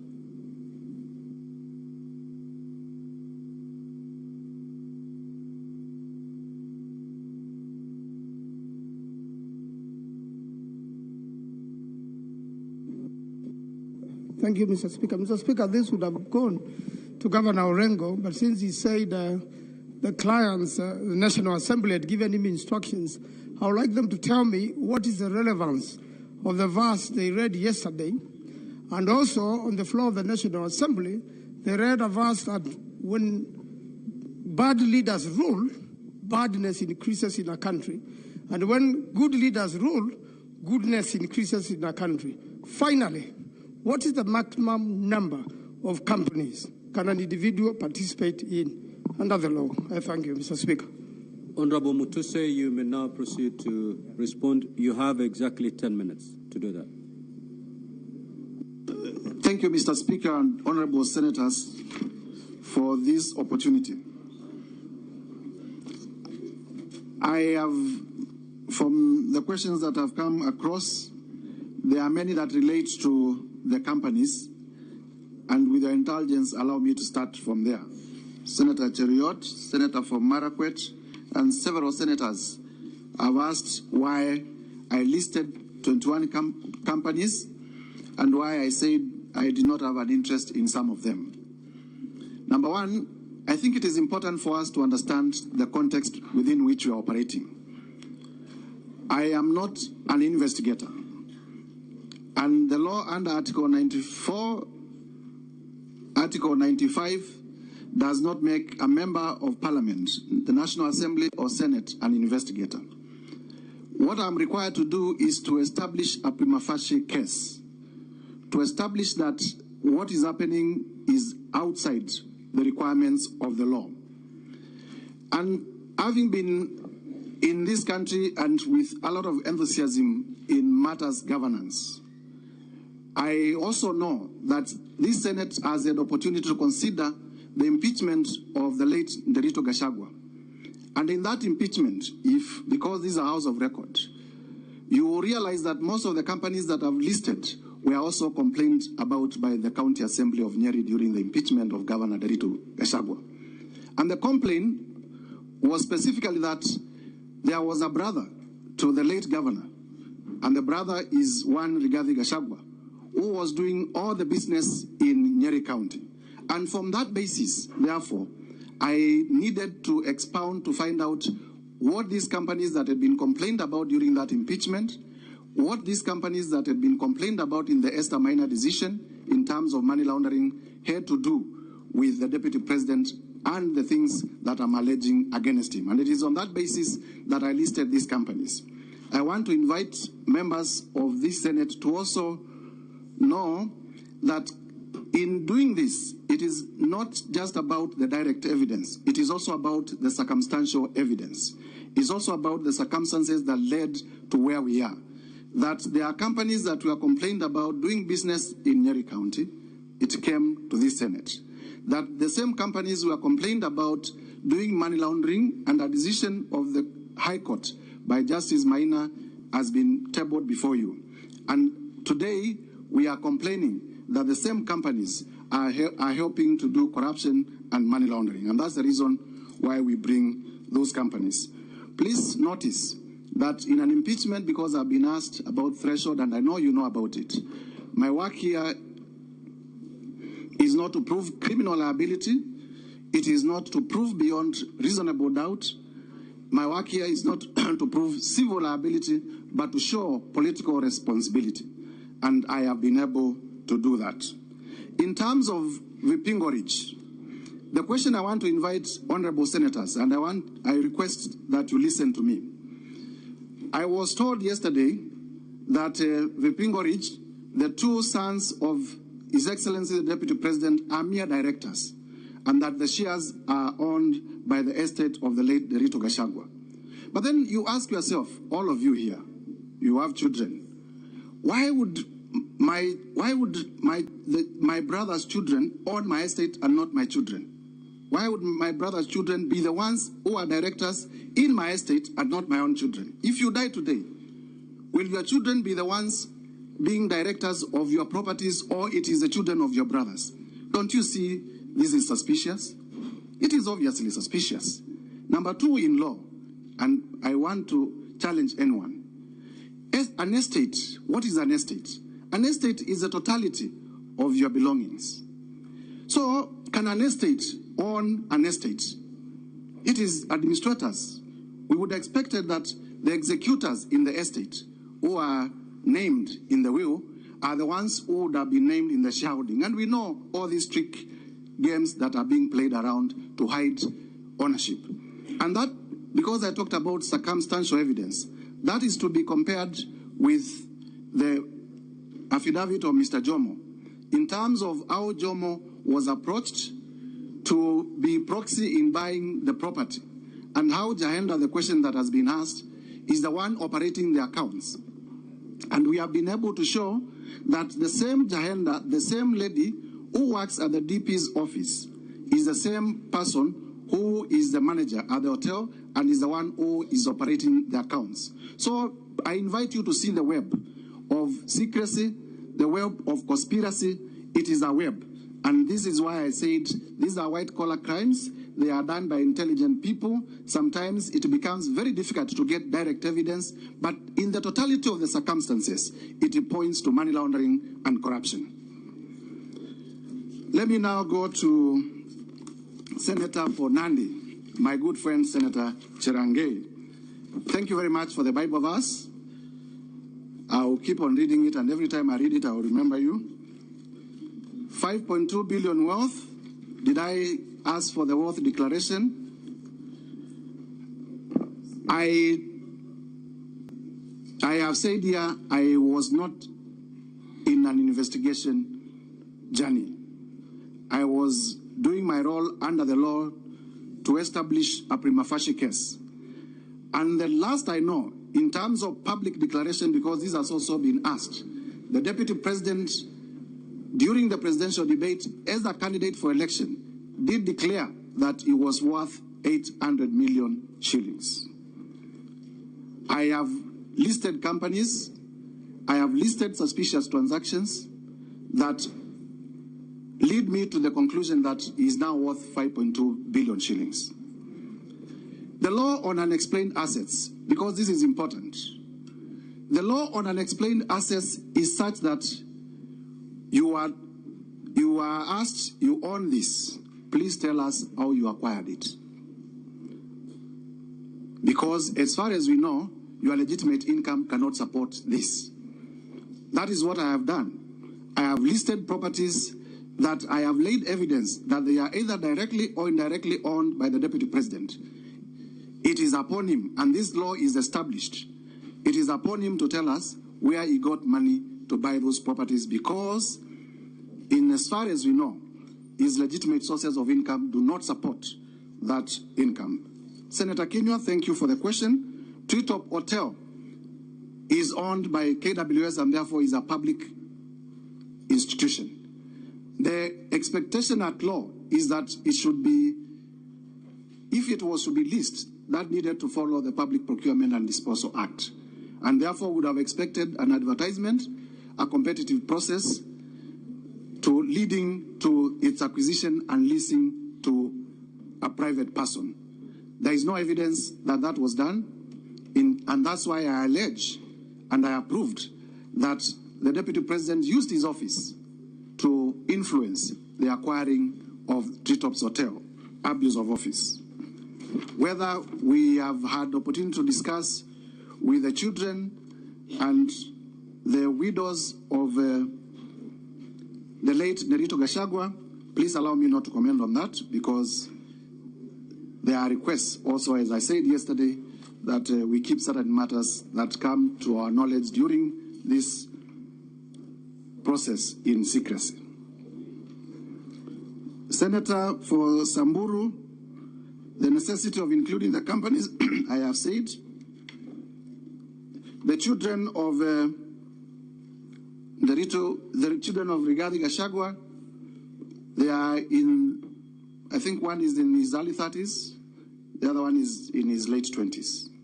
Whether there is an age limit for somebody to obtain a loan of 700 million, no, there isn't an age limit. But the guess, yours and mine, how many children of that age in the Republic of Kenya would have security enough to secure a loan of 600 million? Because to secure a loan of 600 million, the bankers tell us that you have to place property probably that is 10 times more in value than that. When did they acquire that property? Number two, it is not our evidence, and this is important for me to clarify, that Abadea's Safari Lodges was acquired through a loan. It is an explanation that we have discounted. He said that they obtained a loan of 600 million, but the only document that was produced is an offer letter for the loan. There is no evidence to show that the loan was granted. There is no evidence to show any charge on that loan. And therefore, it is our contention that that explanation is not conclusive. That explanation cannot suffice. And therefore, it goes back to the Deputy President to tell us where he got the 535 million, where he got the 143 million to buy those properties, because the loan is not substantiated.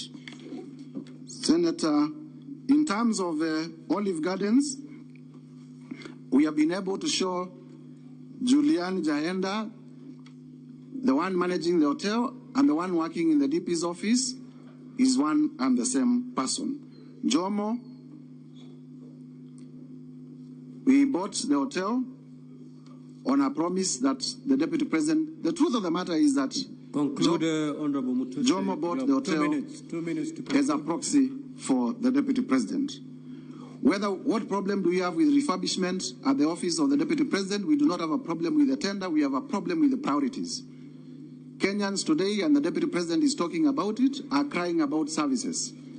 Is it a priority to renovate the office, or is it a priority to give water to the people of Kibwezi?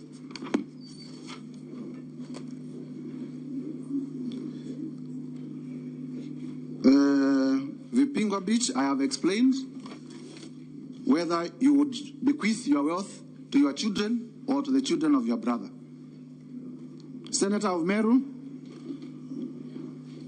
the property, there is an admission from the response by the DP that he actually owns a property in Meru, so I do not need to belabor that point. He has already admitted he owns a property in Meru, but he says he got a loan from one of the local circles. He has not produced evidence for that loan.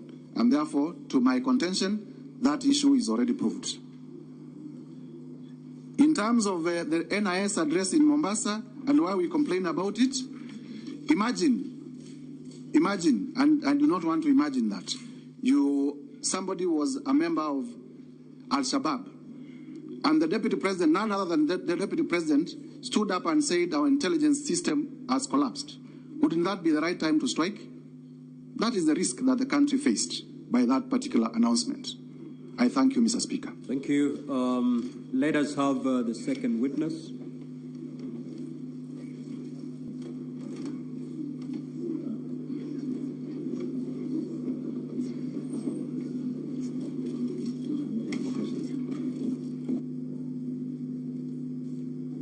As the Counsel for the DP responds or clarifies on the issues raised towards them, may we have the second witness available for purposes of clarifications. Counsel, you may proceed. Thank you very much, Honorable Speaker. Let me begin with the tortured question of the estate of the late Nderito Gachagua. It is, I think, a shame that will stick on Honorable Mutuse for the rest of his years on earth. Counsel for the Deputy President. Yes. There are very few clarifications that were directed towards you. Yes. So I'll give you 5 minutes. You're not responding to the clarifications by Mutuse. You're responding to the clarification as sought. Those are the ones I am. Honorable Speaker, there are quite a number of clarifications, especially on this estate issue, which please allow me 10 minutes.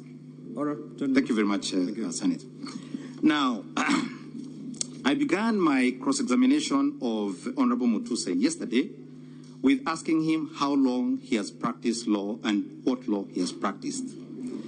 The problems you have as a Senate, as a quasi-judicial body, are born out of inexperience of legal practice. If you had practiced any succession law, I'm answering the question. Honorable Senators, I'm sorry, Senator Kavindu, just have a seat. I couldn't take that. Yes. What is the source of this? I asked him yesterday. He answered the question. Yes, Counsel for DP. What exactly did you say? I just wanted to say that the National Assembly was provided with an affidavit by the executors of the will of the late Nderito Gachagua. It is before you. It is volume number 4, stated, called the Further Affidavit of Nderito Gachagua. Rigathi Gachagua. It should be before you. In that affidavit, the two executors state in comprehensive detail everything concerning that particular estate. They are as follows. 1. The estate property was divided in accordance with the will. The probate matter commenced and went all the way to the end to conclusion. All issues were resolved within the court case and in a sense are now res judicata. That is issue number 1. Issue number 2. You will find in that affidavit between pages 11 and pages 19. Who sought that clarification? I was asked, the question was asked here, I think, by Senator Dulo asked. For DP, do not respond to what Honorable Mutuse said. Senator Pick Dulo. a senator's issue and respond to it. That's what I'm responding to. Exactly. So whose clarification are you? Senator Dulo asked, can you please address the question of disinheriting the widows, if Hunter could confirm that? I believe she did. That's what I'm answering, yes. And so the will, as I'm explaining, does not disinherit the children or the widows or anybody else. It is merely because in the motion brought before you, there were properties listed in the motion that were part of the estate. That is the only reason this estate has become the subject of proceedings before the Senate and the National Assembly. So when you look at the will, as I've said, between pages 11 and 12, at page 13, if you have the document before you, this is volume number 4, there is a long list of how this estate was divided. And I won't go through it, you'll be able to read it yourself. That's number 1. Number 2, you will see an affidavit by the executors, except the Deputy President who did not sign this affidavit. These are the 2 remaining executors who have signed it, explaining between pages 4 and page 9 everything that was done in accordance with the law and in accordance with the law of succession, and that no one's property was taken away. Senator Dulo, you know our rules. Proceed, Counsel. Proceed. Yes. Now, I've been asked some questions about the issue of the Moranga video and about the shareholder agreements and whether 2 wrongs make a right. Our position is the opposite. Our position was that the address by the President in Moranga was in fact in confirmation of the agreements. The President was merely saying that they are implementing the agreements they agreed upon, and it was incumbent upon his deputy to assist his president in confirming that they were implementing the agreements. That is the purpose of the video. That is the purpose of those agreements. It is not to say kufa makanga, kufa dereva. I think Senator Beth asked that question. It is to say okoeni makanga na muokoe dereva. That is what we're asking you to do this morning. Senator, I believe Eddie, Senator Eddie Owiti, my good friend, has asked about the interrelation between Articles 91 Articles 91 and Article 232, and how those interact with the agreements. If I would call your attention, Honorable Senators, to the contracts themselves again. I don't know whether you have them. The contracts are in Volume 3, and I'm referring you to page 429. At page 429, this is what the agreement said, and I'm reading, this is the primary agreement that was signed between UDA and between Ford Kenya and ANC. This is what it said. Further terms, parameters, and details of the sharing of positions of responsibility in the national government pursuant to this article shall be contained in a separate schedule to this agreement, which schedule shall be negotiated and executed before the date of the general elections scheduled on 9th August. So there were subsequent agreements executed on how these shares were to be divided and to be implemented. That is issue number one. But issue number two, the parties gave themselves some room, and you'll see this at page 430. This is Article 22, Subarticle G. Notwithstanding the content of this article, the founding member parties hereby commit to make any adjustments that may be necessary to accommodate the development priorities of other parts of the country to ensure equitable distribution of Kenya's national resources and wealth for the benefit of every citizen and every part of Kenya. When the Deputy President takes a stand, we will be demonstrating to you with videos where both he and his boss, the President, went out of their way to say that the voting did not matter to how they were going to implement the development agenda. I think I was asked whether there are any contracts or agreements that were signed on behalf of Mount Kenya. I did not see any. We don't have any thus far. There were several parties from Mount Kenya, but they did not negotiate anything. Then an important question. The Deputy President did not say the government is a company. When you read the statements, he was making an example. It's like a company. It was a tool to explain a document. That's all he was doing. I'm pressed for time here. Yes, Senator Chariot asked a question about two wrongs making a right, and whether the current DP is conceding that because he did what the former DP did, that then he is guilty. Again, far from the truth. We are asserting, when you read the documents, the documents at page 412, this is the article where the President spoke, the former Deputy President spoke in Moyale. This is what he said. The Deputy President reiterated that he used to ask tough questions when attending the National Security Council meeting about schemes of murder. It is something that has troubled me a lot, and that is why we have put it to the Kenya Kwanza Manifesto that extrajudicial killing must come to an end. It is illegal and constitutional and offends every principle of the right of life.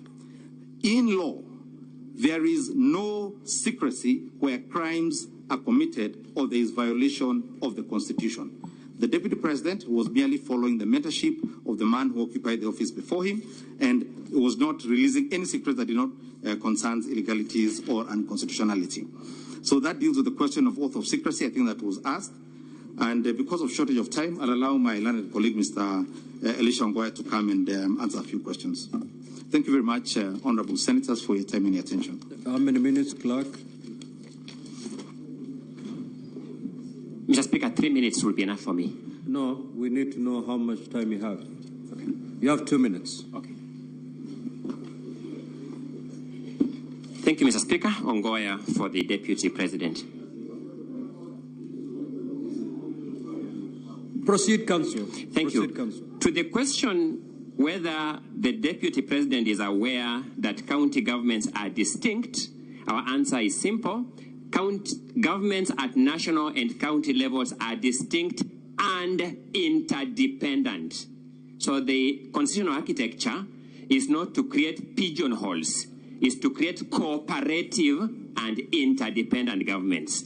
And just to bolster that argument, you will notice that the allegation against the Deputy President on Nairobi River relocation is not that he destabilized Nairobi County government, is that he refused to support implementation of a resolution of cabinet, a national government institution. Meaning even at that level, that was the understanding that this was an intergovernmental approach to clean up Nairobi River.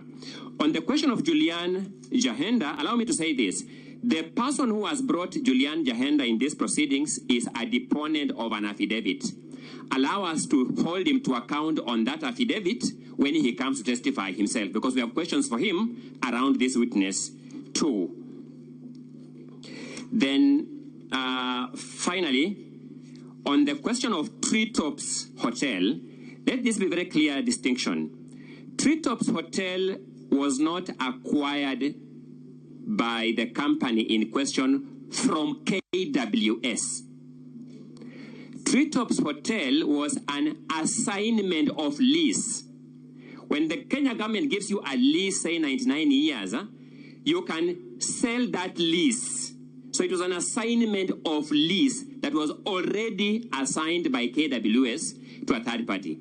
So the construction that a company associated with the Deputy President, rightly or wrongly, got this property from KWS is actually wrong. There was a completely different private property that had a lease. Then that company holding that lease assigned that lease. Thank you so much. My 2 minutes are over. The second witness.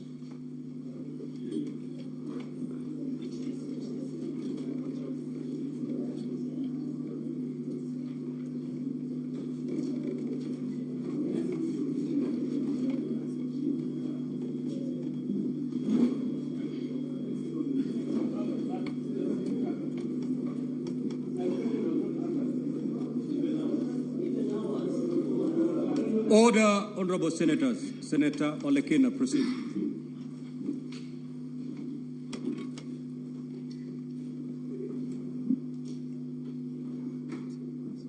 Thank you, Mr. Speaker. Mr. Speaker, my question to Mr. Mulwa. Mr. Mulwa, if you look at the response in volume 6 by the Deputy President, the Deputy President says as follows, 4.2, volume 6, which is in page 11.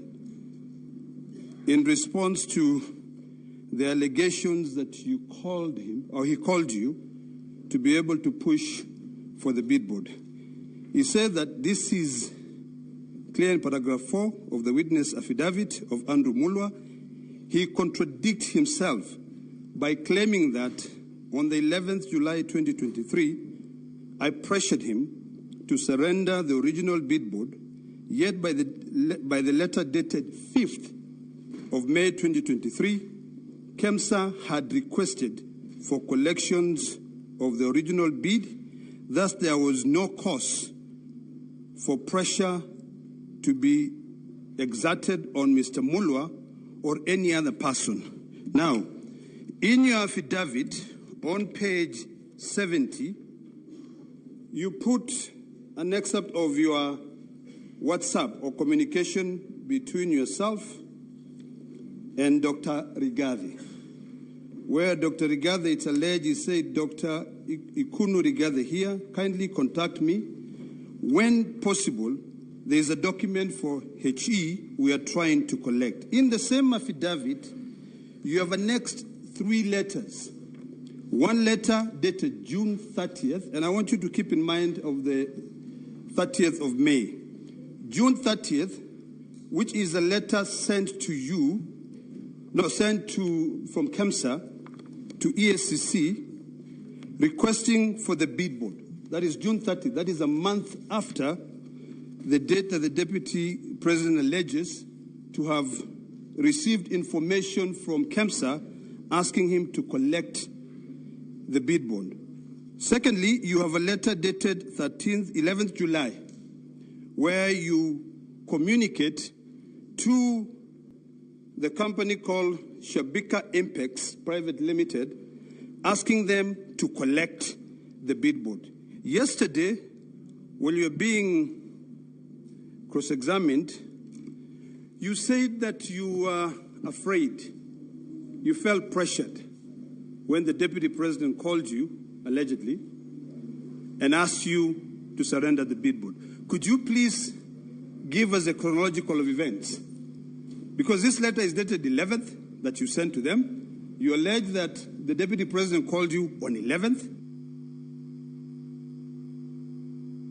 Honorable SC. Rule 23 of the Rules of Procedure. SC Kenyuri, he's gotten the question. He's gotten the question. Thank you, Mr. Speaker.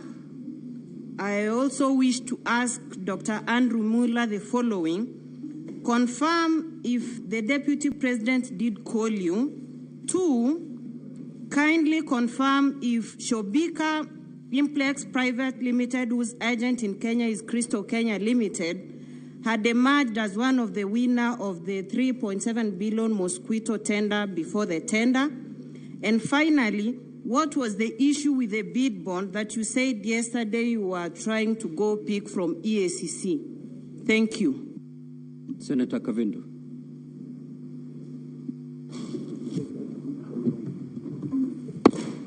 Thank you, Chair. Mr. Speaker, my question is directed to to Mutuse and maybe his lawyers. Yes, I'm directing it to his lawyers. Please, kindly give me my time. I didn't talk, Olekina, when you were talking. Senator Kavindo. Thank you, Mr. Speaker. Let me go ahead. Address yourself to the chair. Thank you. Proceed. One of my questions is about the speech which Honorable Mutuse said that the Deputy President addressed from Mombasa. My question is there any law preventing either the President or the Deputy President from intervening if they see any failures with the National Intelligence Services? Is there any law preventing them from intervening or questioning the National Intelligence Service, or is there any law directing them where they should ask these questions from? 2, the lady, Honorable Justice Esther Maina, has she ever made any complaint after the case was done? Thank you, Mr. Speaker. Senator Bone. Thank you, Mr. Speaker. Mr. Speaker, to Dr. Mulwa. Dr. Mulwa, I can attest that the number you have put here, through which His Excellency the President pressured you, he relates very well with me because in the days we used to talk with him, I used to use the same number. Your evidence is so critical that we would like you to walk us through that conversation between the Deputy President and yourself, during which time he was putting pressure on you. Mr. Speaker, sir, Tom Masharia, Counsel, you are a man of many years of experience, and you know the hierarchy of laws. The Constitution is at the apex, and all other laws are subservient. In your attempt to justify, or rather to protect, and secure the Deputy President from the accusation that he breached the Constitution, Article 27, which prohibits him from discrimination, you have chosen to justify it by using an act of parliament called the Political Parties Act that provides for the agreement. Tell me, are you telling me that by dint of that act, which is subservient to the Constitution, which the Deputy President violated, therefore the act sets him free? And finally, my younger brother, Ongoya, you have told us that for Mutuse to be able to prove that there was insubordination, he needed to bring something from the supervisor Senator Hamida.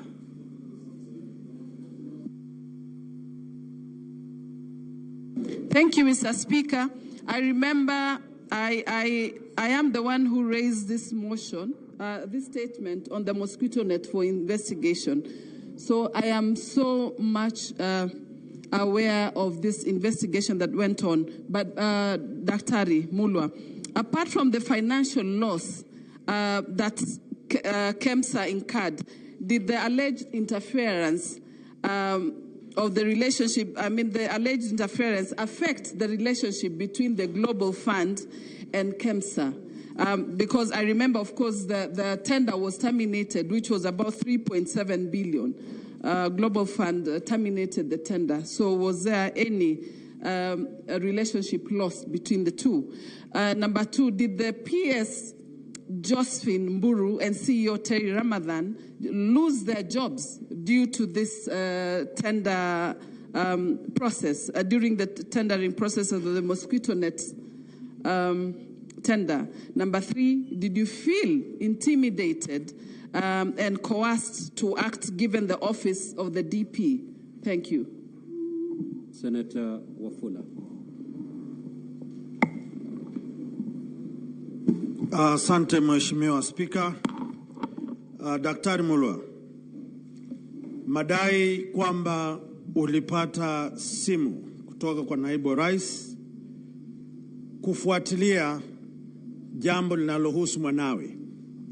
Wewe kama mtumishi wa umma, unapopata simu kutoka kwa kiongozi wako wa kitaifa akifuata yale yanayohusu mwanawe, unaona ni vema kutekeleza jinsi anavyotaka ama kufuata katiba ili kutetea yeyote aliyeomba nafasi ya kufanya kazi? Asante sana Mheshimiwa Spika. Senator Munyihaji.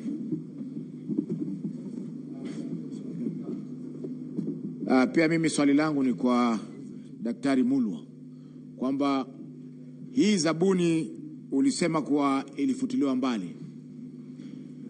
Je, wakati ilipofutiliwa mbali kuna hasara yoyote ilitokea kwa serikali ama kwa KEMSA kutokana na kufutiliwa mbali kwa zabuni hiyo? Pili ni kuwa wewe kama mkurugenzi wa KEMSA ulichukua hatua gani ulipopata simu ama ulipopata maelezo kutoka kwa naibu wa rais kwamba hiyo tenda ama hiyo zabuni ipewe mtu fulani? Asante. Senator Muma. Thank you, Honorable Speaker. Dr. Mulwa, I have two related questions to you. One, is the return of bid boards part of the procurement process? And if it is part of the procurement process, would you say that a call from the Deputy, His Excellency Deputy President, on this issue amounts to interfering with the procurement process? Thank you. Senator Mariam.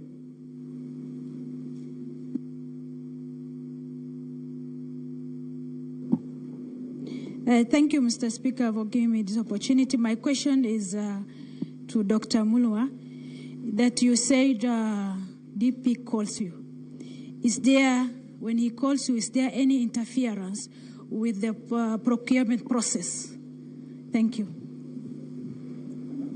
Witness, you may now proceed to make the clarifications as sought by the honorable senators. You have 10 minutes to do that. Thank you very much, Mr. Speaker, sir, and honorable senators. I will try to answer the questions that have been put forth on the matter of the procurement of the long-lasting mosquito nets by the various senators. Mr. Speaker, sir, the Senator for Narok asked me to give a chronology of what happened so that I may be able to bring out the issue of the pressure that I got from His Excellency the Deputy President and and alluded to the letters that I have submitted in regard to the tenders. Indeed, Mr. Speaker, sir, on around the end of April, the Global Fund wrote to the Kenya Global Fund Management Office, communicating a pre-award review decision to terminate the procurement of the 3.7 billion mosquito net tenders. Mr. Speaker, sir, this was after the procurement had been done earlier on in February by KEMSA, and it's a usual procedure during the procurement under the Global Fund,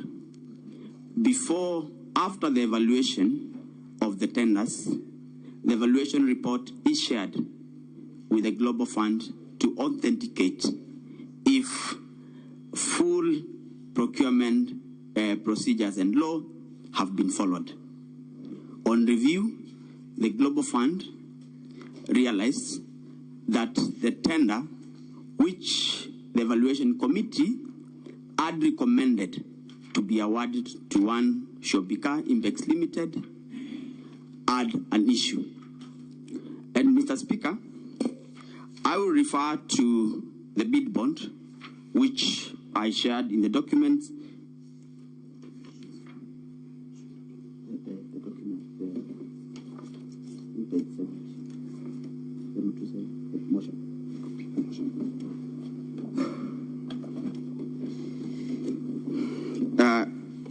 In the motion, I think it's page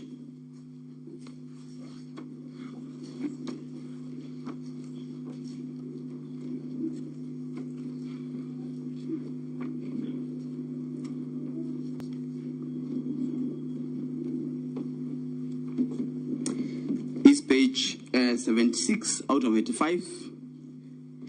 Mr. Speaker and honorable senators, if you look at the bid bond that I'm referring to, the bid bond down there has a stamp of the 21st of February 2023, having been received by one Monica at 9:37 a.m. Mr. Speaker, sir, this tender was running at the time this bid bond is being received. The tender was supposed to close on the 10th of March, but the earlier closure, this bid bond, did not come as part of the tender document. Usually, bid bonds are annexures to the tender document, and therefore, this bid bond came as an ordinary mail. Further, if you look on top of that page, it's written PD, which is Procurement Department, FY&F for your next necessary action, and I can confirm the signature for the CEO who was there before me on the 23rd of February while the tender was opening. In other words, Mr. Speaker, sir, this bid bond already had issues even before the tender closed and was opened, and therefore the bid bond was submitted outside the tender document, which is already an irregularity in the procurement. Mr. Speaker, after the cancellation of these tenders, the Global Fund, this issue became brought an outcry, and as a result, a principal secretary, the CEO, and officials from the Ministry of Health and KEMSA were suspended as a result. The PS was actually dismissed. Mr. Speaker, sir, an investigation was instituted by the Public Procurement Regulatory Authority, the EACC, both houses of Parliament, both the National Assembly and the Senate, investigation onto the procurement anomalies. Mr. Speaker, one company wrote to us around June 12th or thereabout, asking for return of the bid bond. This company was Shobika, and we were able to, we did not have the document because EACC and other investigating agencies had taken the original documents. And therefore, we wrote back and informed them of the state. And when July came, I think the investigations were happening, officers were recording statements, and that is when I got a call from the Deputy President asking me to surrender the bid bond to Dr. Rigathi Kino. On the same day, because I called EACC, I informed them that, and for the record, Honorable Speaker, I had never received a call from anyone above my cabinet secretary. This was the first time I received a call from a sitting deputy president and requesting for documents that were under investigations. Mr. Speaker, in my 15 years of public service, I had never been asked to do that. And therefore, I felt coerced, and I had to leave the business that I had for the day, go to EACC, follow up the bid bond so that I am able to retrieve it. I was actually able to write a letter to them and follow it up because I had written a letter earlier, and I followed up and sat there for 5 hours for them to discharge the bid bond. And on the same date, I wrote a letter and called for them to collect the bid bond. I think, Mr. Speaker, that explains the conversation and the pressure that I felt as an officer serving in public service. I have explained that the company that had been awarded this tender through the technical evaluation was Shobika Impex, whose local agent, sole agent, is Crystal Limited. Mr. Speaker, sir,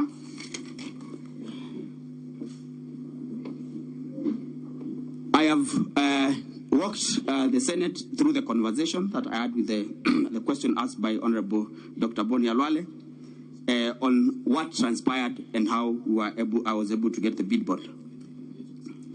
Yes, beyond the financial loss, Mr. Speaker, the nets that we were supposed to buy 14 million nets under KEMSA procurement.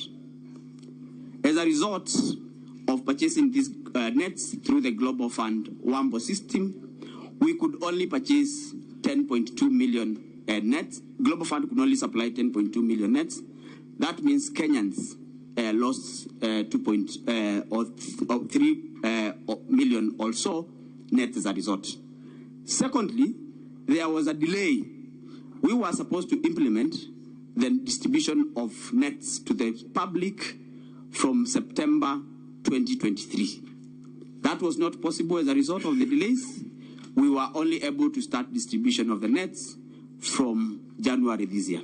In effect, there was a loss in terms of money, there was a loss in terms of number of nets, and 3, there was a loss in terms of citizens did not enjoy the protection that they would have gotten from the nets in the time that had been envisaged. Indeed, I can confirm, and I've already mentioned, that PS Josephine was dismissed, and acting CEO and other officers were also suspended. About following the law, when I got the call, Honorable Speaker and Senators, I was able to, consult the investigating authorities, and through correspondence, I was able to get the documents as per the law. And therefore, I did not in any way go out of the law as a result. Is the return of bid bond? Mr. Speaker, I'm told my time is up. Can I wind up? The remaining queries. Thank you, sir.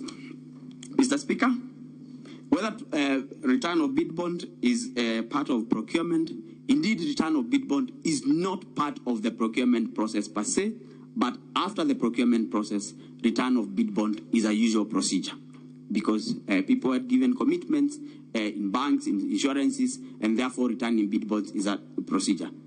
The extraordinary circumstance in this matter is one, the bid bond that had been submitted was not part of the tender document per se, and number two, this was a matter that was under investigation. And therefore, for the Deputy President to push for the bid bond to be returned, it means that it was pushing for interference of an investigation that was already ongoing. I already gave account that I had to personally go to EACC to get the document. Mr. Speaker, I submit. Thank you. There's some clarifications that are sought from Counsel Macharia.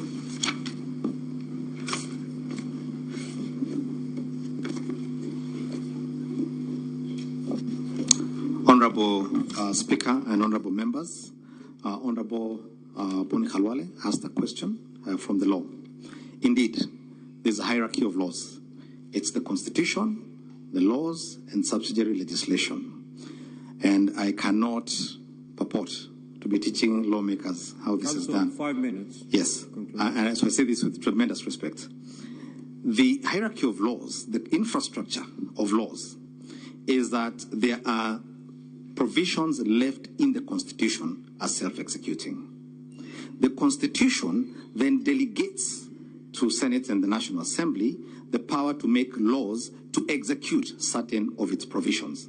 And to that extent, that statute carries constitutional authority because it is made pursuant to a constitutional provision. And that would be the case with the Political Parties Act. At Article 91 and Article 92, the Constitution prescribes what political parties and the regulation of political parties and coalitions must contain and must do. If a statute is unconstitutional, then the High Court, as it has done many times, then strikes down that statute as unconstitutional. The Political Parties Act, as currently framed, and the basis upon which these coalition agreements were drawn and registered, and a government formed on the basis of those agreements, have not been found to be unconstitutional. So we're not saying that any wrong was done. We're in fact saying everything was done in accordance with the Constitution and the law. That's number one. Number two, when His Excellency the Deputy President stands to make his response before you, amongst the things he'll be showing you in great detail with documentation and with videos is the lengths to which not only he, but his ultimate appointing authority, his boss, the President, and the entire government went to ensure that the development was spread across the country. And I think, as I demonstrated a few minutes ago here, the contracts themselves indicated that there would be need for flexibility to ensure that you're within the Constitution. That did not derogate from the requirement by the parties to implement and to obey and to ensure the contracts were implemented. So they were done constitutionally. And then finally, again, I think I keep emphasizing, they talked about government, they didn't talk about tribes, they didn't talk about regions, and they ensured that the constitutional requirements, as I think Senator Ediwiti had asked me, at Article 91 and 232 were complied with. Thank you very much. Counsel for the National Assembly. There is a clarification sought by Senator Kavindu. If you may proceed to clarify, then we close and move to the third witness. Thank you very much, Mr. Speaker. The first question was whether there is any law preventing the Deputy President from intervening when they see any failures in the National Intelligence Service.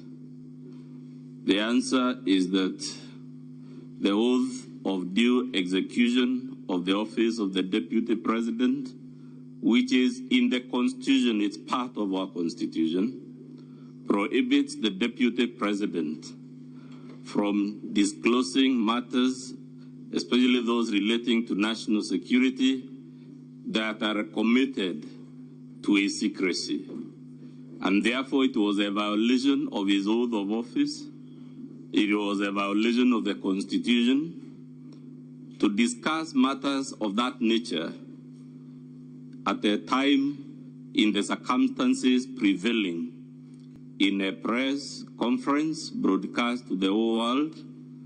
There is a constitutional forum to raise those issues. And indeed, the Deputy President, I want to believe very many other officers, even ordinary citizens can write to that National Security Council if they have genuine grievances about its operations or its personnel or its capabilities and performance.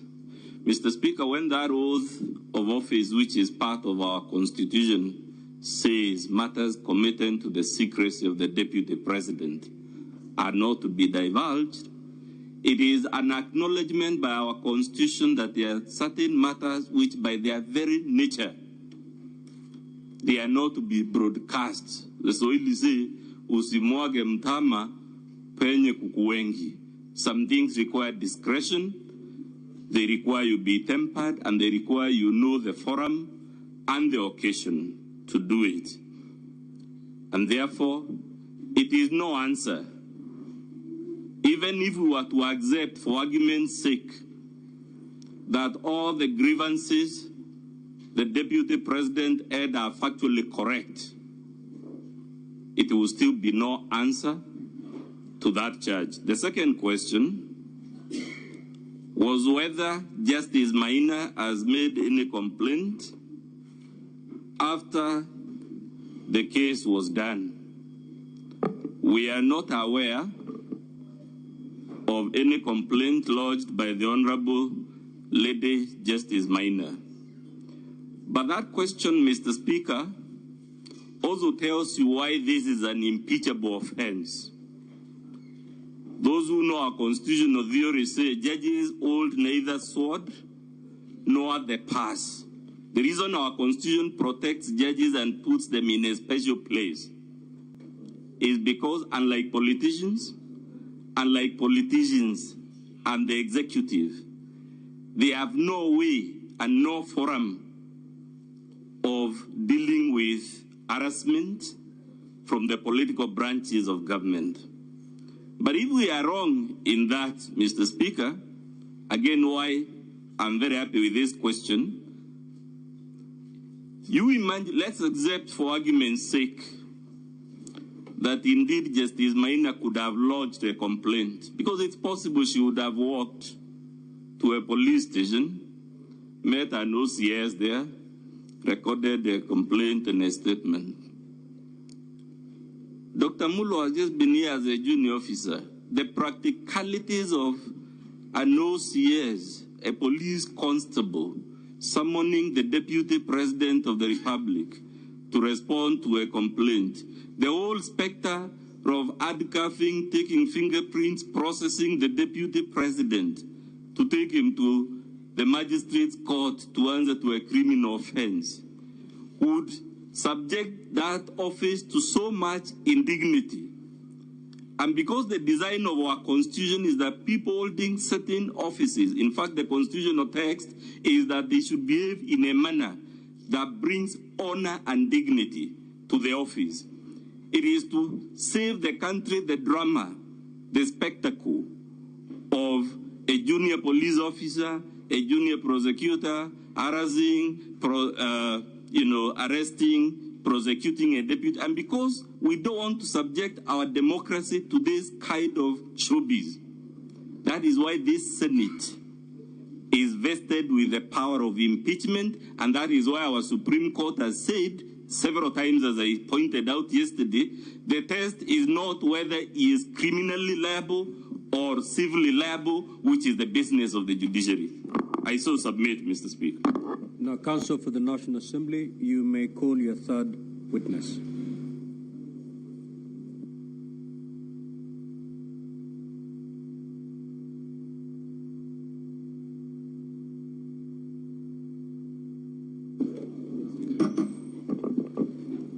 Honorable Speaker, distinguished senators, my name is Moses Kipkogei.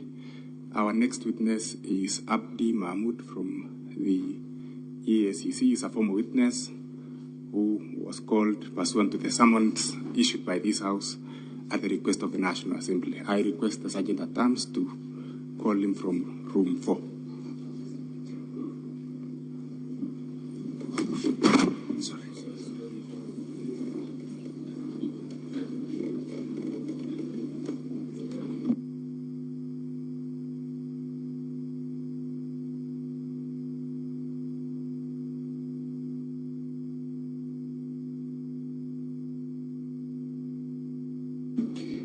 Mr. Speaker, may I just raise a concern? It is true that this witness was called pursuant to a summons of the Senate, but normally a witness is called to produce a particular document or to produce a particular item. As we stand now, none of us knows what this witness is coming to produce, so we can't even pull it out from these massive documents. We want it to go on record that this is trial by ambush. We will know for the first time what this witness has come here to do when he begins speaking. I just want that to go on record, but before he starts, I want Counsel to tell us what documents this witness wants to rely on, so that against all the unfairness we have witnessed, at least we can have some semblance of looking at it. Thank you, Mr. Speaker. Counsel for the National Assembly, what say you? Mr. Speaker, the documents to be identified by the witness are contained in Volume 8A of our bundle. Calling the witness, please.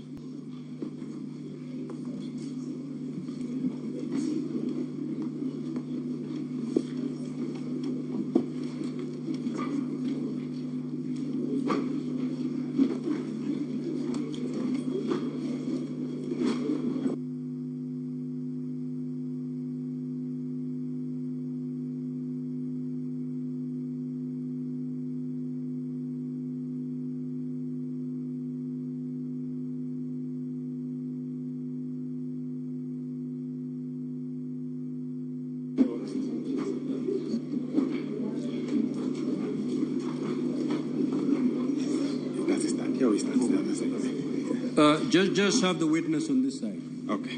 Where the others took the oath.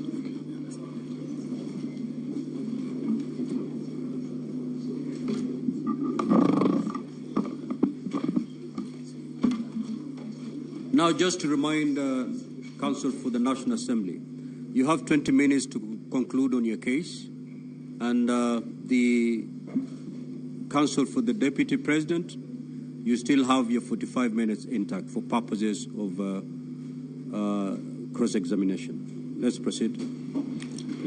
Thank you, Mr. Speaker. I intend to use 15 minutes to take the witness in chief and reserve 5 minutes for any re-exam.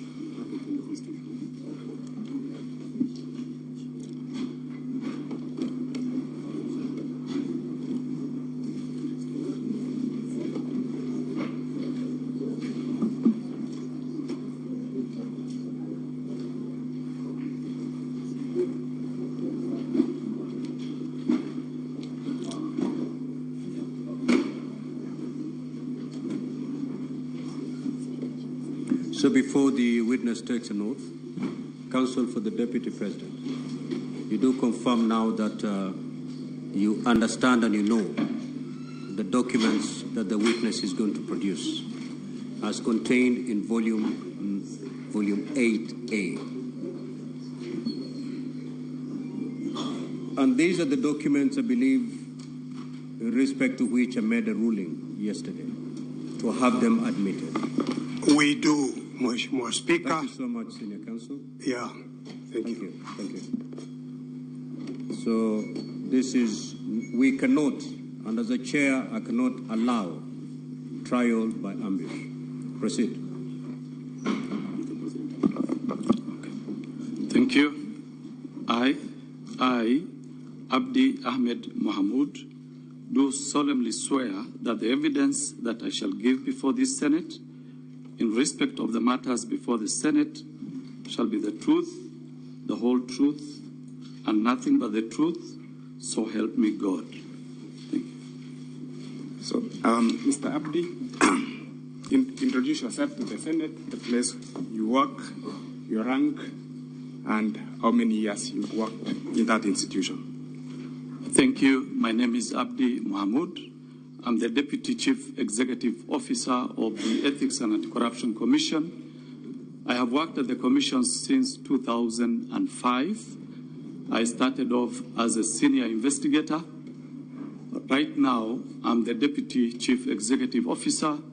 My main responsibilities are to assist the Chief Executive Officer of the Commission in the day-to-day running of the Commission, among others. Another key role and responsibility that I hold at the Commission is that I chair the Commission Management Committee on Investigation Evaluation. Basically, I have been an investigator since 2005 when I joined the Commission.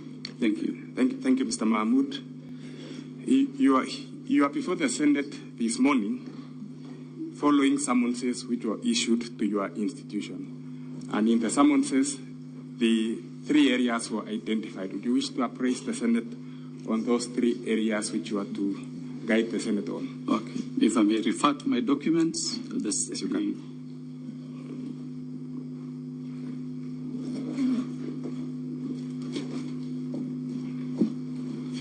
Thank you. So there are 3 areas that I was requested to comment on. The first one is an investigation that the Commission conducted on a procurement on the supply of long-lasting insecticide nets at the Kenya Medical Supplies Agency, KEMSA. The second issue that I was to comment on is the declaration of gifts and donations received by His Excellency Rigathi Gachagua, the Deputy President, during his tenure of the office to date, pursuant to Section 14(5) of the Leadership and Integrity Act. The third issue that I was to comment on is the declaration of conflict of interest made to the Ethics and Anti-Corruption Commission by His Excellency Rigathi Gachagua, the Deputy President of the Republic of Kenya, to date. So we'll go to the first question, or the first issue, which you are asked to address yourself to. And I wish to refer the witness, Honorable Speaker, to our bundle 8 of our documents.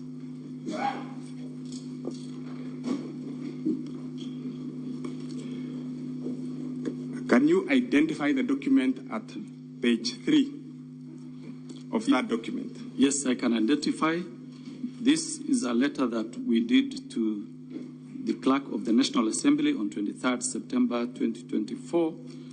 It was responding to a letter that we received from the National Assembly requesting us to furnish the National Assembly with information on the investigation that we conducted on the long-lasting insecticide nets, and to indicate in our responses any outcome or status of the investigation that we did conduct. So your letter in that volume relates to procurement of certain items at KEMSA. Am I correct? You are correct. You've appraised the Senate, the National Assembly in that letter. Would you appraise the Senate on its contents? The content is the procurement of long-lasting insecticides by KEMSA. This was in the year 2023, and the Commission, in its functions, either it conducts investigation on its own motion or at the instigation of other parties.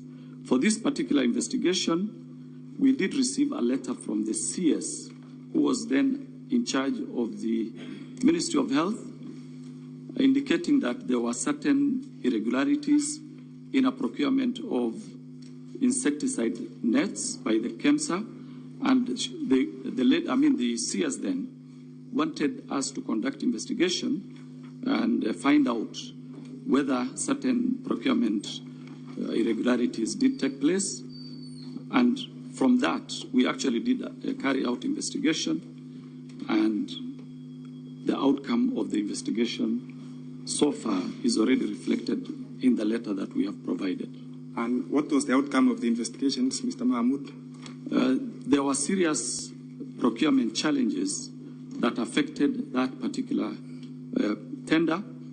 The major one was change of specifications to suit a company called Shobika Impex Limited, which was which had a local agent by the name Crystal Kenya Limited that had the sole responsibility, or rather the sole function, to provide certain chemicals, certain mosquitoes that had certain chemicals. So basically what the investigation concluded is that there are two types of chemicals that were used on these particular nets. If I may read one of them, one is called Synergist Piperolin Butoxide, PBO, long-lasting insecticides nets, while the other one is pyrethroid, long-lasting insecticide nets. So this company had the sole distribution rights on this particular chemical called PPO, and in totality, from the investigation, we realized that the PS at that particular time did write to the CEO of KEMSA, instigating, or rather compelling the CEO of KEMSA to change the specifications so that it can fit the chemical that was to be provided by Shobika Impex Limited, whose local agent was Crystal Kenya Limited. Basically, that was the starting point. The other problem was that there was, when the tender was to close on 23rd, the company, this is Shobika Impex Limited, at that particular time wanted to have a bid bond introduced into the documents, into the tender documents.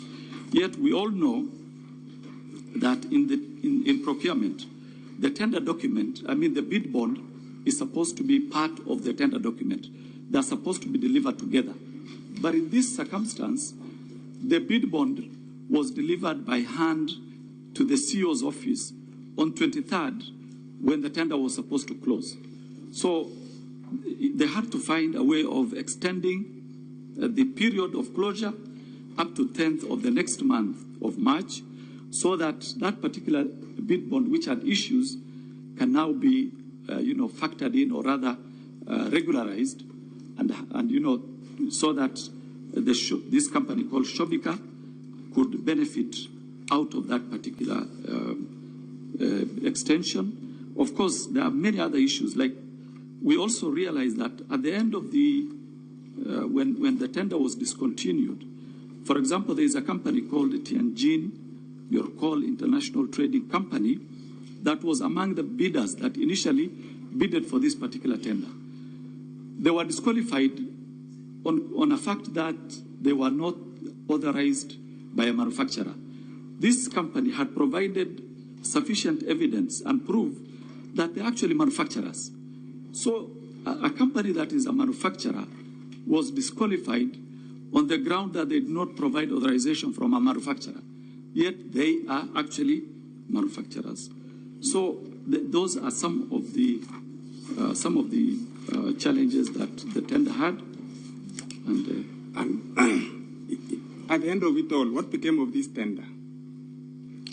At the end of what happened is, after the technical committee of the KEMSA did recommend Shobika to be awarded the tender, because this tender was actually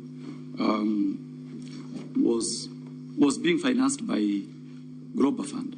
So the agreement was after the Tender Evaluation Committee's report is done, that report is to be handed over to Global Fund, the financiers.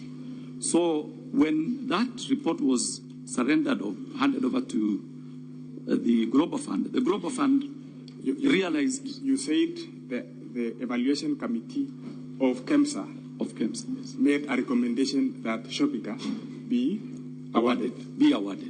That was the finding. That was the finding of KEMSA. That was the recommendation by the technical committee. What happened next?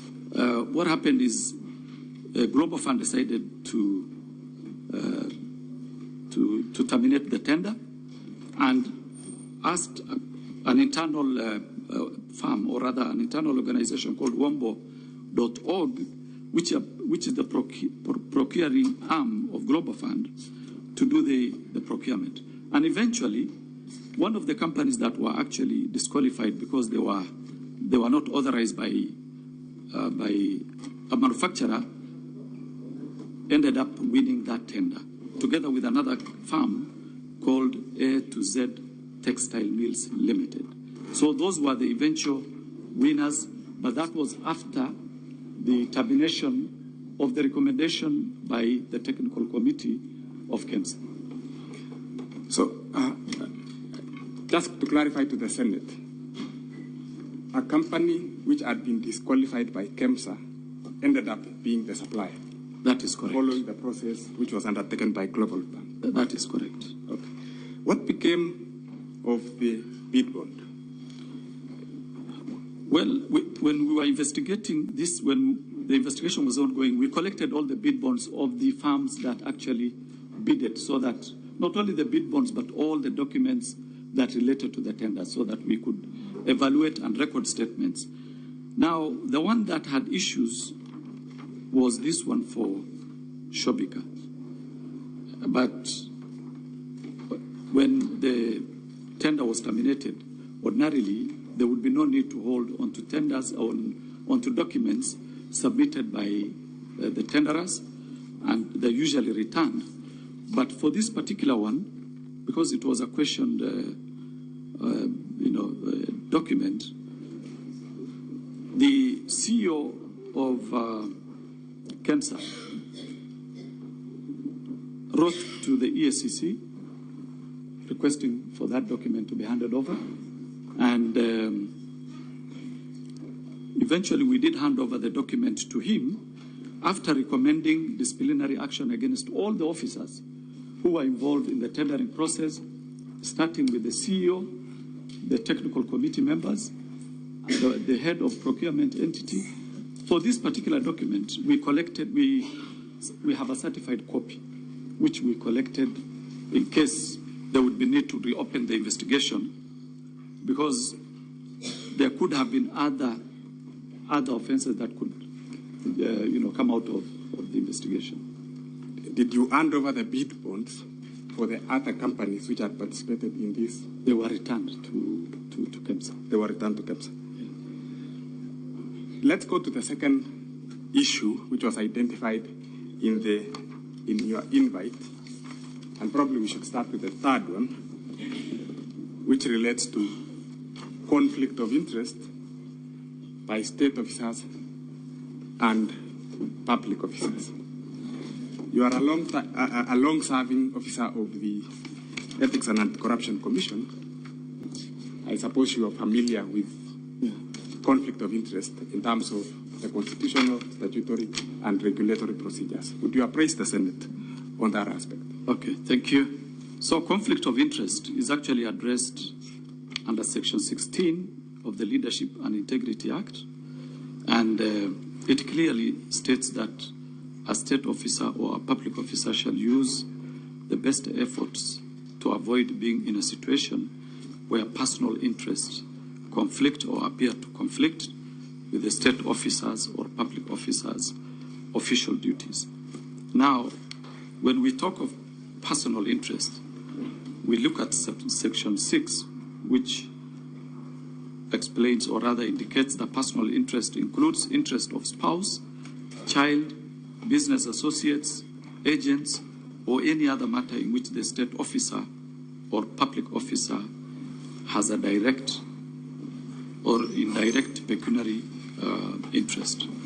Basically, in practice, what happens is we also have the regulation, which is the subsidiary law of that particular act. If we look at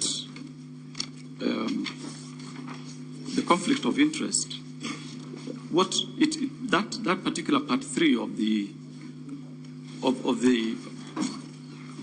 the leadership and integrity regulations clearly specifies how conflict of interest are supposed to be dealt with by public officers. And in summary, how are state officers to deal with questions of conflict?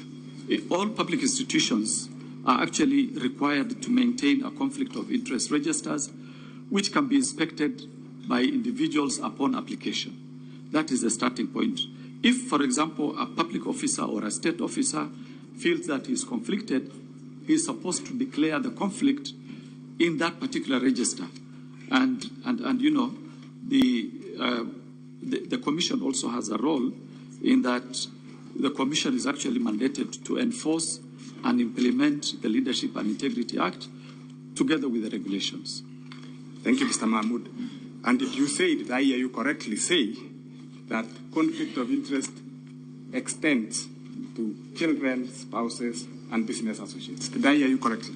That is correct. That is subsection 6, section 16. Let's go to the third issue in view of time, which is in relation to gifts. Okay, gifts. If you look at section 14 of the Leadership and Integrity Act, together with section 5 of the regulations of the same act, it is clearly indicated that gifts received by a public officer is a donation to the state. That is what regulation 5 indicates. If you go down there, you'll also see that a state officer or public officer who receives a gift whose value exceeds 20,000 Kenya shillings shall, within 48 hours of reporting to the office, surrender it to the public entity in which the officer is employed. It also goes further in subsection 4 to indicate that a state officer or a public officer who receives a gift in terms of this regulation shall, irrespective of the monetary value of the gift, declare the gift received to public entity which the public officer represents. Finally, all gifts are supposed to be declared regardless of its monetary value. Yeah, maybe, yes, that is correct. But what I maybe should have mentioned is that public officers and state officers are barred to receive any monetary gift.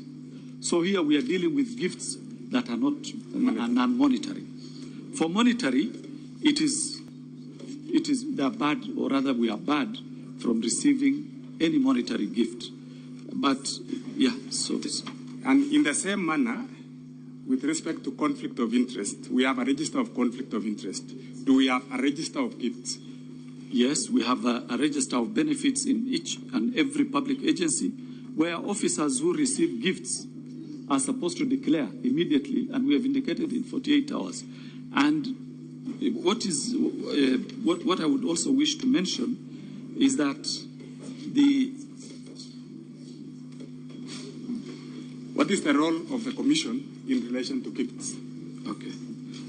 Yeah, now if you look at subsection 9 of the regulations, you will see that a public entity shall, at the close of every financial year, furnish the Commission with a report specifying, and all the gifts, any gift the entity intends to dispose of, all that. And then subsection 3, of course, talks about report.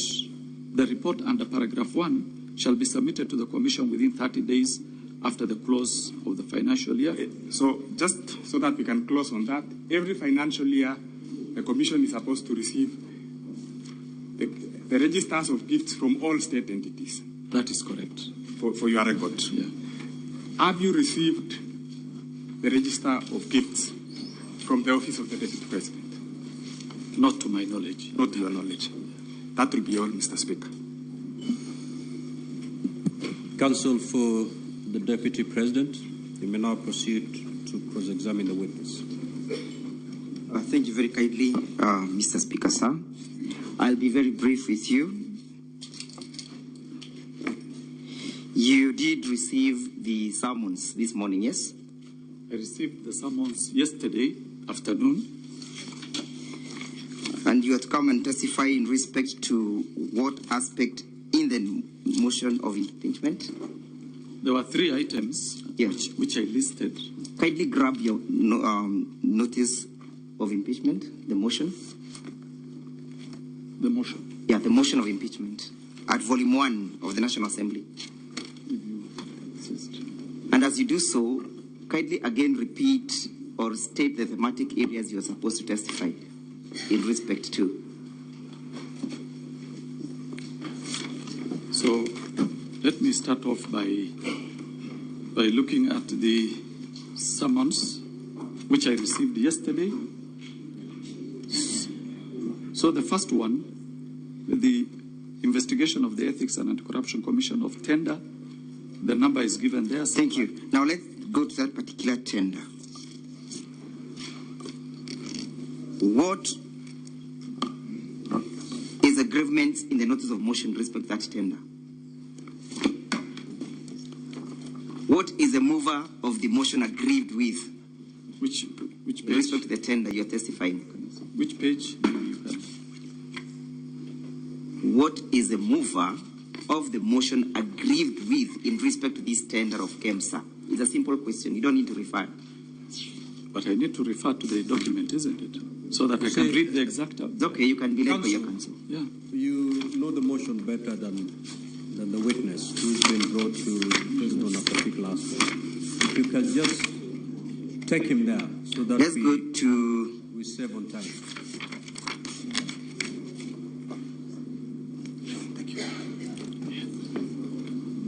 Just tell me the page, I'll be able to... Your page 24? Page 24. Yes. Page 24.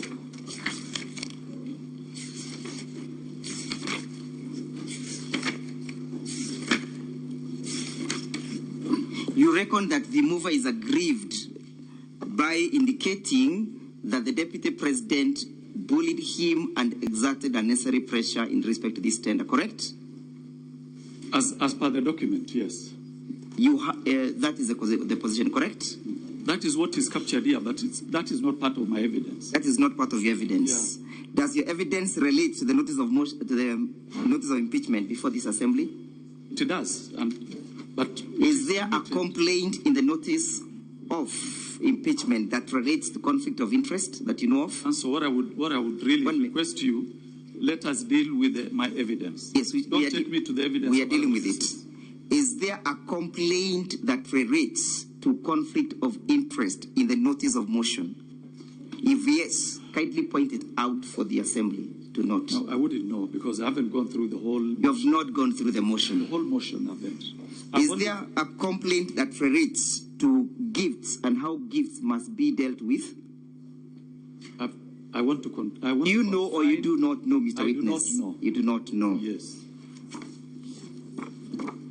Now, in respect to this tender, are you aware that this Senate sat and conducted an independent investigation in that respect? I'm not even aware. Are you aware? I'm only aware of the investigation EACC conducted. Yeah. So in respect to this motion that is before the Assembly, what investigation did you conduct that relates to the gift in this Assembly? I was requested to talk about... We are talking about the notice of impeachment before the Assembly, Mr. Witness. I'm referring to the summons that I was given by this House. And your summons must relate to the proceedings, correct? I'm not the originator of the summons. How would I know how it relates? I will confine myself to the summons. And there are 3 issues I was to address. One of them is gifts. How many companies bidded in that particular process? I think there were about 17. There were about 17? Yes. Did all the bids pass? Pass in terms of award? Yes. Finally, the award was given to 2 companies. Yes. Which companies were they? Let me get the names.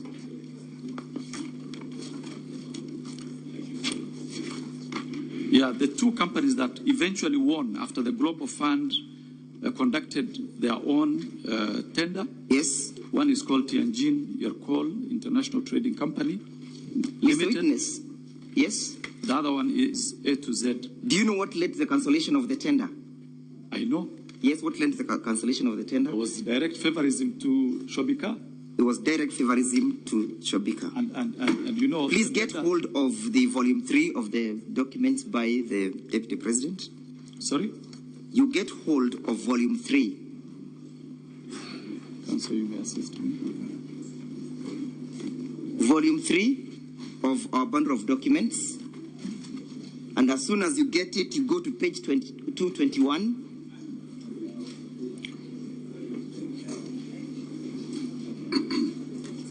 Volume 3, page 221, Mr. Witness. Just a minute. And as soon as you grab it, you go to paragraph 100. Which page? Page 221. 221. Paragraph 100. Volume 3. 221. Just 1 minute.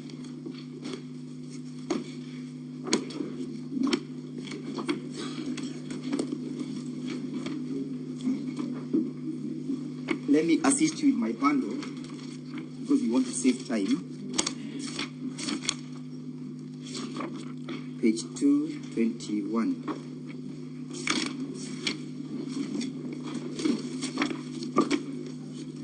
Which paragraph? Paragraph 100.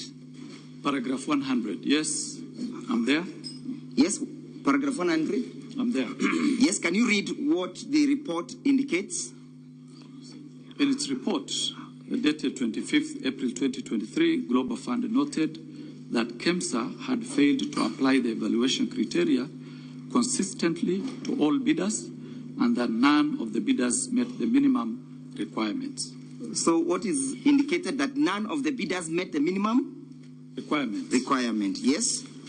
Let's go to page 221, 222. Now, 222. At paragraph 106. 222. And again, read it loudly. Notwithstanding KEMSA's reservations, in a letter dated 4th May 2023, the Acting Director of Procurement recommended termination of the process. The CEO approved, and on 5th May 2023, the termination was communicated. What was terminated? The process. The process of bidding, correct? Yes. Why was it terminated? Now, paragraph 100, Mr. Witness, no, paragraph Counsel, 100. Counsel, look. You know, I am cross-examining you. I will only deal with my evidence. I will not deal with the evidence of other institutions. The Senate is an independent institution. The EACC that we know conducted its own investigation. Please ask me questions related to the investigation. Now, after making your statement, please read the reason why the termination was actuated at paragraph 100. If you want me just to read for the sake of it, but I'm not owning this evidence. I'm only owning the evidence by EACC. I didn't ask you to own it. Witness, the counsel is asking you to read a certain paragraph. Okay. Just read it. Guided. Yes? Which paragraph? I have asked you to read paragraph 106, correct? Yes. About the terminations, correct? Yes. And I've asked you to state for the Assembly the reasons why the terminations is being recommended, correct? Yes. And I've told you that that answer, you'll find it at page 221, paragraph 100, correct? Correct. And that the bidding was terminated because the bids failed to meet the minimal requirements, correct? Correct. And therefore, the cancellation was not as a result of your alleged favorism, correct? That is not my evidence. My evidence is... Yes, I know. It was clear favorism. Clear favorism. Yeah. Look at paragraph 226. Page 226. 226. I'm there. Yes. Look at paragraph 136. I'm there. Yeah. Read paragraph 136. In late April 2023, he learned from the Global Fund. Who is this learning from Global Funds? Oh, you just took me there. Yeah, look at paragraph 225 so that you can get to know who is learning. 235 or 2? Yeah, 225. 225. That is the evidence by one Dr. Andrew Mulwa, Acting CEO, KEMSA, correct? Now, 225, 125 review. 225. Up here. Which paragraph? Up here. Yeah, submissions by Dr. Andrew Mulwa, yes, CEO. So what is he saying now at paragraph 136? 136. In April 2023, he learned from Global Fund pre-award review report that the long-lasting insecticide nets tender was to be cancelled on account of inconsistencies in the bid evaluation. Yes? Yes. So why was it cancelled? The issue would be who caused the bid. No, it's not who caused. We are looking at the report. What does it indicate at that paragraph, the issues of the cancellation? Paragraph 136? Yes. On account of inconsistencies. It speaks to the fact that the bid or the tender was cancelled, correct? It does, yes. And it speaks to the reason that it was cancelled on the basis or on the reason of inconsistency, correct? Correct. And therefore your testimony that was a result of favorism does not sit well with the evidence contained at paragraph 136 of the bundle, correct? This, my evidence. No, I just want you to limit yourself to that paragraph vis-a-vis what you stated. That the reason for the cancellation was the inconsistency, Mr. Witness, yes? Inconsistencies, yes. But thank you. Let's go on. How is the inconsistency? Let us go to that one. You shall explain in another forum, not here. Yeah. Let's go to paragraph 230, page 230. Page 230? Yes. Which paragraph? 230. Which paragraph?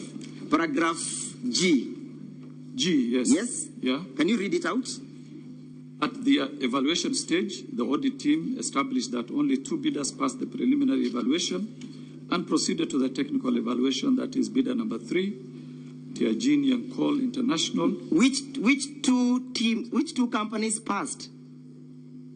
As per this one, Tianjin Call, yes. International, yes. Bidder number 7, yes. Premier Movers Limited, contrary to evaluation committee. Is Shobika part of those bidders? No, it's not. It's not. Yeah. Look at page 231 again, paragraph J. 231. Page 231, paragraph J. Paragraph J, yes. Yes. Read J. The termination of the tender complied with Section 62 of the Act and Global Fund guidelines. So the termination was lawful, correct? And it complied with the Procurement Act, correct or not correct, Mr. Witness? Correct. Correct. Let us look at page 246. 246. Yes, page 246, paragraph 213. 246. Paragraph 213. 213, yes. Yes, what is the report indicating? Following the cancellation of the tender at KEMSA, TNT placed an order of 10.2 million nets on wombo.org website, and procurement was subsequently done in line with the technical specifications provided by the Ministry of Health. So the nets were eventually procured, correct or not correct? They were eventually procured. And it took the interventions of global funds to procure them, correct? Correct. And that you look at paragraph 215, yes? Yes, I'm there. Read it out.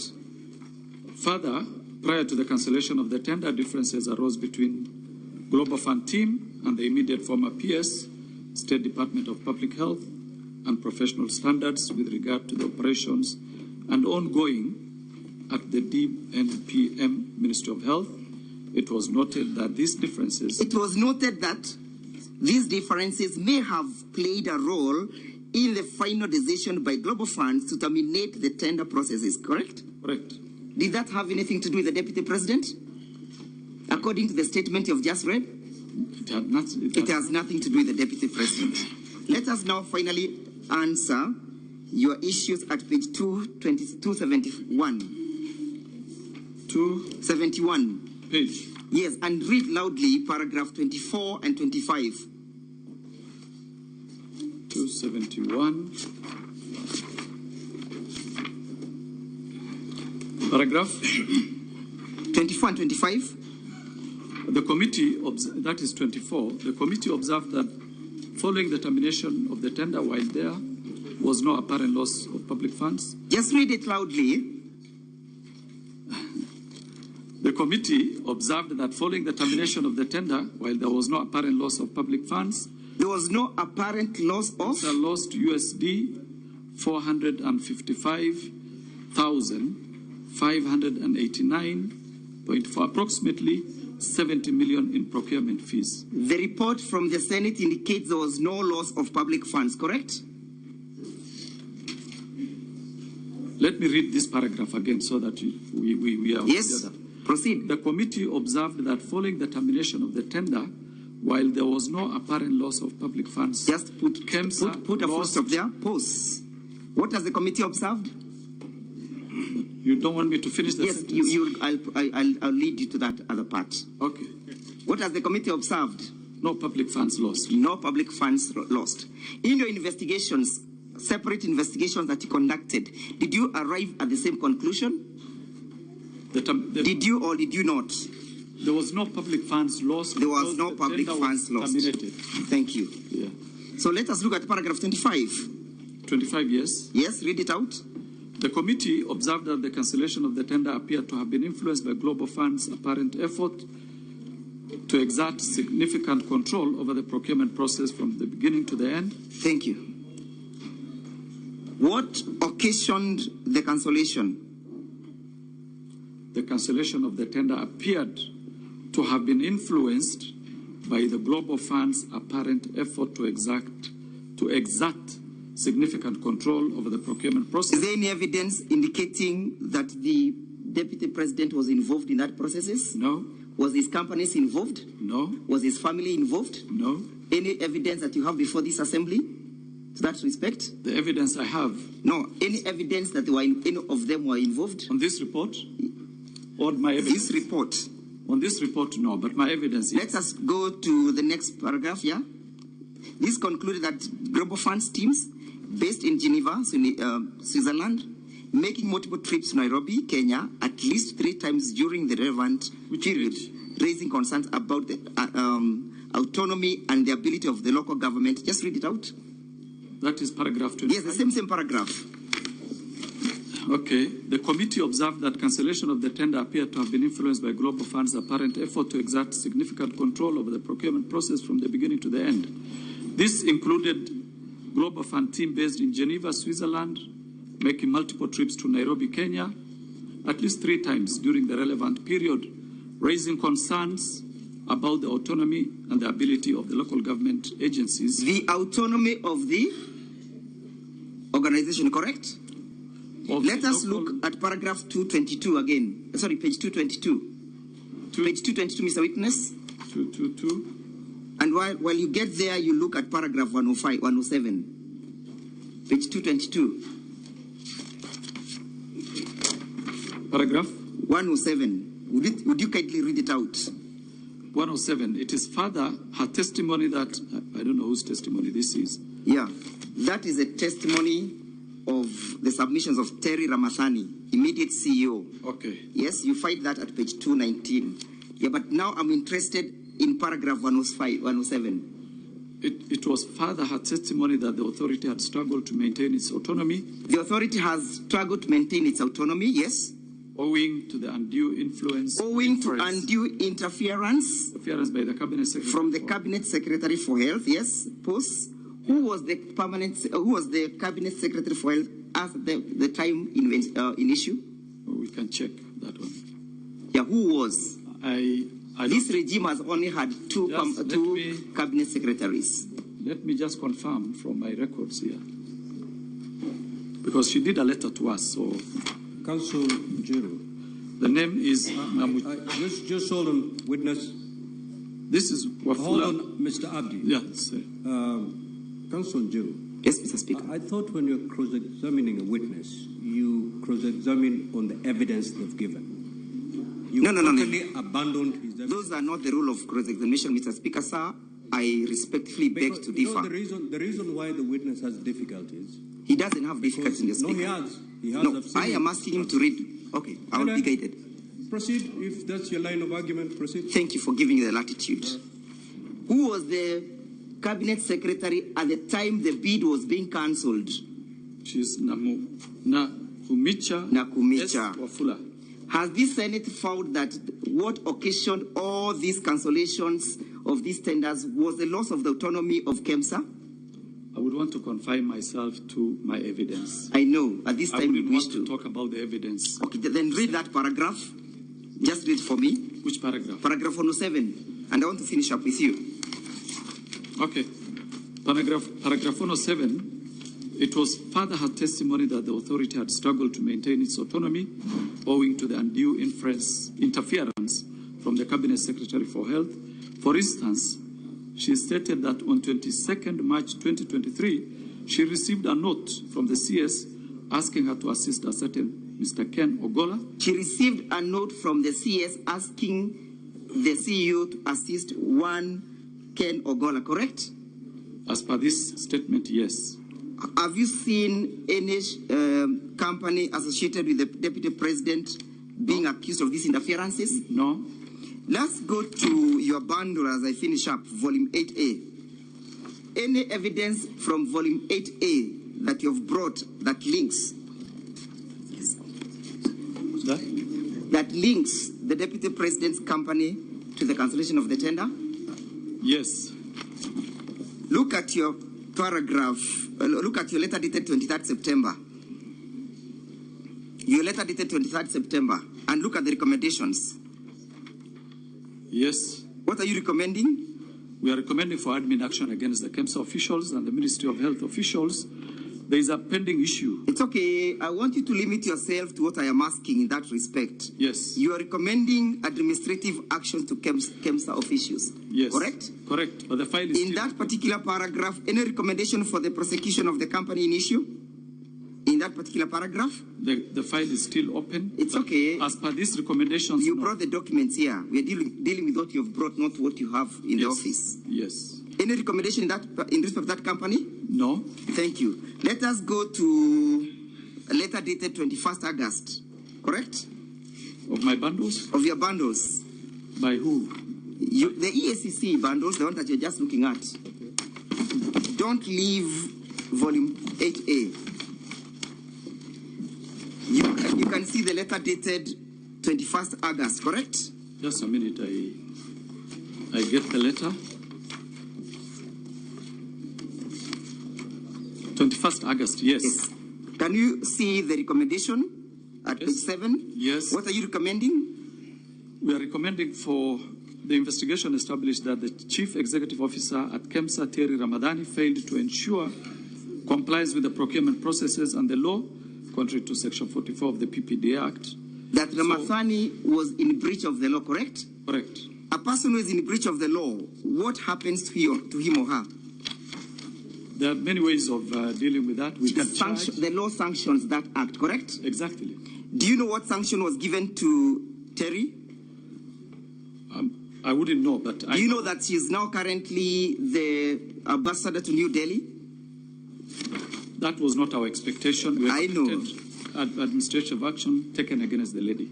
So, did any person, either the Chief Executive Officer, report to you that he has received any intimidation, harassment, bullying from the office of the Deputy President? No. Yeah? No. Did you receive any complaint? Not to EACC.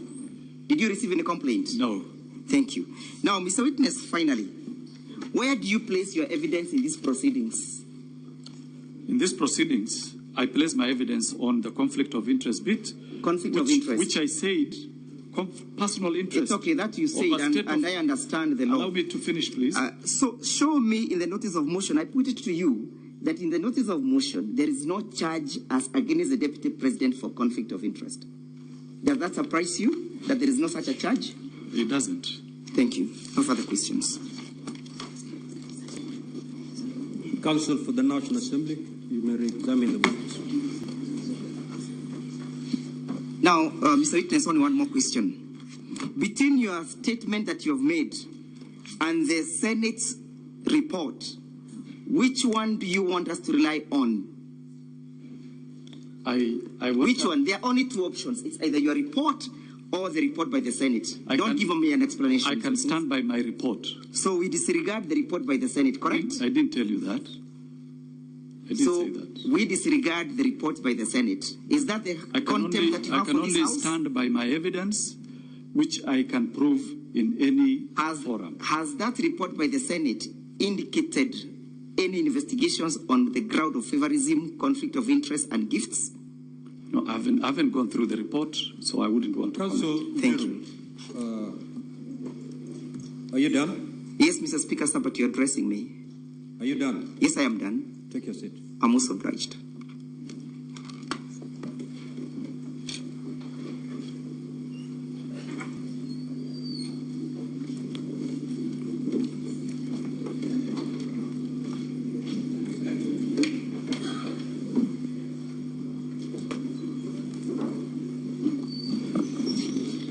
Mr. Speaker, I believe I had around 4 minutes, 5 minutes.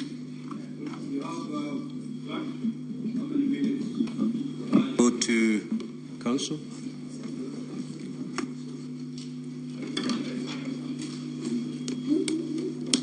Now, I'm afraid, Counsel, your time is up. However, you have 2 hours to cross-examine the Deputy President. That's where you can borrow from. Mr. Speaker, I wish to borrow 10 minutes in respect of this witness. Laura, proceed.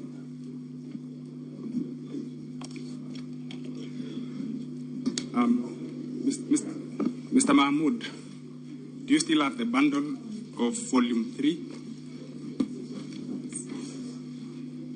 Yes. Do you still have volume 3 from the... It's a bigger volume than that. Yeah? It's a bigger volume. Oh.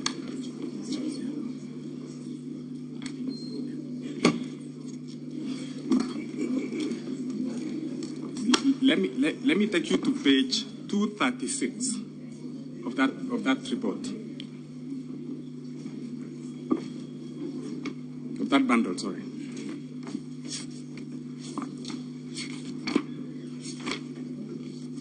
$236. 236. Yes, I'm there. You're there? Yes. Go to paragraph 188 and inform the Senate. I'm there. What the Senate stated in that report, in that paragraph. So 188, at the financial evaluation, the evaluation committee, the following bidders, the evaluation committee, I think there's a word missing, the following bidders for award. Item 001, that is mosquito nets treated, rectangular polythene. Number 1 is Shobika Impex Private Limited. So bidder number 2, Shobika Impex Private Limited, was recommended for award at a price of USD 9 million. Correct.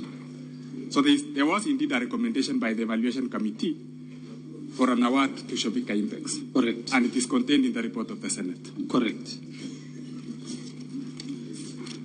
Confirm also that what you've been taken through by my learned friend are the various testimonies of the witnesses who appeared before the Senate. And those testimonies ran from page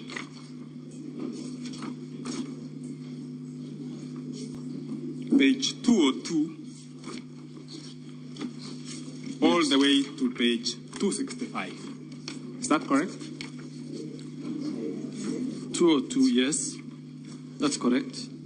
So what Counsel has done is to give you the various contestations by the witnesses who came before the Senate. Is that correct? Correct. What is important is the recommendations and the observations of the Senate, which is contained in pages 266 to 274. Correct. Is that correct? Correct. And allow me to just highlight 3 of the observations which were taken out by the Senate. Look at page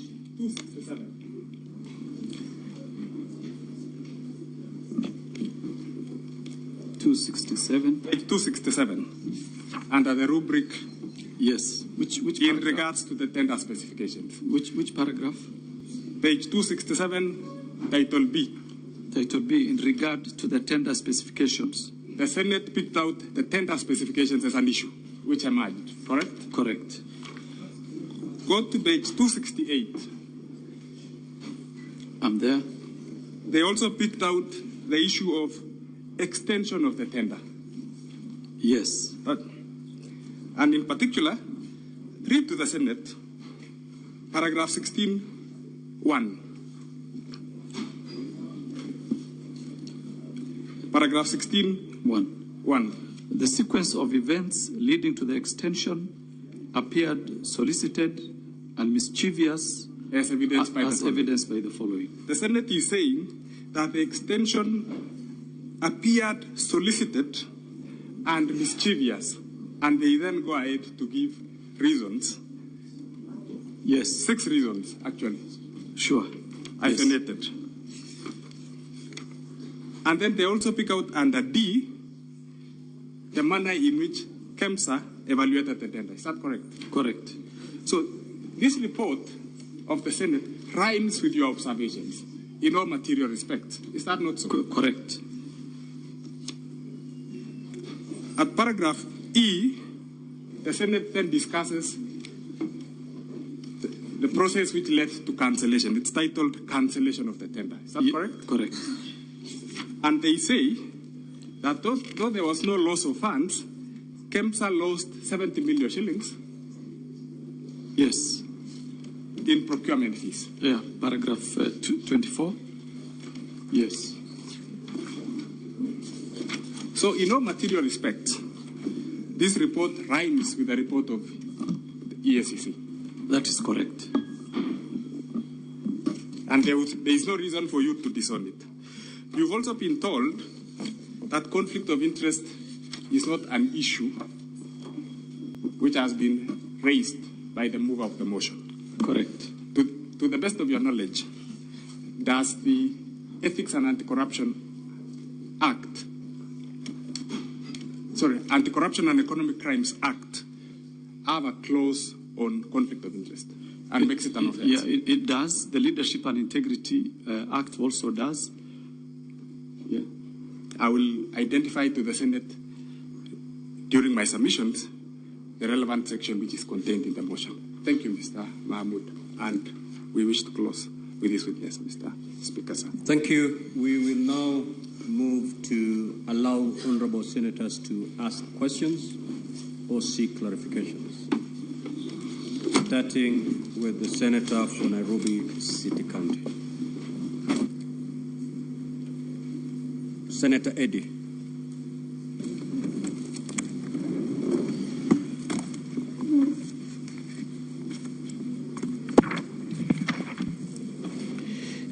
Mr. Speaker, I've got 2 quick clarification questions, one from the witness and then one from the counsel who cross-examined the witness.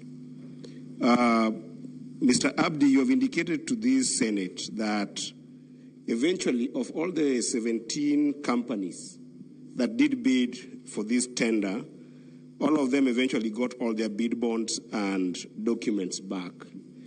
However, the witness that appeared before us, called Mr. Mulwa, indicated that on the 11th of July 2023, he received a phone call from the Deputy President to be able to come and collect the bid bond for Shobika, specifically from EACC.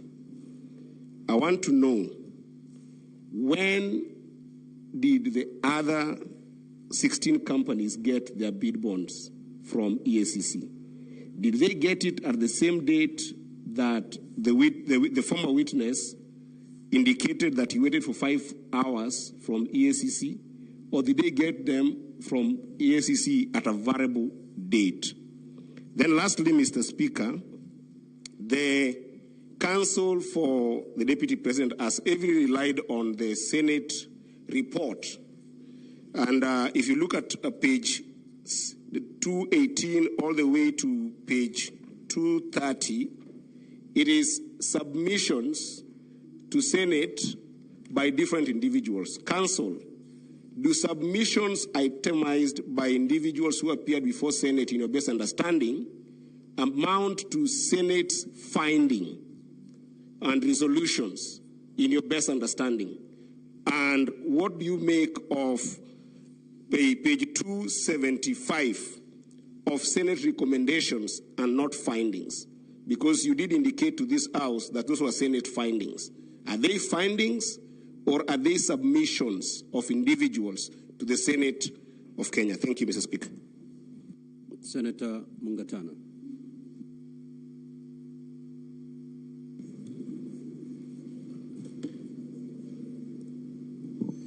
Asante sana Bwana Spika. Swali langu kwa mshahidi. Umeelezea bunge la Senate ya kwamba wafanyikazi wa serikali hawakubaliwi kuchukua pesa kama zawadi. Lakini wafanyikazi wa serikali wanakubaliwa kuchukua zawadi aina nyingine. Na tena ukasema katika EACC kuna orodha ambayo mnaorodhesha kila kitu ambacho kinachukuliwa na mfanyikazi yoyote wa serikali. Tunajua kwamba makamu wa rais amekuwa mbele ya Kenya nzima akasema amepata ng'ombe kutoka kwa marafiki zake wa bonde la Ufa kama zawadi. Mimi nataka kukuuliza na uelezee hii bunge yetu ya Senate. Je, uko na orodha ya yote ya hizo ng'ombe za maziwa ambazo zilipatikana, ambazo anasema aliziorodhesha? Hiyo ndio swali yangu kwako. Asante. Senator Jesang Alan.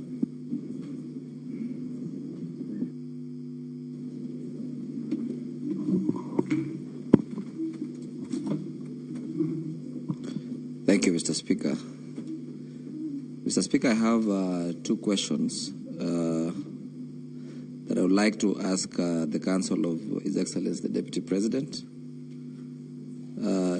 to tell the House why was it the Deputy President calling the CEO of KEMSA asking for a release of the bid bond and not the CEO of Crystal Company, yet he's not an employee or a director of the said company?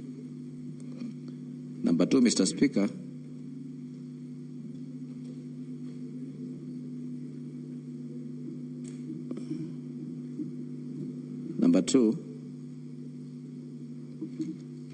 I equally want to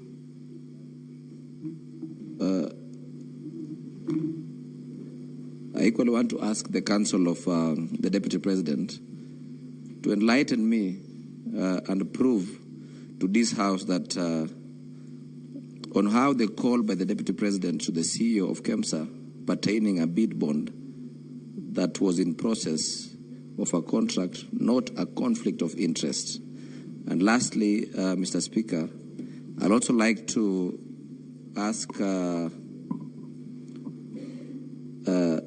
Council if the Deputy President knows that he's not a regional leader, but a national leader.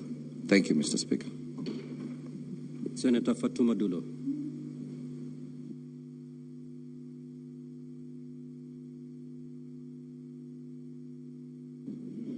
Thank you, Mr. Speaker. My question is to the DP's Counsel. Now, I saw you trying to cross-examine the witness before us on a report of the Senate, which I believe he has not interacted with. And again, the motion that was before the House and also the National Assembly.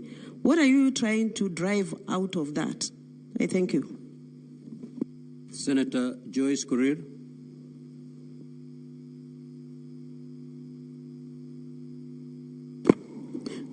Thank you very much, Honorable Speaker. My question is, I wanted to know what informed the extension of time, the change of dates from the extension of time from during the procurement process. Thank you. Senator Karungo.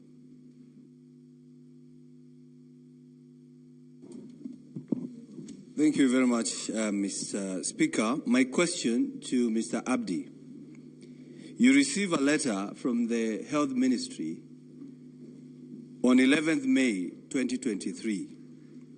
Then in your wisdom, you replied 16 months later, when the CS has even left the office. My question, and that is 5 months after the Senate looks into the issue and comes with a report. Are you part of the conspiracy? Don't answer me, answer your children. Senator Sigei.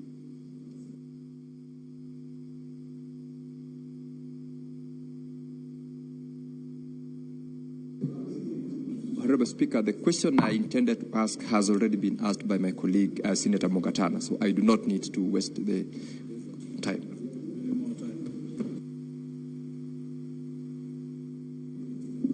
Senator Kibwana.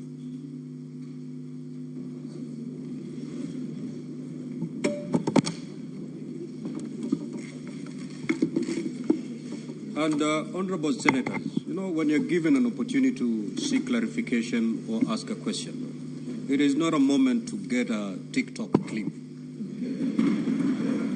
Please, this is a very serious matter. Proceed. Let us not embarrass this House. Proceed, Senator Hamida. Thank you, Mr. Speaker. Mr. Speaker, to Mr. Abdi, I just wanted a clarification whether EACC, when EACC conducts their investigation, are they guided by other investigations? Because through the cross-examination, I think it was vis-a-vis the Parliament investigation. So I think these are two different investigations. So I wanted that clarification, whether you are guided by Parliament, because the Parliament are not experts. That's why we always bring in or loop in EACC to assist us with the investigation. Number two, would you call it a bribe if a gift is not declared, or gifts in a public office? Would you call it a bribe? Just the last one to the Counsel. How do you cross-examine what someone came and said, but not exactly specific findings of the Senate? Because I found it a bit contradicting. Because the resolutions of the Senate is based on committees' observation and recommendations, but not investigations. Thank you. Senator Kathuri.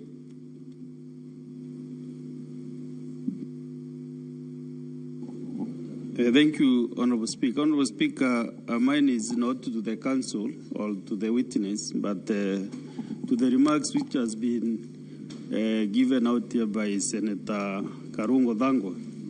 Mr. Speaker, I don't know whether you heard what he said, and I do not associate myself as a senator, honorable senator, with those remarks to a witness appearing before the Senate, that please don't answer me, answer your children.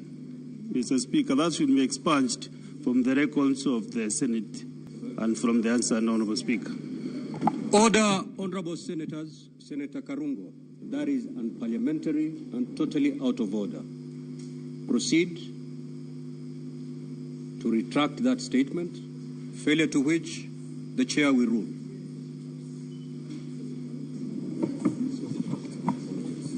Mr. Speaker, as I withdraw, this session is viewed by everybody. At home, our children too. Mr. Speaker. Senator Karungo, I never give you an opportunity to make a speech. Retract or you allow me to make a ruling. Okay, Mr. Speaker, I retract. Take your seat. I withdraw, and please answer me. Take your seat, Senator Karungo, please. Senator Keroche Tabitha.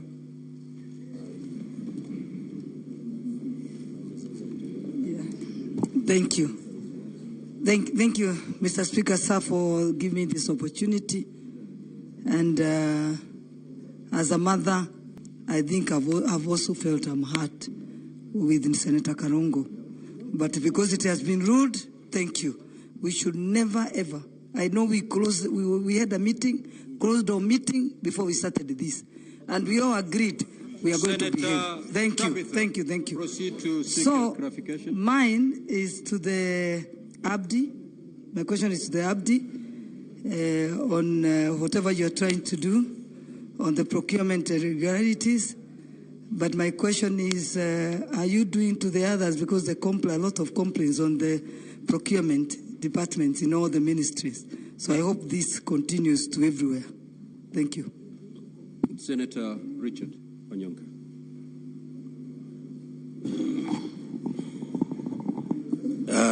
Thank you, Mr. Speaker. I wanted to ask Mr. Abdi this question. In your observation, maybe in just a paragraph, what do you interpret happened about this tender from its inception, in terms of the procurement, in terms of the management of the exercise and the conclusion, as an officer whose responsibility is actually to investigate if there was any breakage of the law, and if necessary, make recommendations to the DPP. What conclusion did you reach when you were analyzing this matter? Thank you, Mr. Speaker. Senator Karen Nyamu.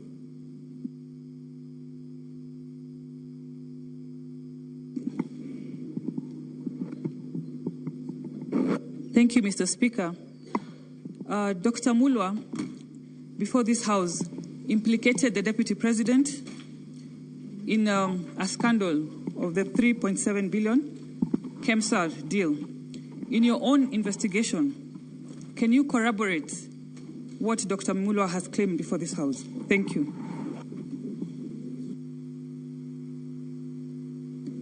Senator Tom Ojenda. Thank you, Speaker. Speaker, my question is different. I want to ask the previous, the advocate who spoke or presented the Kenya Kwanza agreement, my learned friend, to clarify a few issues.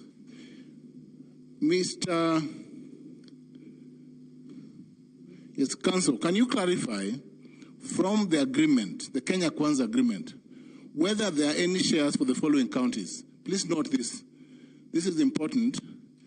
Kisumu County, Siaya County, Migori County, Homa Bay County, Kitui County, Mombasa County, Vihiga County, Mandera County, Marsabit County, Trans Nzoia, West Pokot, Lamu, and Nairobi County. I just want to know whether, and this is important because the legal crinkum crankum, the twist and turns in this is that you will then interpret, Counsel, whether the agreement violates Article 210(2)(b) of the Constitution, inclusivity, diversity, discrimination, and the obligation of the President under Article 131. Lastly, Counsel, please just tell us whether, in your view, the relationship between the Deputy President and the President, because you played the two clips under Kenya Kwanza, has broken down irretrievably. That will help us. Thank you. Senator Essie Okenyere. Thank you, Mr. Speaker. I would wish to seek more information from Mr. Abdi on was it in order for the bid bond document to be released while there was an ongoing investigation? And secondly, did EACC clear Madam Terry Ramadan as the ambassador? Thank you. Senator Enoch Wambua.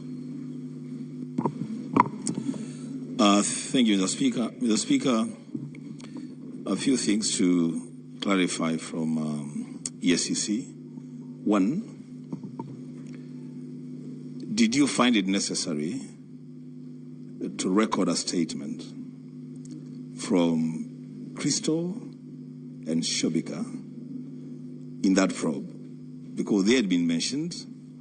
Were they entities of interest in the investigation?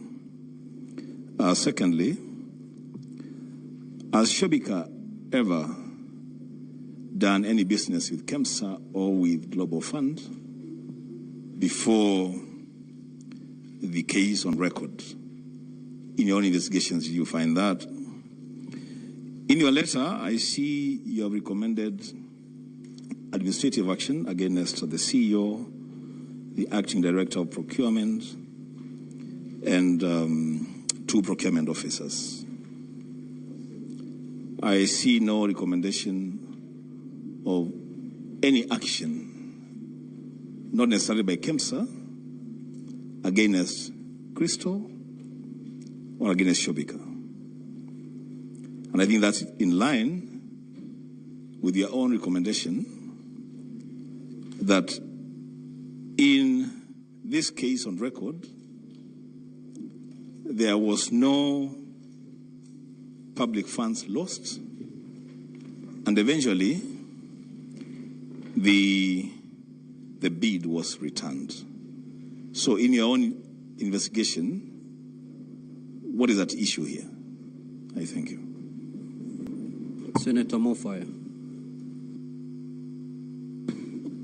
I don't know whether this. Honorable Speaker, I want to know from the witness from the EACC. I've listened to his evidence, and I would want to know, on behalf of the whole House, whether the contract for mosquito nets, which was drawn out of interference, because I have captured those confessions from him. So my question is, Honorable Speaker, can he connect the company associated with the DP with the withdrawal of that contract? Number 2, Honorable Speaker, I have also listened to Mr. Morwa, Dr. Morwa. One would want to know, is it normal for ordinary CEO to come and camp in your office for 5 hours? Senator Muma. Thank you, Honorable Speaker. My question to the witness is that we've been told by Dr. Mulwa that the people of Kenya lost money, they lost time, they lost the number of nets they were going to get, and services to people. Now, does EACC end at just saying you recommend administrative action? Now, who takes responsibility for the loss of all of that the people of Kenya did? And what responsibility is taken in respect of tinkering with the procurement in order to give it to the wrong person for it to be found not to have been correct? Honorable Speaker, one more question to Counsel. Now that Professor Ojenda has asked, I want to take opportunity to ask Counsel Macharia, you referred to the Political Parties Act, Schedule 3, as the instrument with which you allege that the shareholding, in your view, that was being spoken about is contained in the coalition government of Kenya Kwanza. Can you give us the exact provisions of Schedule 3 of the Political Parties Act that says that shareholding can be done on development projects in Kenya? Senator Mugo. Senator Mugo.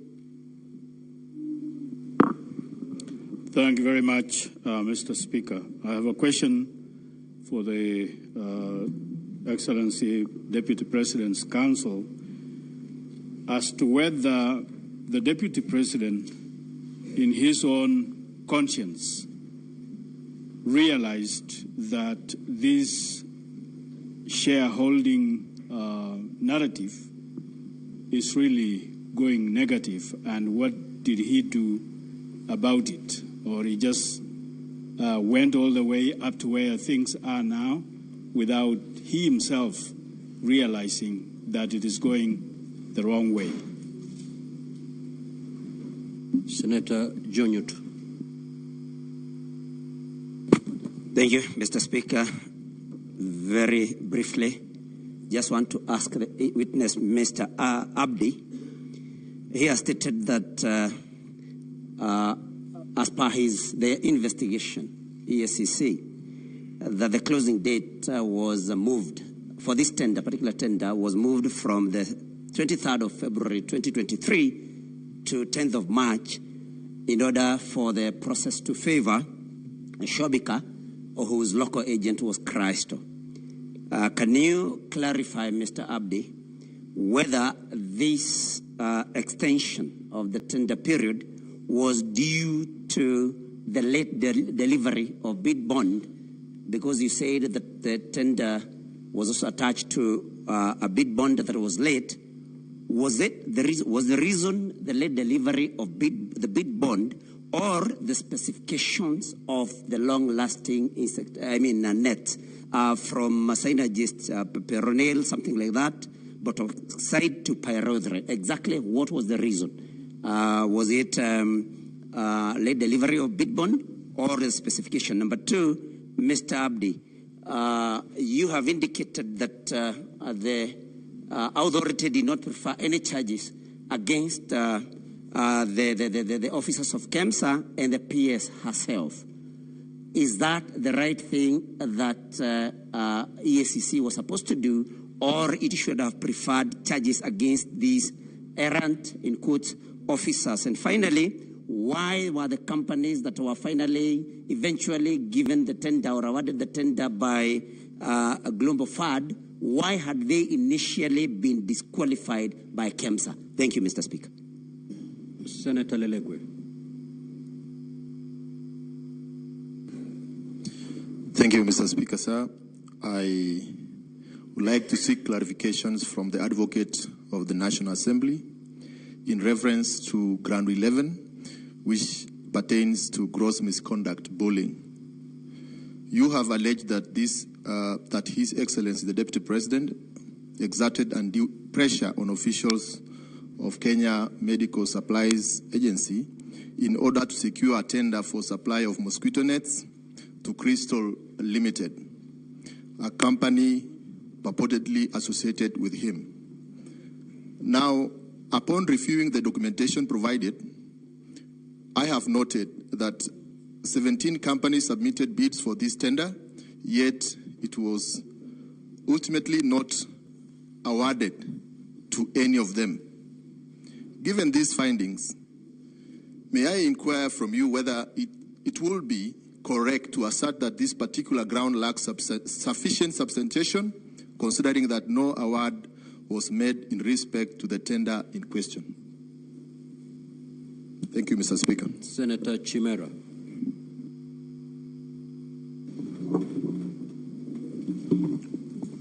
Thank you, Mr. Speaker. Three quick issues to the witness.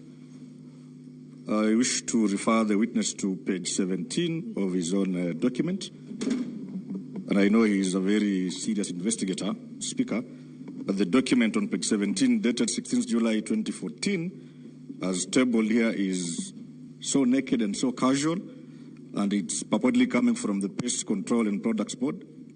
There is no letterhead as to confirm the authenticity of this document, Speaker. I don't know how the witness intends to allow the Senate to authenticate this document. Secondly, Mr. Speaker, is on his allegation on the conflict of interest on the part of the DP insofar as this tender is concerned. Is it your contention that the mere fact Crystal Kenya Limited is the local agent of one of the bidders in this tender, then that will suffice to be conflict of interest enough on the part of the DP, because the owner of that company assigns to the DP? And lastly, Mr. Speaker, the witness has been cross-examined by my learned colleague, Counsel for the DP, largely on contents of the Senate Standing Committee on Health report, as opposed to his own documents. Is it Do you want it to go on record that you want to rely on that report as your evidence in chief, or should the Senate rely on your documents as tabled under volume 8A of your own documents? Thank you, Mr. Speaker. Senator Shakil Abdallah. Thank you, Mr. Speaker. My question is to Mr. Abdi. How many more charges against the deputy before the EACC apart from the KEMSA? Thank you. Senator Aaron Cheriot. Mr. Speaker, just a quick question to Abdi of EACC. This issue of the bid bond, Mr. Speaker, listening to the former acting CEO, there's something curious about it which I want Abdi to either confirm or help us understand. That there was something peculiar.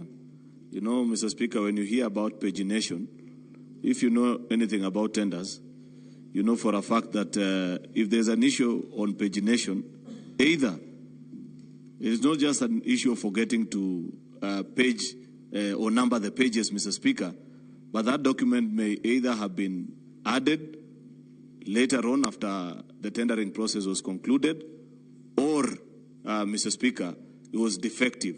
What was the real issue, according to their investigation, with regards to the bid bond that was submitted by this specific company? Secondly, Mr. Speaker, what in his assessment will he say is a reading of the donor community when you have such important programs interfered with as such that the donor communities themselves end up cancelling such important programs? And what are they recommending? Finally, Mr. Speaker, is to Advocate Ndegwa Njiru. He asked the witness earlier which of the report will he, that this House believes, that of the Senate or of the EACC. I'd wish to pose the same question to him. I thank you. Senator Murango. Asante sana mstahiki Spika. Swali langu litaenda kwa Bwana Abdi. Kwa sababu anayehukumiwa hapa ni naibu wa rais, tungetaka kujua kwamba kwa sababu mlifanya uchunguzi, ni kesi ngapi ama kuna kesi yote ambayo EACC imepeleka mahakamani ili naibu wa rais aweze kuhukumiwa? Jambo la pili,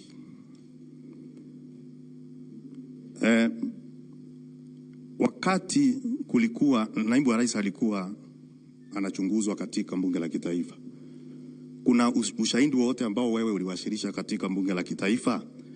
Na kama hukuwasilisha, kwa nini umeamua kuwasilisha tu nyumba la seneti na sio bunge la kitaifa? Na ya mwisho, katika zabuni ambayo ilikuwa ni ya viandarua vya mbu ambayo naibu wa rais anasemekana alihusika nayo, tungetaka tujue ya kwamba kwa sababu ile zabuni ilikuwa imeghairiwa na KEMSA, na kwa hivyo dhamana ya zabuni ambayo ni bid bond kwa kimombo ilikuwa inafaa kurudishwa, tungetaka tujue kama hiyo dhamana ya zabuni ilirudishwa na iliitishwa, ingekuwa inasaidia naibu wa rais na nini, ama kungekuwa na manufaa gani ya kurudisha dhamana ya zabuni kama ulivyorudisha zingine 17? Hiyo ndio ningetaka kujua. Asante sana Mr. Speaker. Senator Mogene.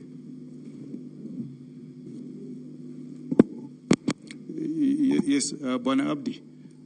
On this issue of irregular procurement of malaria nets with KEMSA, you know, you have given us documents that basically point to some recommendation for administrative action to be taken against a number of officers. But you know, what is of our concern today is companies associated with the DP. Can you tell us anything that you found irregular around the subject matter that concerns us this afternoon? That is the companies associated with the deputy president, Bwana acting deputy CEO. Thank you. Senator Boni. Thank you, Mr. Speaker. Mr. Speaker, we are lucky that the EACC is here with us. And there are serious allegations that have been raised that require investigations.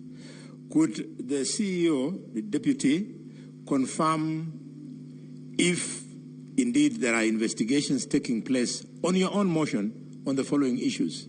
One, on the activities of this intricate web of companies by the Deputy President, on the issue of the disinheritance of the orphans and wife of his late brother, His Excellency Nderitu Kashagwa. 3, on the alleged insubordination of the President. And finally, if there are investigations on the role that His Excellency the Deputy President played in the infamous Gen Z uprising that occurred in June. Thank you, Mr. Speaker. Senator Chiranke. Thank you, Mr. Speaker. 3 quick questions. Like an eye of a military marksman. 1, I need clarification on Section 14 on cultural gifts. Especially some of us, when in our community, when we respect you, we give you cows. Does it qualify within the meaning of Section 14? Number 2, I've seen administration action against KEMSA officials and ministry officials and KEMSA. Since you recommended administrative action, have you gotten feedback from KEMSA? And number 2, did you recommend any action against companies? And finally, are there any active investigations by EACC against the person of Rigathi Gachagua or against the Deputy President of the Republic of Kenya? I thank you, Mr. Speaker. Senator Mutinda Tabitha.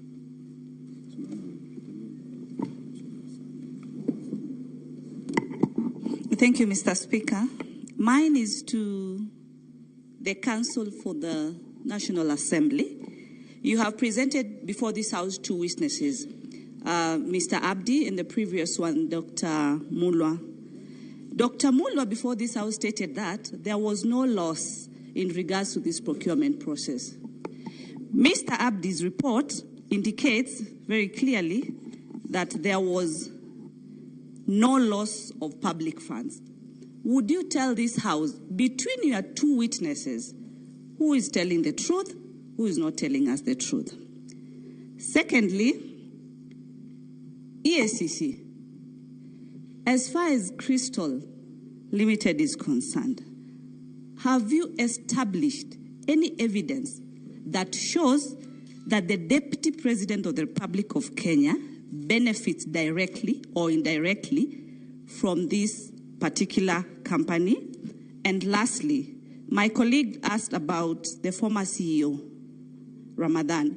You had recommended action to be taken. In your report also, you indicate that she violated Article 10. Does it end there, Mr. Abdi?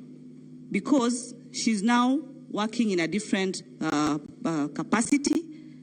What action are you supposed to take, or do you intend to take? Do you do recommendations and not adhere to them? What's the conclusion as far as these reports are concerned from your office? Mr. Speaker, I ask this because Kenyans sometimes say that the Senate does not do oversight. We do not really take action, but we recommend. And this is now the situation that we find ourselves in, that your recommendations that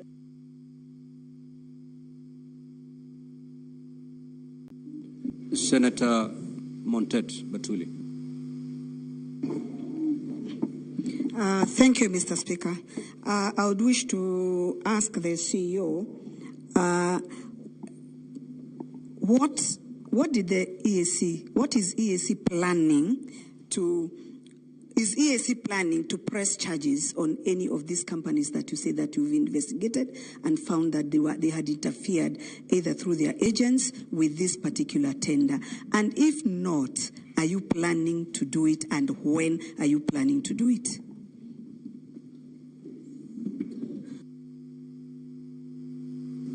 Senator Veronica. Just a quick clarification. Can you confirm or clarify whether these investigations have been closed by EACC in respect of this procurement at KEMSA, and whether there are any further persons of interest whom you have sanctioned or issued any notices of prosecution or anything of that sort beyond the letters that are attached to the affidavit? And in the course of your investigation, did you bother to find out what was the content of the phone calls that the acting CEO of KEMSA said was used to intimidate or cause pressure to him? Did you investigate the contents of that phone call? Witness may now proceed to respond.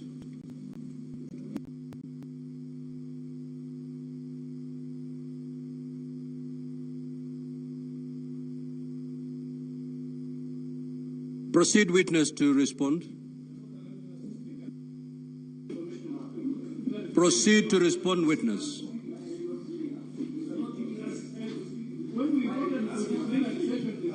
Order, honorable senators. If you have noticed,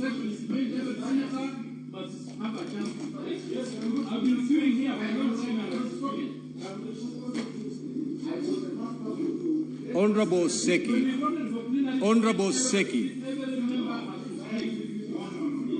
Seki, this hearing will terminate beyond midnight today. Let the witness respond to the queries that have been sought. Thereafter, we'll go for another round. Is there any problem? Honorable Seki, you're out of order. You're out of order. And I'm asking you to leave the chamber immediately. You cannot. You cannot direct the chair on what to do. Honorable Seki, unless you apologize, I'm going to throw you out of the chamber. You cannot say the chair is biased. If you've noticed, we've been going on lots. One lot, the witness answers, then I go for another lot. Honorable Seki, unless you apologize, I rule you out of order, and I'm going to throw you out. Proceed. You either apologize or I throw you out. Honorable Seki, you apologize or I throw you out. You know, you as a speaker, I have come to a desk. I have a representation of Kajiado people. I have a right to speak in this assembly. Just you like should not senator. seems to be biased. Honorable Seki, you either apologize or I'm going to rule you out of order and I'm going to throw you out. You know, I've never stood on this. Just apologize. We need you. Just apologize. Order, honorable senators. Order. Let me just apologize.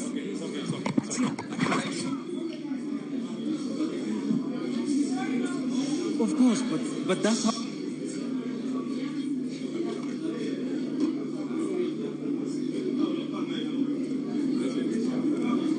Honorable Seki, I have not had the apology.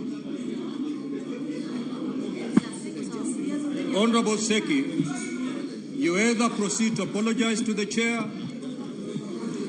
or you exit the chamber. Proceed. The floor is yours, Honorable Seki. I apologize. Take your seat. Now, Honorable Seki, Honorable Chute, and Honorable Omtata, you're totally out of order, pursuant to Standing Order 121, and I'm cautioning you.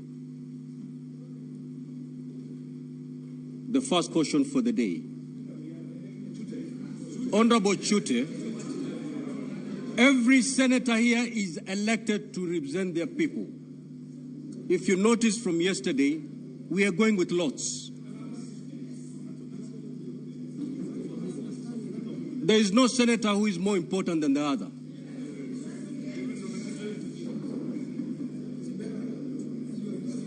Proceed, witness. Thank you, Honorable Speaker.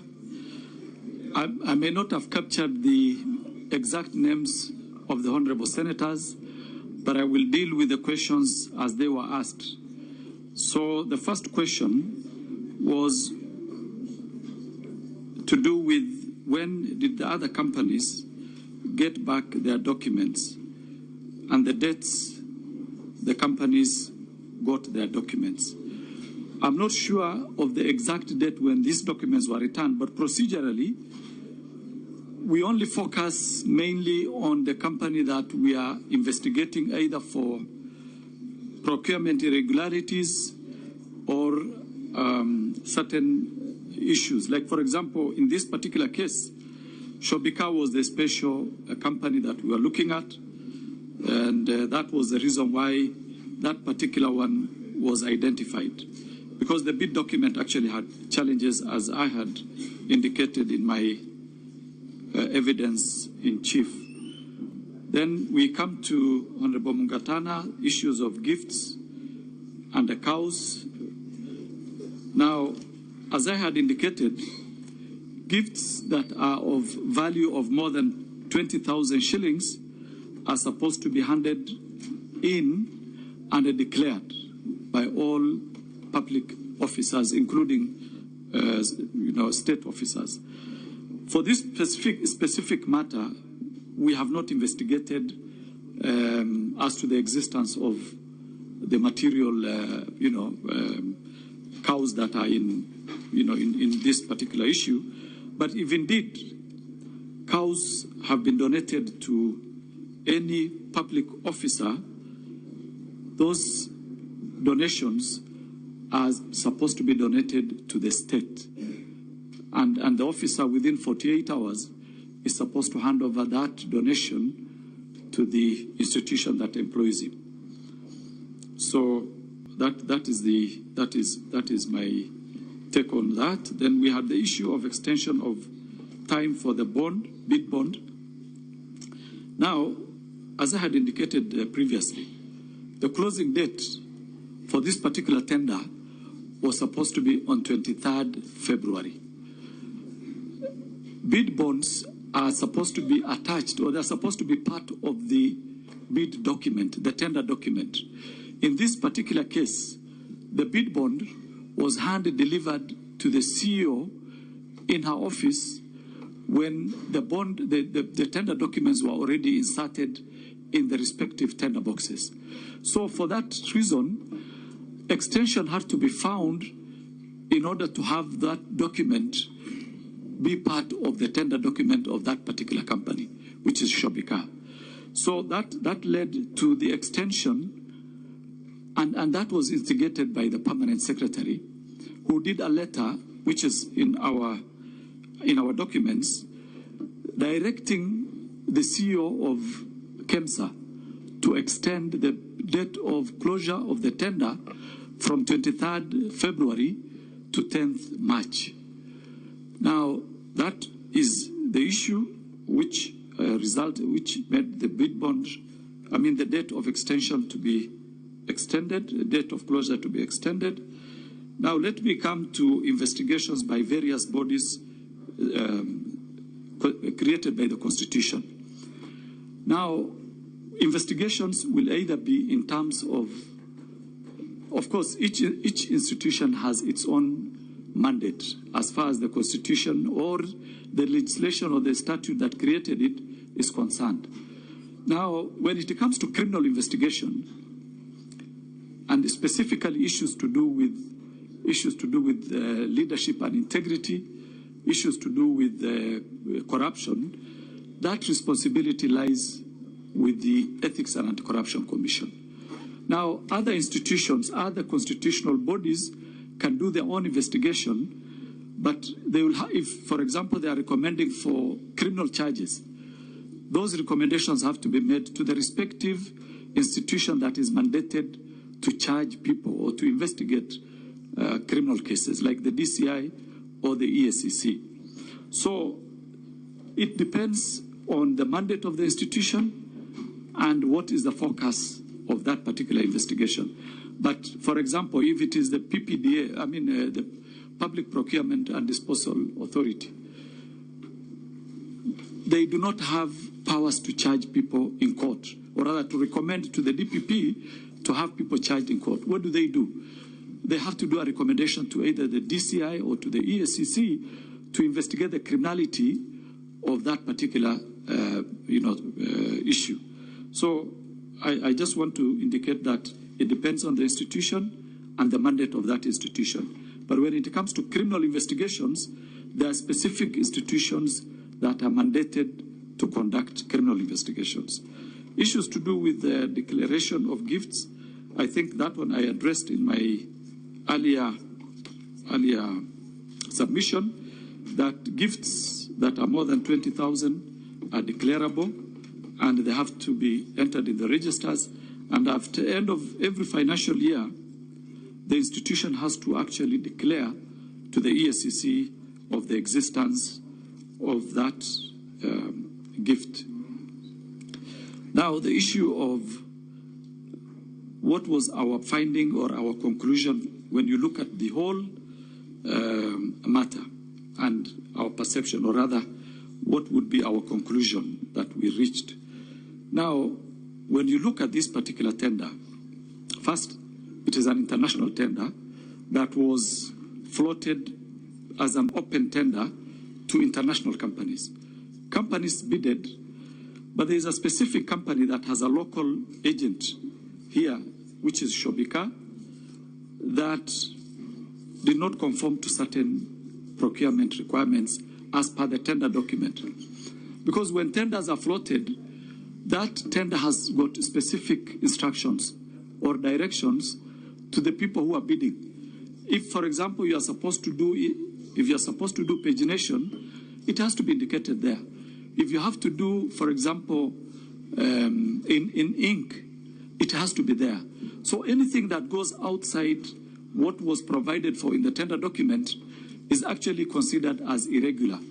And of course, the disqualification should apply. So this one,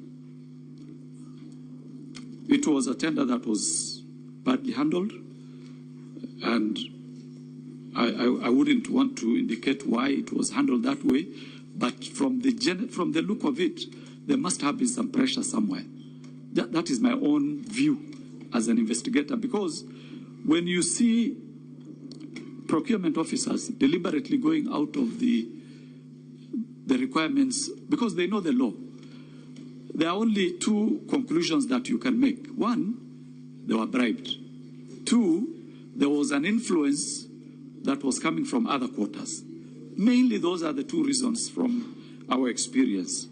So that is my conclusion. I wouldn't want to delve into the conclusion of Dr. Mulwa, because he gave evidence before this House, Honorable House, and his evidence is there. Now, the issue of Terry Ramadan and her status, I think ours was, and whether we actually received feedback. As seen in our documents, we did a letter to the, on Terry Ramadan, let me refer to the documents. We did to the chairman, the chairperson of the board of directors of KEMSA. And we gave him the reasons why we think, or it was our view, that action should be taken, disciplinary action should be taken against this particular officer.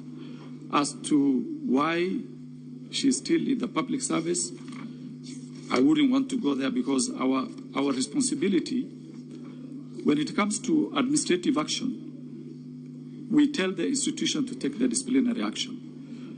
Order, Senator Newton. We do not have the powers Senator to compel, Fernandez, take your seat. For example, the PS, sorry. Proceed, Abdi. Thank you. Mr. Abdi. So we do not have the powers to compel the chairperson we don't have the compellence powers as far as administrative action is concerned. So I want to leave that for the honorable members to decide what to do with that. So I move on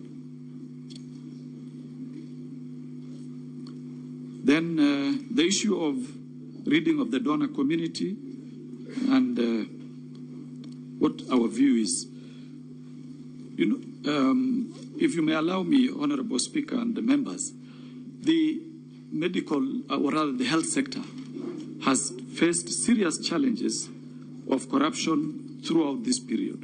Throughout the period that I remember working at the EACC, it is an area where a lot of donors are actually almost giving up in supporting our programs. And that has a serious repercussion. Because first, let's understand. Mheshimiwa Speaker, in the past, with tremendous respect, with all the other witnesses, you have been indicating how much time they have to respond. 5 minutes, 10 minutes, and my good friend here, the witness, you did not indicate how much time this honorable House is giving him to respond. Thank you so much, Senior Counsel. That was courtesy of my good friend, Senator Seki. Now, witness, ordinarily we've been given 10 minutes to respond to clarifications sought and questions. So far, you have done 4 minutes and 13 seconds. Okay. You have 5 minutes and 47 seconds to conclude. Okay. Thank you, Honorable Speaker. So that one I've dealt with. So the issue was that was also raised is which report do we stand by? As EACC, we did an investigation and we submitted our report, the findings of the report to this committee, to this Honorable House, and that is the report we will always stand by and defend. The other issue that was raised was whether we had any case that we have investigated against the DPP and whether we have proposed charges or anything like that. That is, we have not investigated the Deputy President, His Excellency Rigathi Gachagua. We have not investigated him for any criminal matter in the past. That is our position. Now, there was also the National Assembly hearing. Why we did not attend the National Assembly hearing and now we are attending the Senate. We were not invited to the first hearing. Yesterday, I was served with a summons of this House, and we are simply responding to that summons. As to why we were not invited in the other one, that I don't know, and we only respond to the summons that were issued. So then, Senator Omugeni, the companies associated with the DP, we've not investigated any company that is associated with the Deputy President so far, and that is our position. Then, the Honorable Senator for Kakamega County, activities that are intricate web of suspected to be corruption. On all the items, Honorable Senator, that you have told us whether we have investigated, I think there are 5. We have not, because a report has not been made to us, and it is we should not only wait for a report. We also have the powers to investigate on our own motion, but it is only after we analyze the reports as to whether they fit in within our mandate. Like, for example, if you deal with issues of inheritance, unless there's a criminal aspect on the inheritance bit, inheritance usually will be handled as a civil matter. And issues to do with intimidation, if the CEO of KEMSA had reported to us that he was actually intimidated by a state officer, we would go into it. Of course, you understand, all of us understand, how difficult it would be to open an investigation of that, that magnitude. But no complaint has been made to us. On the Gen Z uprising, also, we have no report. We know it happened, but as to the corruption bit of it, we do not have facts. 2 minutes to go. Okay, thank you. So, gifts, I think I mentioned, I talked about it. I talked about them very clearly. Issues to do with whether we want to charge, we want to press charges against companies associated with the DP. We have not investigated. We can only recommend charges after investigation to the Director of Public Prosecution. That is our mandate. And the other one, of course, is intimidation by the CEO of KEMSA. I think I had addressed that one. Then finally is whether we want to prefer more charges or more sanctions against the persons involved, and on this matter, especially on criminal culpability. That the issue of criminal culpability is still open, and we will be inviting some people probably in the near future. But as of now, we dealt with the issues of administrative action against the individuals involved. Thank you, Honorable Speaker. If I may have not addressed one or two questions, it's very well. Now we move to the second round.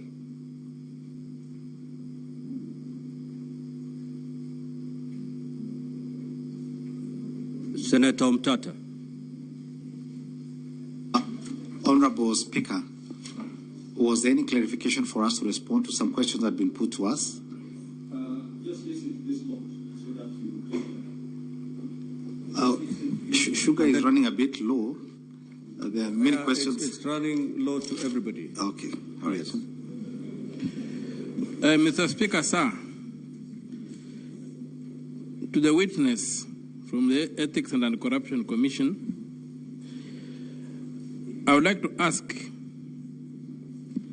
whether the Kenya Kwanza Coalition document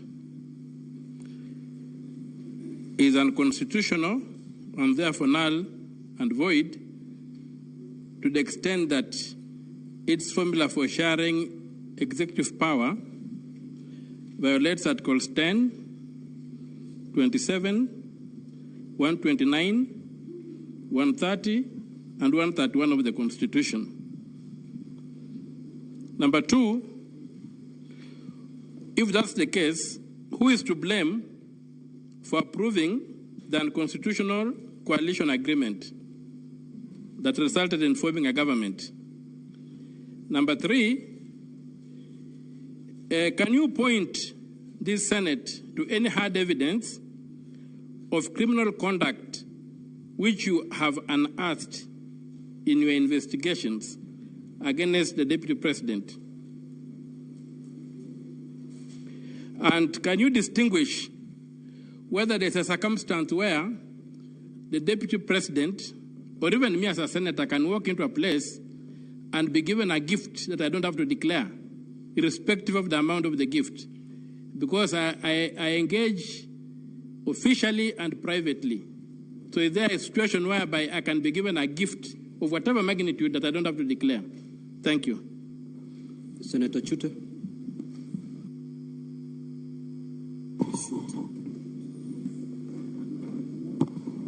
Thank you very much, Honorable Speaker. Honorable Speaker, let me first of all thank Bwana Abdi for many years' service he has given to this country, and we highly respect him. I want to refer Abdi to ground number 11 and also to his documents, page 7. Ground number 11 says, His Excellency Rigathi Gachagua bullied Kenya Medical Supplies Agency officials into awarding a tender for supply of mosquito nets to Crystal Limited. And in your letter on page 7, the Commission, let me read, the Commission is of the opinion that the conduct of the CEO, Terry Ramadhani, amounts to violations of leadership and integrity act, particularly section 10 and 11. Mr. Abdi, today, as we speak, Terry Ramadani is a deputy ambassador in India. And Mr. Mutuse, Honorable Mutuse, wants this house to get rid of the deputy president on the account of bullying somebody. Can you tell Kenyans, 50 million Kenyans today, as you stand there, do you want this house to impeach the president if you have already recommended some culprits to be given administrative, action, and then you want us to impeach the president? Senator Kamau Githuku.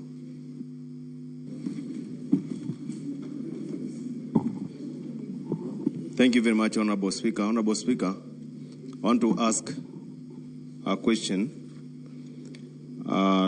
to the Deputy Chief Executive Officer. In the course of your investigation, is there anywhere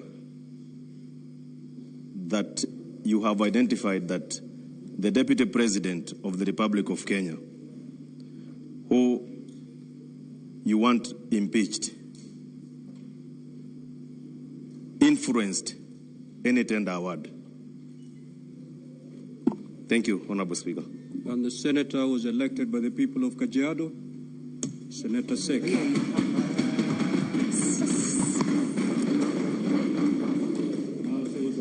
Thank you, Honorable Speaker. My question goes to, or clarification goes to Abdi Mohammed. Mohammed, we have realized that there is a report from the EACC and a report from the Committee of Health of the Senate in regards to the this issue of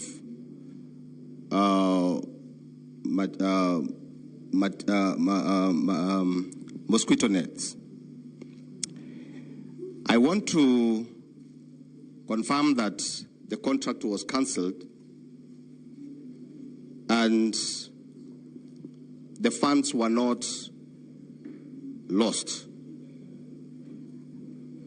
I want you to demonstrate the role of this agent by the name Crystal Kenya Limited in relations to the Deputy President's office and more so Rigathi Gachagua.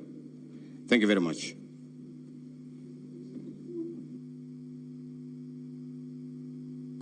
Senator Miraj.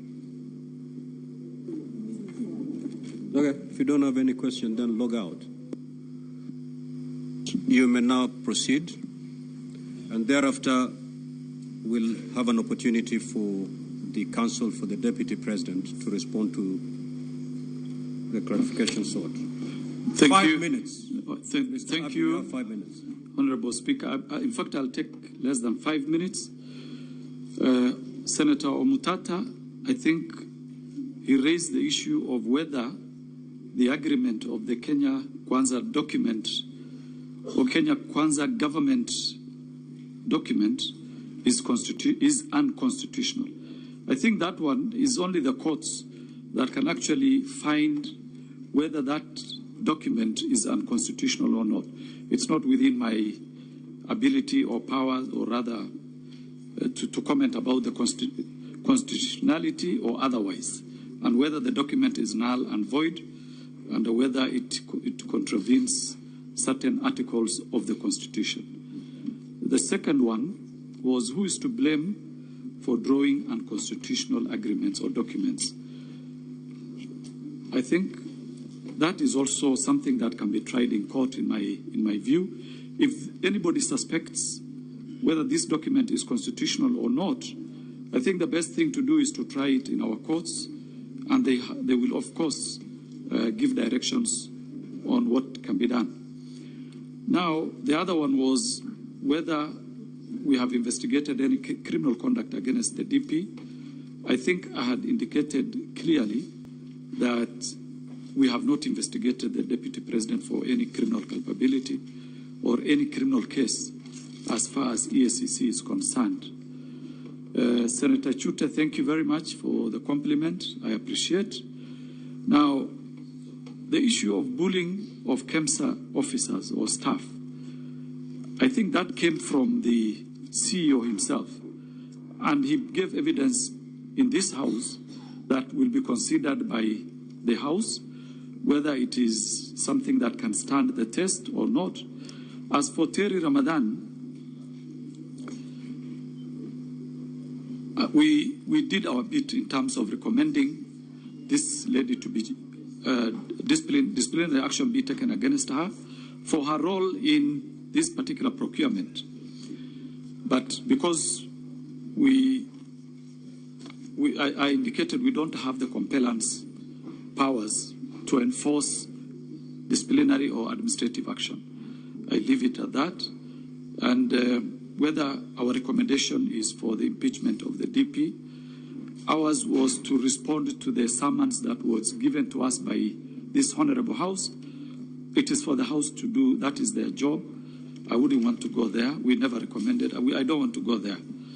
Then, whether there was anywhere where the DP influenced any tender, no, we do not have that, and we never submitted that. All that we said is what I'm going to say in the next response, which was raised by the Honorable Senator for Kajiado County about the role of Crystal Kenya Limited and the connection between that company and the Honorable Deputy President of the Republic of Kenya.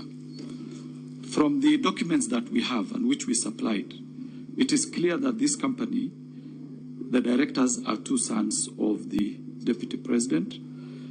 Each one of them owns 200 shares. They are the only directors of that particular company.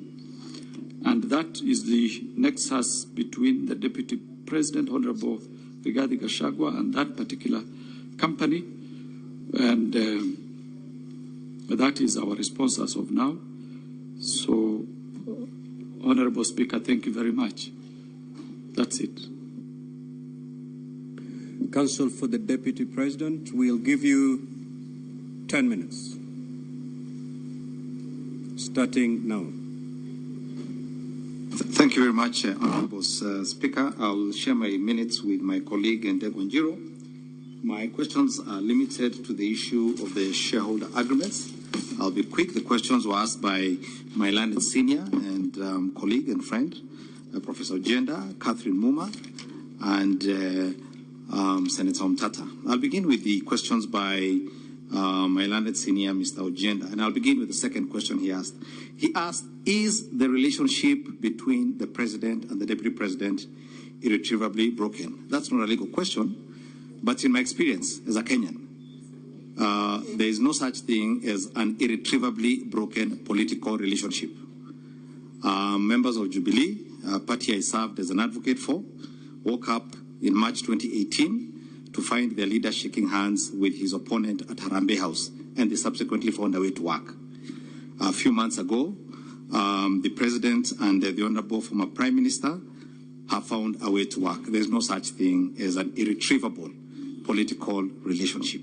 Secondly, leadership constitutionally is not so much about how you feel. It is about your duty and your responsibility constitutionally. Your feelings must take a back seat to your duty to the people of Kenya.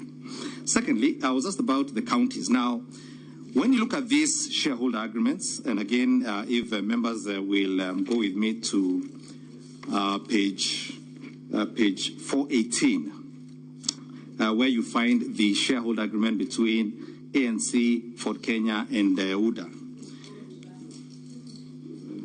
Sorry? Oh, volume, sorry. I don't know how to increase the volume. Counsel, sorry, Counsel, members, I'm getting a bit lost when you say UNDA. UNDA, if spelling in Swahili is UNDA. No, UDA, sorry, I come from Kenya. It's Democratic Alliance. If you use maybe the you first make clear. I'm sorry. That it is United Democratic Alliance. Yes, I'm sorry. We use acronyms, I'm sorry. It's the United Democratic Alliance Party. The full name of Amani is Amani National Congress Party, and the full name for Ford Kenya is Ford Kenya Party. So their agreement at page 429, you will note, Professor Ojenda, it does not talk about counties. The agreements seem to have been structured in regions. It talked about region. Now, I don't know what they meant by those regions, but what I can tell you is that at paragraph 20... Also, I will allow Mr. Abdi to have a seat somewhere as you conclude. Yes, as I said, Honorable Senator for Kisumu, at page 429, which would be paragraph 20, subparagraph O, that's the first proviso there was. Further terms, parameters, and details of the sharing of positions of responsibility in the national government pursuant to this article shall be contained in a separate schedule to this agreement, which schedule shall be negotiated and executed before the date of the general election scheduled on 9th August 2022. So this was not a final agreement. My understanding is that there were further schedules. I don't know what those schedules said. They are not available at the register of political parties. They may very well have included all the counties you asked for. Maybe Kisumu was in the subsequent schedule, I don't know. Secondly, the drafters of this, as I've said, were careful to stay within the confines of the Constitution, because at paragraph 22, subparagraph G, this is what they said. Notwithstanding the content of this article, the founding member parties hereby commit to make any adjustments that may be necessary to accommodate the development priorities of other parts of the country, to ensure equitable distribution of Kenya's national resources and wealth for the benefit of every citizen and every part of Kenya. So there was a proviso to ensure that the document was constitutional.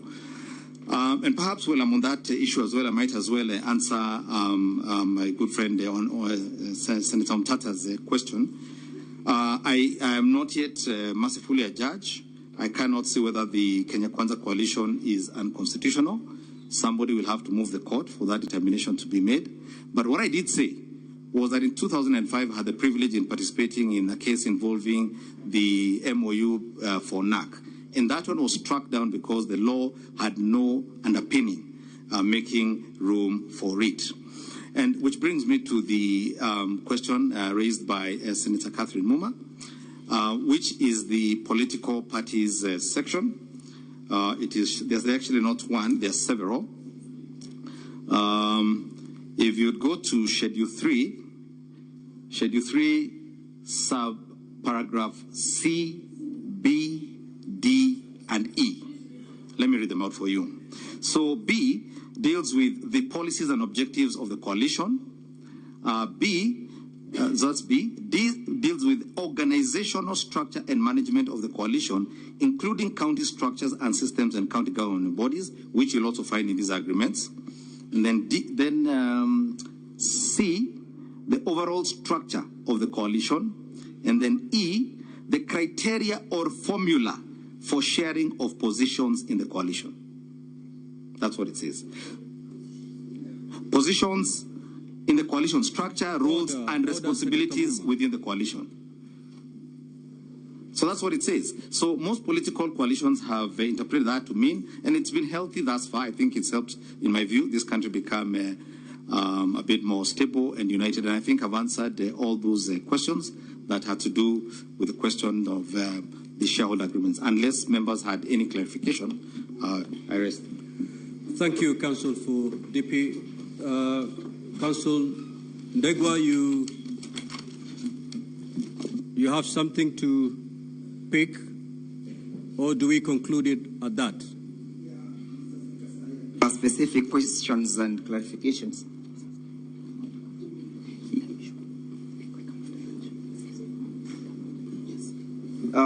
Noting at the mood of the House, perhaps I can indulge the House. I respond the same after lunchtime. No. After lunch, we are going straight to your main witness. Oh, very well, Mr. Speaker, sir. So what we can do, Counsel Ndegwa, allow me to invoke Standing Order 34.2A for the convenience of the House, to add 5 minutes. So the House will rise at 1:05 instead of 1. I am well guided by your wisdom. Yeah, Mr. Speaker, sir, there were 2 questions for the National Assembly side to respond. Okay, 2 questions. let's do this. Let's do this. Instead of the House rising at 1:05, we will rise at 1:15. So, Counsel Negwa, you'll take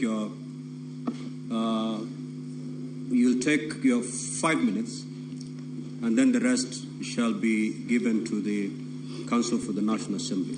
I am well guided, Mr. Speaker, sir, the witness is asking if he can leave the Absolutely. He is discharged. Thank you very kindly, Mr. Speaker, sir. I was asked to clarify by Senator Joyce Carrill why I am dealing with the report from the Senate and what am I driving at. The report to the Senate is intended to indicate that none of the participants in that tendering process ever benefited from that particular process.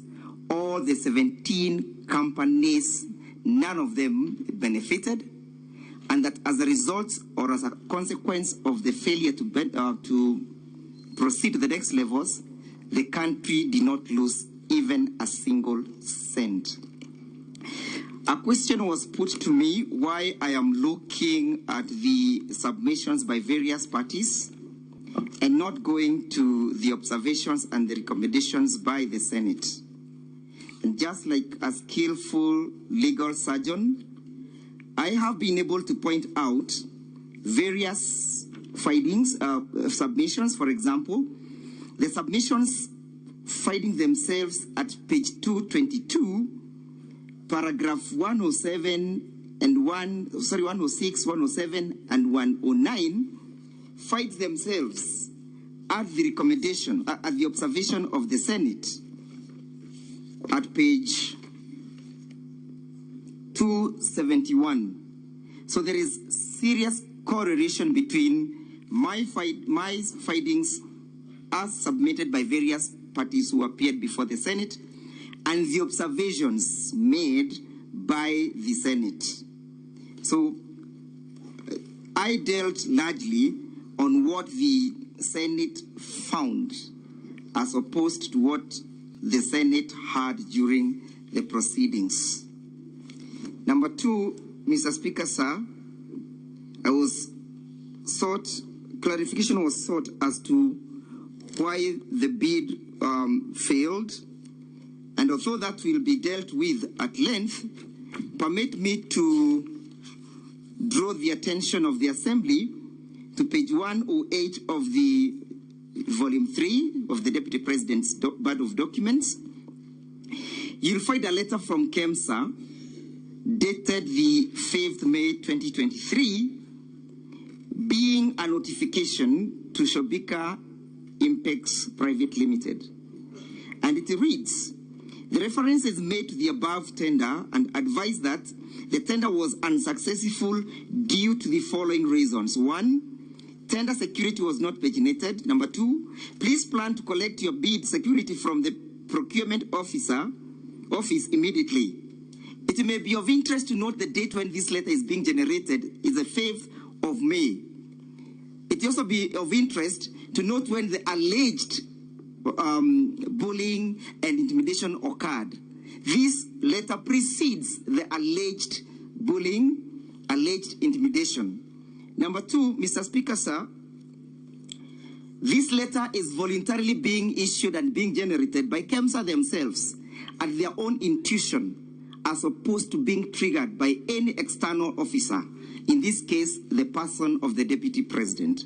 In their own volition, KEMSA triggers and invites Shobika to come and collect their bids, and on witness, Mr. Speaker, sir, the witness confirmed that this is always the end of a failed bid.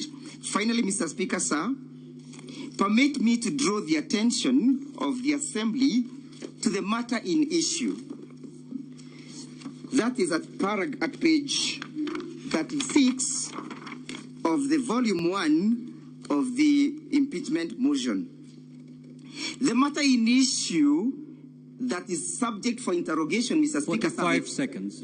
As I pen off, is not whether the tenders were responsive, whether the country lost any money, whether investigations were done, whether there was conflict of interest, whether there were gifts that accrued therefrom.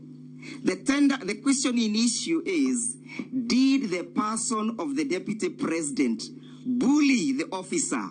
Was there evidence? So let us not lose ground or focus on the ground on the matter in issue, so that we focus and we put the train on rail. Thank you, Mr. Speaker, sir.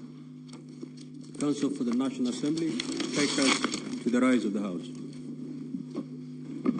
Mr. Speaker, sir, how many minutes? 10?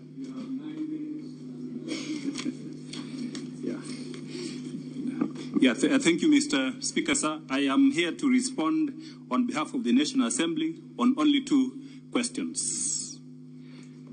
Mr. Speaker, sir, listening to the Deputy President's side, I believe they have misunderstood the nature and context of ground number 11. And there was a question by the Senator whether we have substantiated ground number 11 on bullying of Council officials. Secondly, there was a question also on whether there was loss of public funds in this tendering process. Mr. Speaker, sir, allow me to answer the first question by mentioning that the Deputy President of the Republic of Kenya is a high-ranking state official. The Republic of Kenya, the polity of the Republic of Kenya is based on certain fundamental national values and principles of governance.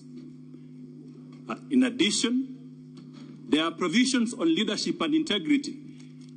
If you look at the provisions of Article 75, starting with 73, then you conclude with 75.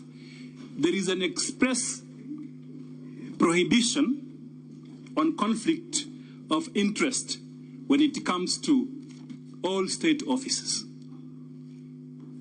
Now, to contextualize that question, you have to look at the purpose of impeachment. The Deputy President, being a high-ranking state officer, means that there is a constitutional process for bringing him into account to question his conduct. And that is why you have this process of impeachment. Impeachment is about political responsibility. It's about governance. Impeachment is not about criminal culpability. It's not about gathering evidence for purpose of taking him to court. It's about bringing him to account on what he has done from a political standpoint, and that issue of the distinction of criminal processes from impeachment has been clarified by the Supreme Court of Kenya. The Supreme Court of Kenya, in the case of Mike Sonko, was expressed clear and unequivocal that impeachment is about those values, ethos in Article 10 and the provisions of leadership and integrity in Chapter 6. Now, if you look at the way ground number 11 has been coached, ground number 11, Mr. Speaker, sir, ground number 11 talks about gross misconduct. Now, the Supreme Court of Kenya has interpreted what amounts to gross violation, which in context then means gross misconduct. And the conclusion is that when you violate these core values in Article 10 and the provisions of leadership and integrity, then you are guilty of gross misconduct. You are guilty also of gross violation of the Constitution. Sometimes you are guilty of abuse of office. So to put it in context, if you look at that charge that we have put in ground number 11, it talks about bullying of Council officials.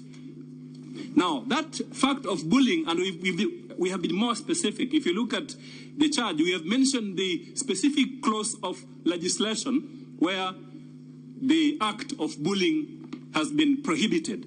And this provision if you look at the provisions of the Leadership and Integrity Act, the provisions of the Leadership and Integrity Act specifically prohibit bullying by state officials. And in that context, then you can see that in terms of the allegation that we are making and the evidence which has been submitted before this House, especially that call which was made by the Deputy President. The call was made by the Deputy President to a KEMSA official. Why would the Deputy President be pushing the interests of a commercial, the commercial interests of a private company?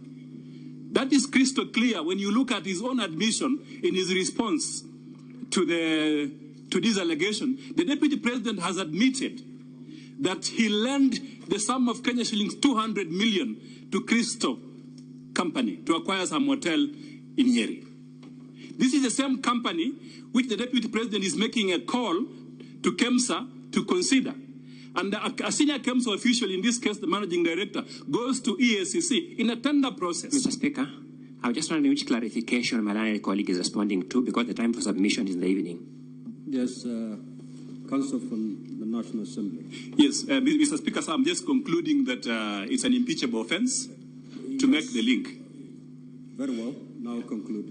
Yes, so, Mr. Speaker, sir, if you look at then the evidence which has been submitted by Dr. Mulwa, that he received a call from the Deputy President, who is a high-ranking state official, to go to EACC, and then he went to EACC to collect evidence, which EACC had gathered for purposes of submitting that tender to the Deputy President or his conduct, in this case, his son. Then what we are saying is that that act by the Deputy President then constitutes a violation of the provisions of the Leadership and Integrity Act, specifically Section 34 of the Leadership and Integrity Act, and that amounts to bullying. And to that extent, we are submitting that charge has indeed been substantiated in all its four corners. On the second question, and here again, it appears there is a misnomer. To prove an economic crime, you don't need to prove that there was loss of funds.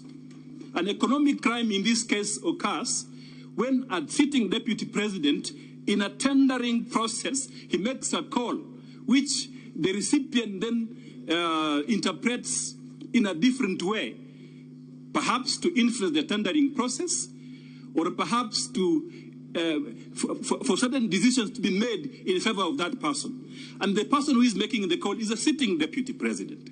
That is why then the provisions of the Constitution prohibit conflict of interest. If you may, I think my learned friend has enjoyed a lot of latitude in respect to responding to issues that were not sought for clarification. I was taking note of all the issues that were sought.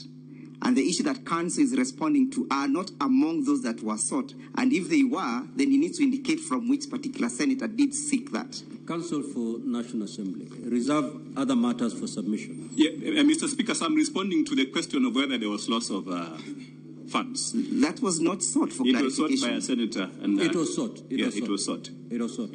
Yeah. 1 minute. Yeah. So, Mr. Speaker, sir, in this case, evidence has been led. If you look at it from one perspective, evidence has been led by Dr. Mulwa that indeed there was a delay in this procurement. Secondly, fewer nets were supplied. Thirdly, there was a question concerning the costs incurred in this tendering process, and the evidence was that 55 million shillings was incurred in this tendering process. It came from the mouth of Dr. Mulwa. So to that extent, you can see there was some loss. Whereas the tender was financed by the Global Fund, from our own perspective, we lost a lot, not only from a monetary perspective, but also from the other factors.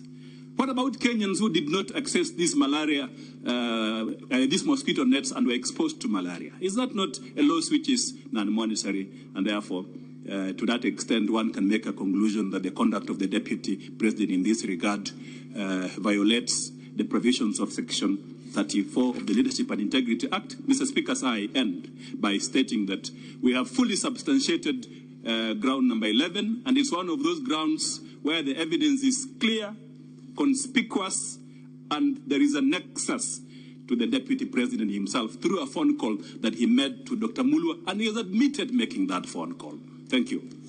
Thank you. Now, Honorable Senators, we are going to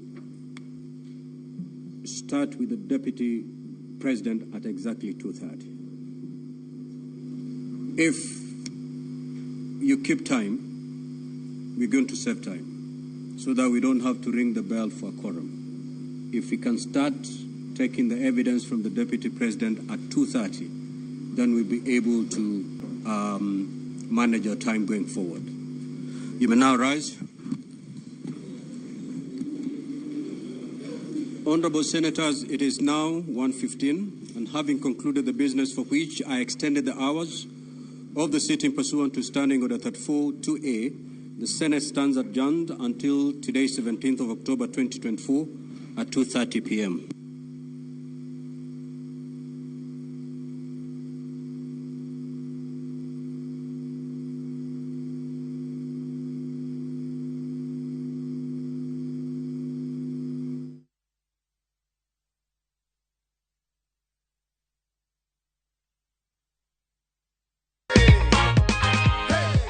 How did you feel uliambiwa you are a winner? Nilifurahia, lakini nilikuwa ninaona kama ni uongo.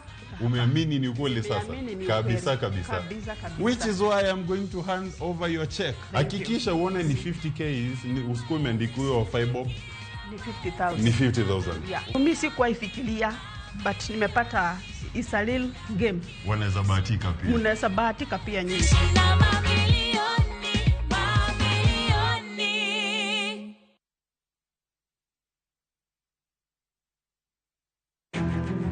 Wakelo ni chenro mar ohala kod lony gi dongruok mopogore opogore. Ohand kinyosi nigi pesa kitimo gima dwarore. Weche makende moa kuom jogo makelo lokruok e ngima dhano. Ohala ber nikech ohala puonji managerial skills. Lek ma in go iriembe mineni gigo chopo. Chakre gi jogo mane ochako ohala manyien. Kalure gi kaka nachako gi kuma achope, ohala ni en ohala maber.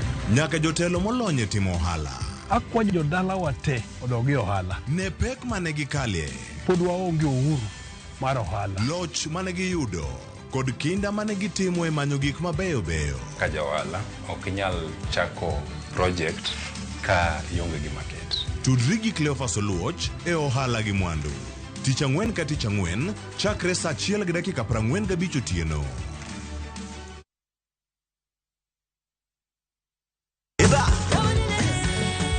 Be ikori mar chako wuoth e piny mar thum. Thumbe mane oloko tieng' mang'eny. Fwenyo sigendni, wende mag piny, koda sigendni mayudore e wendego. Ngoma Owake en kama gik mane otimore chon koda matimore sani chopo e winjruok maber chur. Ngoma Owake wuok tich nyaka tich abich saa 10 odhiambo. Kik bai.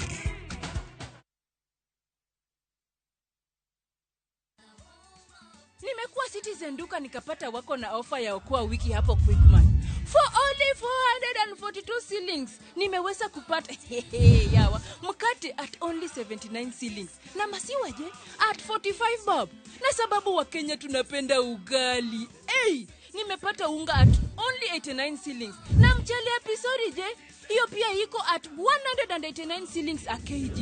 Hizi sote ni less than 500 bob. Imagine nimelipa tu 442 shillings nikaweza kusave 88 shillings. Unangoja nini bwana? Okoa wiki na Citizen Duka. Piga *487*5#. Chagua Quickmart, then chagua Okoa wiki. Lipa na utapata message ya kwenda kuchukua package yako kwa Citizen Duka counter ya any Quickmart supermarket karibu na wewe.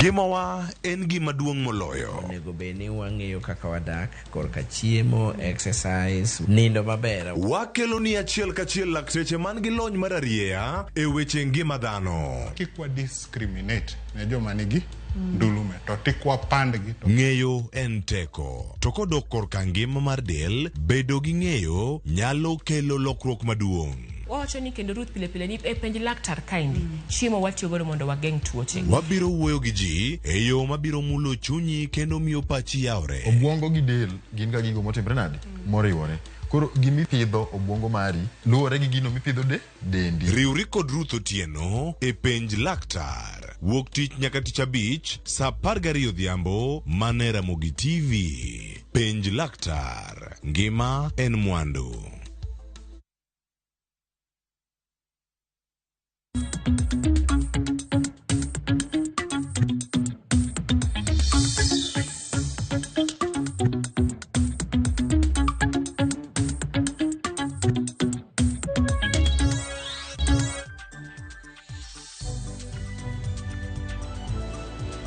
En geno mara nyako Ramogi ni kori makare mar bedo kod weche manyien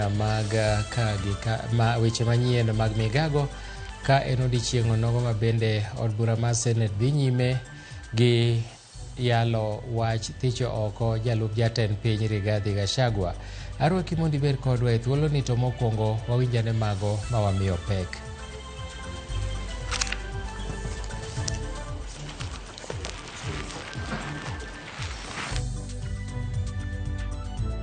Mana kamano kawachako ni jalup ogai mar doho Philomena Mwilu owacho ni kapo ni jalup jatend piny Rigathi Gachagua biro chwalo bura e doho tok ng'eto mar doho biro mana luwore gi chik. Omedo ni chenro madhi mbele e od bura mar Senate en mano maluwo chik ma pachoka kendo ok en gima wendo. Impeachment process that is ongoing regarding our deputy president is not unique. It's an application of the Constitution. It's not something that has been plugged from the air. It has a constitutional process to follow. And therefore, to that extent, it is a constitutional process. If it comes back to the courts, it's been in the courts, the number of 20 whatever applications and cases. If it comes to court after Senate, whatever it is that happens, we don't know. We cannot anticipate the outcome of the Senate process. If it comes here, it's a case like the next case. It will be handled by we who sit in the judiciary in the manner the Constitution has authorized us to do, in the manner the law has authorized us to do. We can't go outside the Constitution. We can't go outside of the law. Weche mamoko ni jopiny medo golo paro mopogore kaluwore kod chenro mar od bura mar Senate ma thicho oko jalup jatend piny Rigathi Gachagua wawinjane pach jodak ma kaunti ma Busia. Seneti iwokoe Gachagua juu kwa vile mimi najua roho ya president wetu Ruto ni nyeupe kama pamba.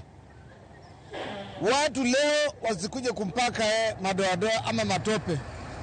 Ruto apige simu moja tu kwa Gachagua na maseneta wetu, Gachagua baki. Tulisumbukana sana kutafuta kura kuanzia hapa Busia mpaka huko. Anajua pale tulitoka. Kwa saa hii maneno ya fitina tu ati Gachagua atoke. Hatutakubali tena tupewe deputy ambayo raia sisi hatujachagua, kwa sababu sisi ndio wengi. Sisi ndio tulichagua Gachagua na sio tulichagua Ruto na Gachagua, na hatutabadilika. Kama mageuzi yoyote itafanyika, sisi raia ndio tutaamua. Lakini kusema rais tu awe na mamlaka pamoja na wabunge wachache ati Gachagua aende nyumbani, hatutakubaliana na mambo hayo. Ningependelea Senate uphold Gachagua asiende nyumbani kwa sababu ya nchi yetu. Amani yenye katika nchi ni mzuri, na ukiangalia wakati ya uhuru hata kama Ruto alikuwa na mambo yake alimshikilia tu mpaka 2022. Pia tunaomba Ruto ashikilie tu Gachagua mpaka 2027. So akiamua kuchukua mwingine ni sawa, kwa saa hii hiyo mambo ya Gachagua haiko kwetu, Mambo tunaangalia sasa ni mambo ya SHA. Mzee aende nyumbani kwa sababu ako na ukabila sana. Yeye ni mtu mkabila. Wakati tumemtupia kura tulitupia kama wananchi wa Kenya mzima. Sasa saizi anaongea mambo ya mlima. Sasa matarajio yetu kwa Senate leo waamue Gachagua aende nyumbani. Kama sisi wakaaji wa Malaba tunaomba sana serikali kuu iweze kumwondoa naibu wa rais Rigathi Gachagua kwa sababu tumemchagua milioni 8.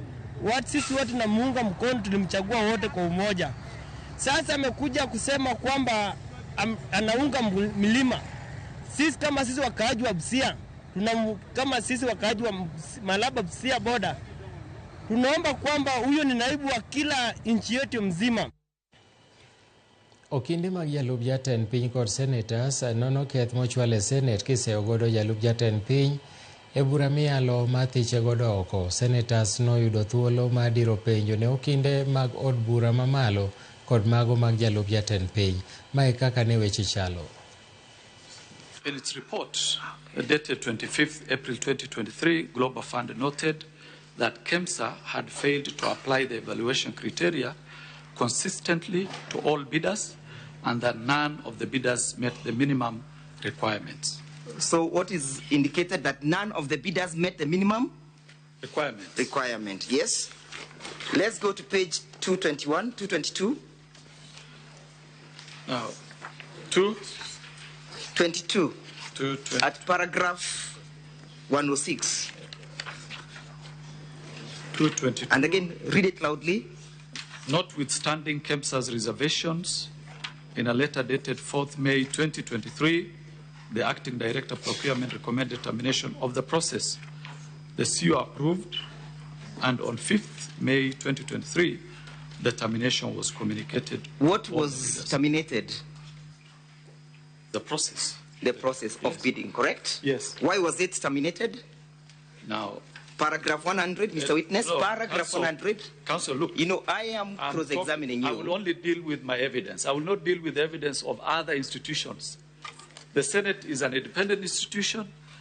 The EACC that we know conducted its own investigation. Please ask me questions related to the investigation. Now, after making your statement, please read the reason why the termination was actuated at paragraph 100. If you want me just to read for the sake of it, but I'm not owning this evidence. I'm only owning the evidence by EACC. I didn't ask you to own it. Yeah. Witness, the counsel is asking you to read a certain paragraph. Okay. Just read it. Guided. Yes? Which paragraph? I have asked you to read paragraph 106, correct? Yes. About the terminations, correct? Yes. And I've asked you to state for the assembly the reasons why the terminations is being recommended, correct? Yes. And I've told you that that answer, you'll find it at page 221, paragraph 100, correct? Correct. And that the bidding was terminated because the bids failed to meet the minimal requirements, correct? Correct. And therefore, the cancellation was not as the result of your alleged favorism, correct? That is not my evidence. My evidence is... Yes, I know. It was clear favorism. Clear favorism. Yeah. Look at paragraph 226. Sorry, page 226. 226. I'm there. Yes. Look at paragraph 136. I'm there. Yeah. Read paragraph 136. In late April 2023, he learned from the Global Fund. Who is this learning from Global Funds? Oh, you just took me there straight. Yeah, look at paragraph 225 so that we can get to know who is learning. 235 or 2? Yeah, 225. 225. That is the evidence by one Dr. Andrew Mulwa, acting CEO KEMSA, correct? Now, 225. 125, if you... 225. 220. Up here. Which paragraph? Up here. Yeah, submissions by Dr. Andrew Mulwa, acting CEO. So what is he saying now at paragraph 136? 136. In April 2023, he learned from Global Fund pre-award review report that the long-lasting insecticide nets tender was to be cancelled on account of inconsistencies in the bid evaluation. Yes? Yes. So why was it cancelled? The issue would be who caused the bid. No, it's not who caused. We are looking at the report. What does it indicate at that paragraph, the issues of the cancellation? Paragraph 136? Yes. On account of It inconsistencies. speaks to the fact that the bid or the tender was cancelled, correct? It does, yes. And it speaks to the reason that it was cancelled on the basis or on the reason of inconsistency, correct? Correct. And therefore your testimony that was a result of favorism does not sit well with the evidence contained at paragraph 136 of the bundle, correct? This, my evidence... No, I just want you to limit yourself to that paragraph vis-a-vis what you stated. That the reason for the cancellation was the inconsistency, Mr. Witness, yes? Inconsistencies, yes, but... Thank you. Let's go on. How is the inconsistency? Let us go to that one. You arise? shall explain in another forum, not here. Yeah. Jodak ma kaunti ma Kiambu bende medo golo paro wi chenro madhi mbele od bura ma Senate mathicho oko jalup jatend piny Rigathi Gachagua mae kaka gilero. Rigathi Gachagua kwa ukweli amekuwa mtu ambaye amekuwa amekelewa makosa mengi sana. Jana ilikuwa thibitisho kwamba wabunge walifanya kazi ambayo kwa mzuri na kuoneshana ya kwamba hawa walikuwa wametumiwa, na kwa hivyo tuna uhakika ya kwamba seneti itafanya haki kwa naibu rais. Bunge ya seneti katika hii shughuli ni koti, na koti hutoa decision kulingana na yale mashtaka yameletwa. Inaonekana ya kwamba yale mashtaka yaliyoletwa na mbunge Mtuse yalikuwa mashtaka ya kuandikiwa, ni uongo mtupu, na kama bunge la seneti linataka kujitenga na ule mchezo wa bunge la kitaifa, inafaa watupilie huu mswada mbali. Kitu kwanza, kama Wakenya tumehuzunika sana na tumekasirika sana kuona kwamba bunge la kitaifa limetumika kisiasa kumhujumu naibu wa rais na mambo ya uongo mtupu ya kisiasa, kwa msingi ya kisiasa peke yake. Lakini tumekuja macho yote tumeangalia kama taifa la Kenya na dunia yote, tunamurika bunge la Senate ifanye haki kwa Wakenya na ifanye haki kwa naibu wa rais, ile malalamisho yameletwa katika bunge la Senate waondoe, kwa sababu ni kuchukua mambo ya kikatiba kwa msaha. Moko kuom mine mawuok e gwenge mag Masawa ogolo siem ne jatend piny William Ruto mondo mi kik yier ng'ato oko mar Masawa ne kom jalup jatend piny, ponono ni jalup jatend piny masani Rigathi Gachagua othich oko e apisi. Ka giloso kod jofwambo e boma ma Juja kotelnegi kod MCA mogwel Tabitha Wangui, ginyiso jatend piny ni humbe mar siasa biro rumo chutho, ponono ni komno we oko jalno mawuok e gwenge makono. Wangui wacho ni mine duto siro gavana ma Kirinyaga Anne Waiguru mar dhi kawo kom mar jalup jatend piny Kenya, ponono nothich oko Rigathi Gachagua e apisi. Anne Waiguru, gavana ma Murang'a Irungu Kang'ata, jaod bura ma Kiaru Ndindi Nyoro, jatend migepe Musalia Mudavadi kaachiel kod jatend migawo mar arita Kithure Kindiki e moko kuom jogo maliekore ni kamoro inyalo yudo lemo mar jalup jatend piny. Tulichagua William Ruto na offer 5 million votes kama Mount Kenya, na tuliwachagua wakiwa wawili na Rigathi Gachagua. Na Rigathi Gachagua sasa tunaona ni kama doa inaenda kufujika, na kufujika kwa mwiko sio mwisho wa kupika nini, sio mwisho wa kupika ugali. Kwa hivyo tunasema kama Gachagua ataenda, tunataka tuchaguliwe ni mwingine, kiongozi mwingine kutoka Mount Kenya. Na sasa William Ruto aliahidi kiongozi kama ni mwanaume, mdogo wake akuwe ni mama. Na sasa yule mama tunaona anatosha Mount Kenya. Hakuna mwingine, ni Ani Mobi wa Igoro. Sisi tunataka huyu mama kikuja apewe respect, ndio hata afanye kazi. Ndio unaona hata walisubua Rigathi wanasema ati hafanyi, na hata huyo mzee anafanya, huyo mzee ashidona alikuwa anafanya kazi mzuri sana. Tuchaguliwe Ani Mobi wa Igoro, na Ani Mobi wa Igoro pahali huko tunakutaka utushughulikiwe tukiwa Mount Kenya. Tuko down kama wamama, hata hatusai Ani wa Igoro juu ya kulipishwa rida. Hospitali hakuna hata dawa. Makawuono tieko chenro margi e od bura mathich oko jalup jatend piny Rigathi Gachagua. Okinde mag Rigathi Gachagua kanyakla kod senators nono keth mochwal mitudo godo jalup jatend piny.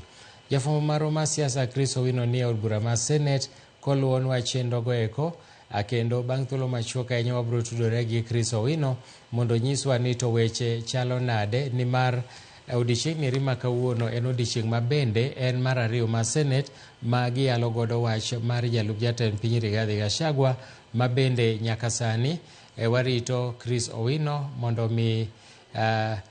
mi olernwa matimore kanyo. Watimo mos ni Chris Owino beta tudruok ok ni kare, wabro tudore kode bang'e. Ka wadhi nyime en ni moko kuom wakeini mawuok e sub-county ma Malava e kaunti ma Kakamega dwaro mondo jatend piny William Ruto yier gavana ma Kirinyaga Anne Waiguru kaka jalupne ponono thich oko jalup jatend piny Rigathi Gachagua.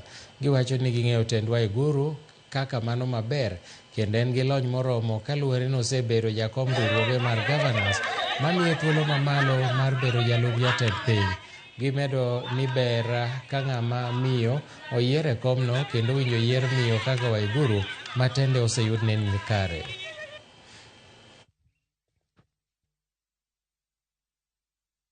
Mama anajua maslahi ya wamama wenzake. Mama ndiye tutakutolea kitu kwa president alete kwa wamama. Hatutaki mama baba wa kutukadenge malaya na mama yako anaweza kututetea. Ama vipi wa mama? Ama vipi wa mama? Ana Waiguru anatosha. Anatosha. Sasa president tutetee. Hapa tuko tumefinyika, lakini vile tumesikia mama tunamuunga mkono. Sisi tunaunga mama Anne Waiguru kwa sababu yeye anajua maslaha ya kila mtu. Yeye mama kama amesaa watoto wake kwa nyumba, huwa hapakui, anakaa tu gitu the same. Hatofautisha tu huyu anatakana apate kikubwa na huyu kidogo. Anne Waiguru ni mtu wa kujali maslaha ya binadamu. Yeye anadosha. Mama sana dosha. Najua wamama tutakuwa na ushindi, hatutashindana tena. President uunge huyu mama, awe mama wa maendeleo, atunze wa mama wenzake. Tunataka Anne Waiguru awe vice president in case kutakuwa na nafasi vile ulituakiza. Kwa sababu yeye ako na experience. Alipata zawadi kutoka Liberia kwa president mwenye alikuwa wa Liberia. Manakamano koro watudre achiel kachiel gi Chris Owino mantiere laro mar od bura mar Senate. Chris, inyalo nyisowa ni to chenro ma kawuono ang'o giri mwanyalo geno winjo bang'e no tok ka jo od bura osetwak ewi wach thich oko Rigathi Gachagua? Erokamano Milton. Mwaloso kodi ni jo od bura mag Senate odhi e yweyo matin bang'e to giduogo kar saa 8 gi dakika 15 bang'e kama thuolo dhi bedo thuolo mar miyo jalup jatend piny Rigathi Gachagua thuolo mar pedho neno mare kaachiel kod luoko nyinge ewi ketho duto 11 ma odonjne. Magi timore seche ma okinyi jo od bura mag Senate odhi nyime kod dayo dho joneno mag od bura mamalo mano jatatije machon ma duol mar KEMSA kaachiel kod janeno mowuok e duol mochung' ne kedo kod mibadhi e pacho kae EACC maduto ne pedho neno margi magitudogo jalup jatend piny Rigathi Gachagua. Jatatije machon ma duol mar KEMSA e neno mare ne owacho ni jalup jatend piny Rigathi Gachagua ne oywa tol ne jotich mag KEMSA katemo chunogi mondo gichiw tenda mar chiwo net mag kedo kod malaria ne kambi moro mane itudo kod wuode kama neno mane senators temo doyo dhoge mar neno ni to bende neno makamano en adiera kose. Bang'e to ne oluonga janeno mowuok e duol mochung' ne kedo kod mibadhi EACC mar chiwo neno mabiro kata doko ni okinde mag Gachagua kotelne kod Paul Muite, Ndegwa Njiru, Elisha Ongayo odiochieng' manyoro ne ok mor kod paro mar luongo janeno mar duol mochung' ne kedo kod mibadhi EACC kagiwacho ni neno mane gitemo chiwo onego bed ni gin neno ma ichiwo e nyim doho ma ok nyim od bura. Kata kamano speaker mar od bura mar Senate Jeffa Amason Kingi e bura mare ne owacho ni onge ketho moro amora ma od bura mar Senate dhi timo poni gi kelo janeno mowuok e duol mochung' ne kedo kod mibadhi EACC. Kata kamano Ongoya ne owacho ni neno mag EACC no onego bed ni itiyogo manaka osemak ne Gachagua bura kod EACC e doho bura mar mibadhi. Gino magi wacho ni onge bura mora mora mar mibadhi ma osedonjno go Gachagua e doho, mae momeyo konego bed ni EACC kelo neno mamienego e bura makamae, nikech onge keth kata bura ma EACC osechwalo e doho ka gidonjonego Rigathi Gachagua. Kata kamano Gachagua ne oyudo lal bang' speaker Amason Kingi wacho ni neno magidhi kelo odiochieng' ma kawuono en neno madhi konyo od bura mamalo siro bura margi mar thicho oko Rigathi Gachagua. Koro mago ne joneno ariyo mane ntiere okinyi ma kawuono, mulwa mar KEMSA kaachiel kod apisa mar duol mochung'ne kedo kod mibadhi i pacho kae EACC. Kagisewuok e yweyo matin magidhi e kinde ni senators dhi yudo thuolo mar winjo dho Rigathi Gachagua, jalup jatend piny, kama odhi bedo kod seche 2 kata seche 3. Odhi bedo kod seche 3 mar duoko penjo kendo kwedo ketho duto 11 ma odonjnego. Bang' seche 3 rumo kaachiel kod chiwo neno mage, od bura mar Senate dhi bedo kod thuolo mar seche 2 mar okinde mag od bura mamalo kaachiel kod okinde mag Rigathi Gachagua kolo neno makamago mar temo dayo dho neno ma idhi chiwo. Chenro makamano dhi kawo kuom seche 2 kama okinde mag Gachagua biro do thuolo mar penjo Gachagua penjo ewi neno ma opedho kaachiel kod buche kaachiel kod ketho 11 ma odonjnego. Bang' ka gisetieko okinde mag doho, okinde mag od bura mamalo, kaka James Orengo, Otiende Amolo, George Murugara kaachiel kod Opondo Kaluma dhi yudo thuolo mar dayo dho jalup jatend piny Rigathi Gachagua ewi neno ma ochiwo mar luoko nyinge ewi ketho 11 ma odonjnego e bura makamae. Mano nyiso ni chenro ni bro dhi nyaka kar sa 1:05. Kochopo sa 1:05 ibro miyo senators thuolo mar penjo kaachiel kod yudo ler ewi chenro makamae, chenro madhi kawo kar seche 2. Kochopo kar sa 3, kochopo kar sa 2:05, kochopo kar sa 2:05 mar otieno, senators biro do thuolo mar goyo ombulu ewi ketho duto 11 moro ka moro. Mano kochakre kar sa 2:03 mar otieno ma kawuono, senators biro do thuolo mar goyo ombulu ewi ketho duto 11 ma itudo go jalup jatend piny Rigathi Gachagua. Mopogore kod od bura mamalo, odiochieng' ma kawuono idhi somo ketho ka ketho. Bang' karan mar od bura mar Senate somo ketho mokwongo, senators 67 dhi goyo ombulu kendo golo chung' margi. Bang' tieko chenro makamano, karan mar od bura mar Senate biro somo ketho mar 2 kendo senators 67 dhi goyo ombulu. Mano dhi timore kuom ketho duto 11. Poni od bura mar Senate oyudo Rigathi Gachagua kod ketho kata mana achiel kende kuom ketho duto 11 ma odonjnego, jalup jatend piny Rigathi Gachagua dhi keto historia kuom bedo jalup jatend piny mokwongo e historia mar Kenya e bwo katiba mar 2010 ma ibiro tero pacho. Kuom ketho 11 ma odonjnego, kata koponi oyud ni ketho achiel, od bura mar Senate oyude kod ketho achiel kuom ketho duto 11, mano oromo gi tere pacho odhiambo ma kawuono. Bang'e to mondo chenro ma kamano timre en ni Rigathi Gachagua mondo kik tere dala, odwaro ni oyud sir lwedo mar senators 23. Poni ok oyudo sir lwedo mag senators 23, manyiso ni senators 45 osiro lwedo paro mathiche oko, odhi bedo jalup jatend piny okwongo ma idhi golo e apisi odhiambo ma kawuono. Ma ler mwasayudo en ni chenro mar goyo ombulu nyalo dhi nyaka seche mar sa 4, sa 5 nyaka sa 6 mar otieno, nikech gidhi goyo ombulu ewi ketho achiel moro ewi moro. To ler en ni poni senators 45 ogoyo ombulu mar tero Rigathi Gachagua pacho, odhi weyo lemo makamano kendo odhi na bedo kod thuolo mar dhi e doho mondo doho otem reso yie mare kuom nimo. Koro Milton, kuku mar wach kata kuku mar burani ochomo oganda kar saa 8. Wanyalo wacho ni mosebedo katimre odiochieng' manyoro kod kawuono gokinyi en mar deso buoyo. Kata kamano kuku mar wach ewi bura matich oko Rigathi Gachagua en chakre saa 8:15 kama senators dhi duogo, nikech kanyo ema Rigathi Gachagua dhi bet e bao to okinde mage dhi penjo to duoko, okinde mag od bura dhi penjo to duoko. Kanyo ema koro wadhi neno ndhandhu mar bura makawuono e seche mag midhiambo.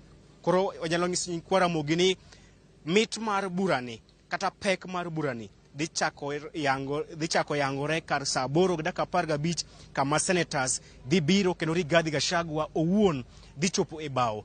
Wasayudo ler ni oonge kod janeno kata oonge kod ng'at modhi pedho ka janeno. En odhi biro owuon kendo odhi duoko penjo owuon kendo odhi luoko nyinge owuon ma onge janeno moro amora. Koro mit mar burani biro chakre saa 8:15. Milton Risowino med mana bedo wang'wa od bura ma Senate. Wageno mar yudo mathoth koa kuomi e weche manyien mabiro go, mana kaka isenyisowa ni chakre saa 8:10 od bura ma Senate biro duogo. Nyakwa Ramogi, yie mondo wakaw yweyo mokwongo gi e thuolo ni e chenro mar migago kik idhi mabor. Aduogo bang' thuolo machuok.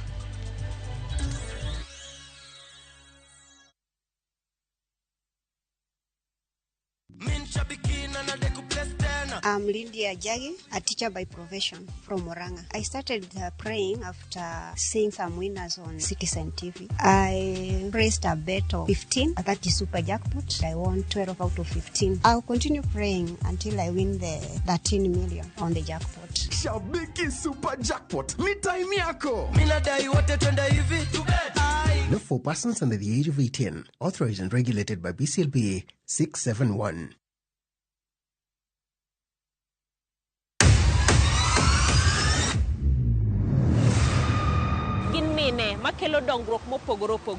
Don't speak on our issues as women. Let us be the one to speak. Kaka gikete ratil, familia kod tijegi. Magitimo gisiso kod lony. As the woman representative of Homa Bay County, this nation is hungry and there is no question about it. Minegi nietelo. Gijiwo kendo gikelo lony mopogore opogore. Mentorship en gimoro ma important kabisa. Mano konyo ji kendo miyo ji bet gi positive attitude. Gimiyo lony margi kanyakla kod yudo duoko ne chandruoge duto magikale. We want leaders to be fair to the nation. To emine wacho sigand miyo kamiyo ogen. Mine wacho ngeso ka ngeso kod jailieta.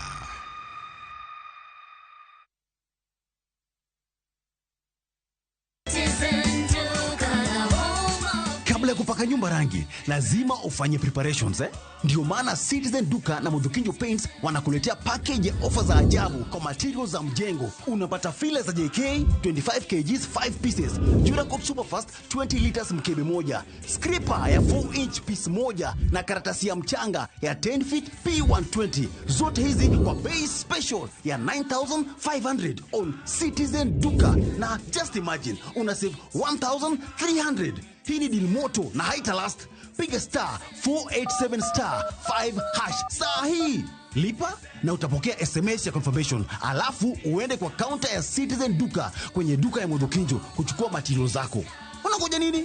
Save chapa kwa mjengo yako na Citizen Duka. Citizen Duka, the home of discounts. Citizen Duka, the home of discounts. Eichung Punjab. Hera Mutegno Neodongo. I love you, Sarabjit. Jod Sardani. Oweka chunygi nigi lit mang'eny. Kargi ji adekni, hera bro keto gi kamoro achiel nyaka chieng'. Chunogi ni nyaka gimakre motegno gi hera kod winjruok. Ok unyal paro kaka unopuonju, wan ji adek wan wachalo kaka ngum. To ngum moriwre otegno, to mowere kamae ok otegno. To e piny kama gik malich timore, en ng'ano maginyalo geno. En ang'o momiyo nyakono okawo pache kamano? Kara nyakono en ng'a? Riwri kodwa e wuoth manyien mopong' gi hera kod chir.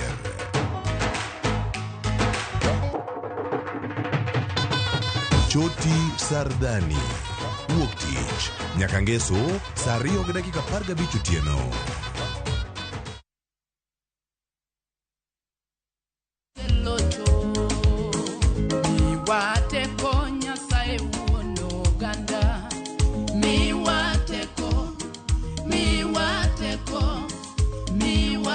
Kidwa yudo werni kaka sikiza tune mari, dial *860 *418#. Par ni Citizen e od jower duto.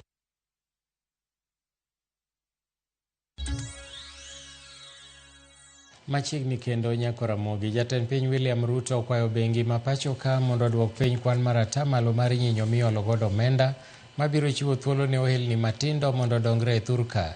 Noyango ni bengi maduong' ma pacho ka Central Bank of Kenya oseduoko piny kwan atamalo mar nyinyo hola kowuok atamalo 12.75 nyaka atamalo 12 e dwe mar aboro, ka koro bengi mamoko onego duok piny kwan atamalo margi mar 20.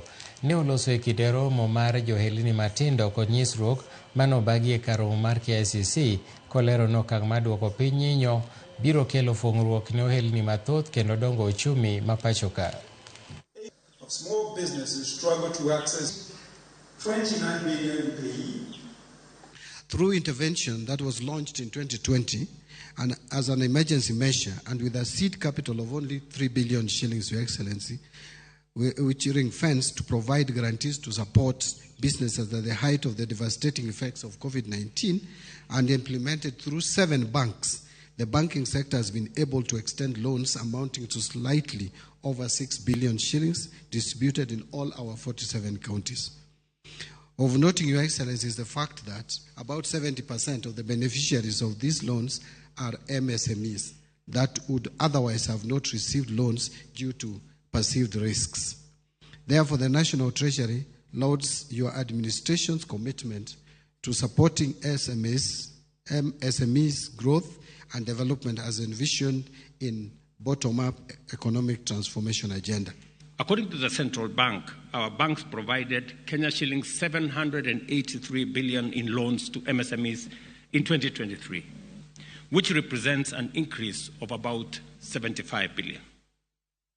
As we launch the MSME Accelerated Program today, let us reflect and collaborate in advancing its stated aim of boosting small business capabilities through comprehensive assessments, advanced training, and tailored support from public and private sector partners, as well as development finance institutions.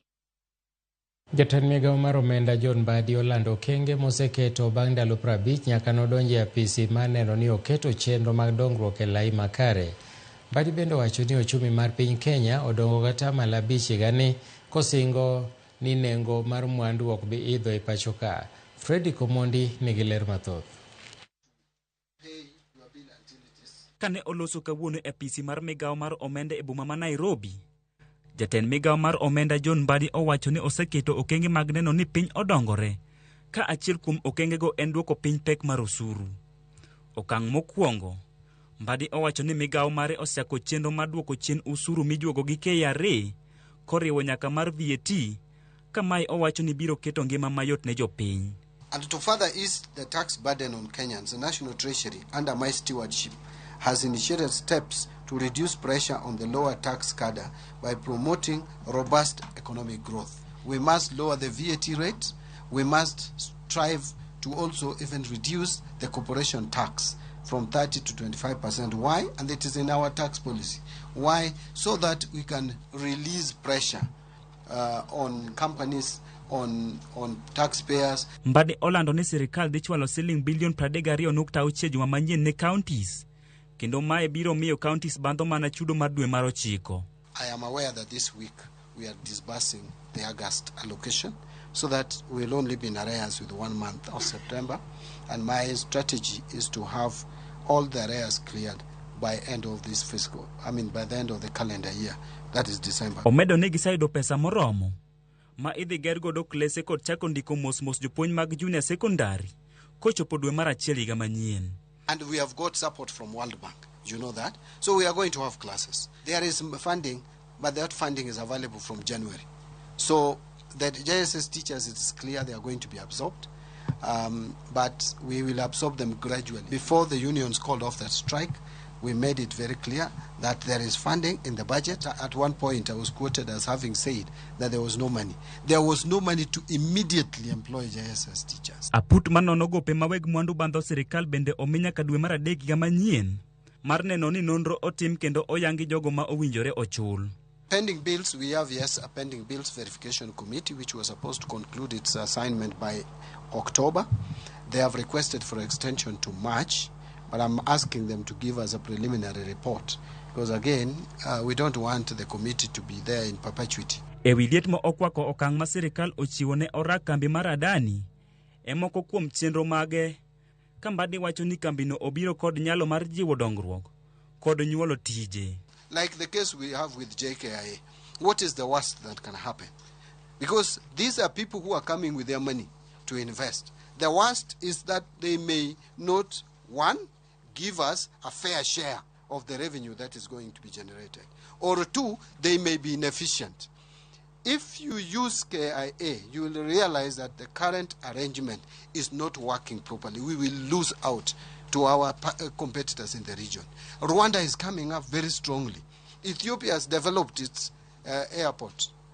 Kenya must follow suit. We must do it. Mbadi bende olero ni onge tiende ji odoge okumba mar thieth mar NHIF ka wacho ni kar timo mano to owinjo ji ong'i yore minyalos go midhiero mane SHA mar neno ni jopiny oyudo chenro mag thieth e yo makare.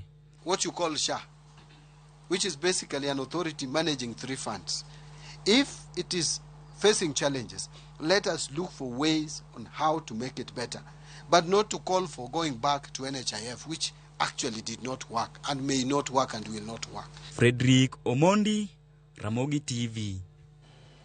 Piny owacho ma kaunti ma Migori dhi nyime kod twak kod piny mar Amerika.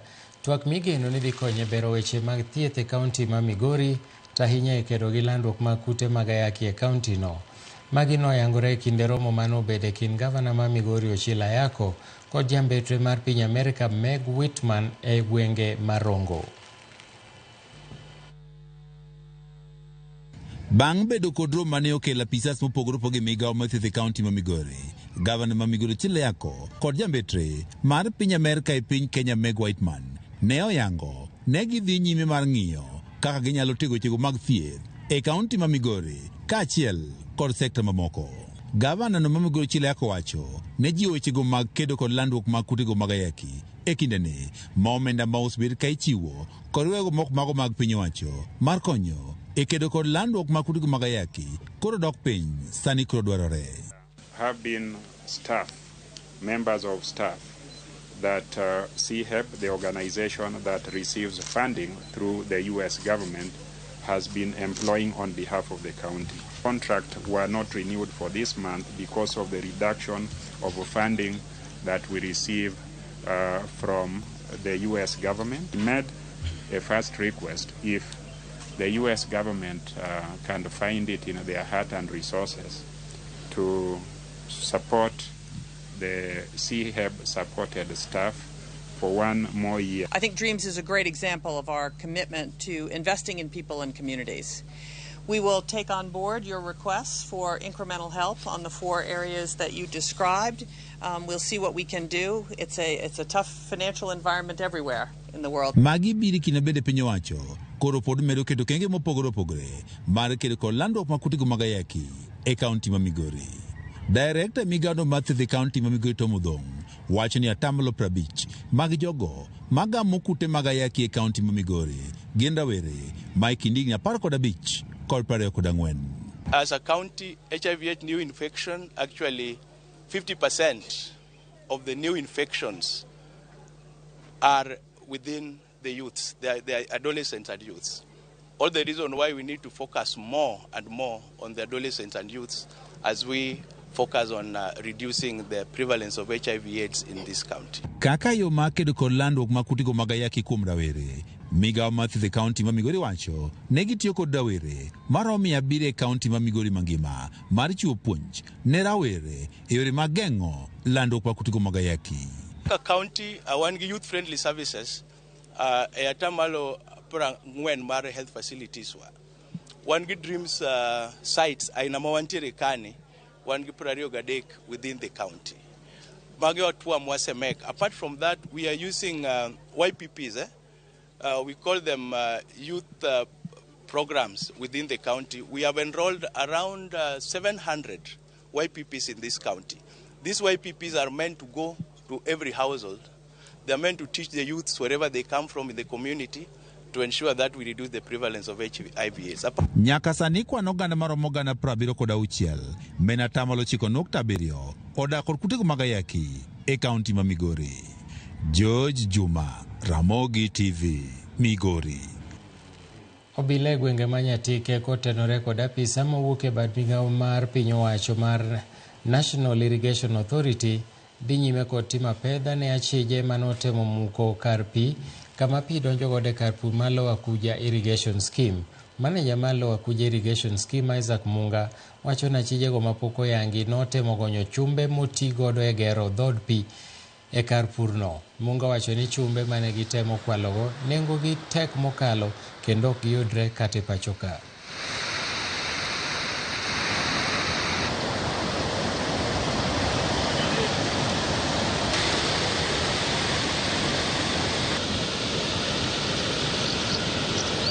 Jonjore mane temo turo get mar pi mogolo pi e aora mar Kuja katero e puothe mowatimo godo irrigation. Gedege gin gede madongo and gin gede mokawo pesa mang'eny. Chumbege gin chumbe mapek, yudogi ok yot. King'iyogi to gin chumbe manobedo imported from Egypt. Mondo mi obi olos godo gedegi. Gedegi kwa tugogo to wanyalo kelo asara maduong' e puothe. Jodak machuda kotelnegi kod riwruok mar Haki Yetu jowuok oko mar kwedo chenro ma piny owacho ni godo mar gero ute mikoni nengogi oyweyo e gwenge machuda e kar chung' od bura ma Mvita. Kane giloso Mombasa e kinde ng'anyo mar kwedo chenrono, jodago koni jogo manodar gi thuon mar chiwo thuolo ne gedo mag ute makamago Buxton pok ochiwnegi udi nyaka sani kaka nosingnegi kata bang' udigo rumo kendo mi ji mamoko nono. Riwruok mar Haki Yetu motelne kod Peter Kiama akoro dwaro ni piny owacho mondo chung' chenro mar gero udino kaka yo achiel mar neno ni jopiny oyudo ratiro margi ka gilero ni utego geto mana jogo man kod nyalo kochiwo ranyisi mar udi ma Buxton.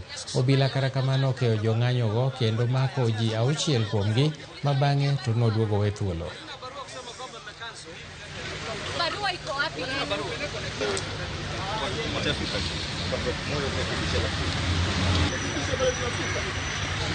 Sisi kama wakazi wa Chuda tunangojea mwisho wa kwisha tuje tuone matingatinga yakitobomolea pasipo na ujuzi kufahamu wowote.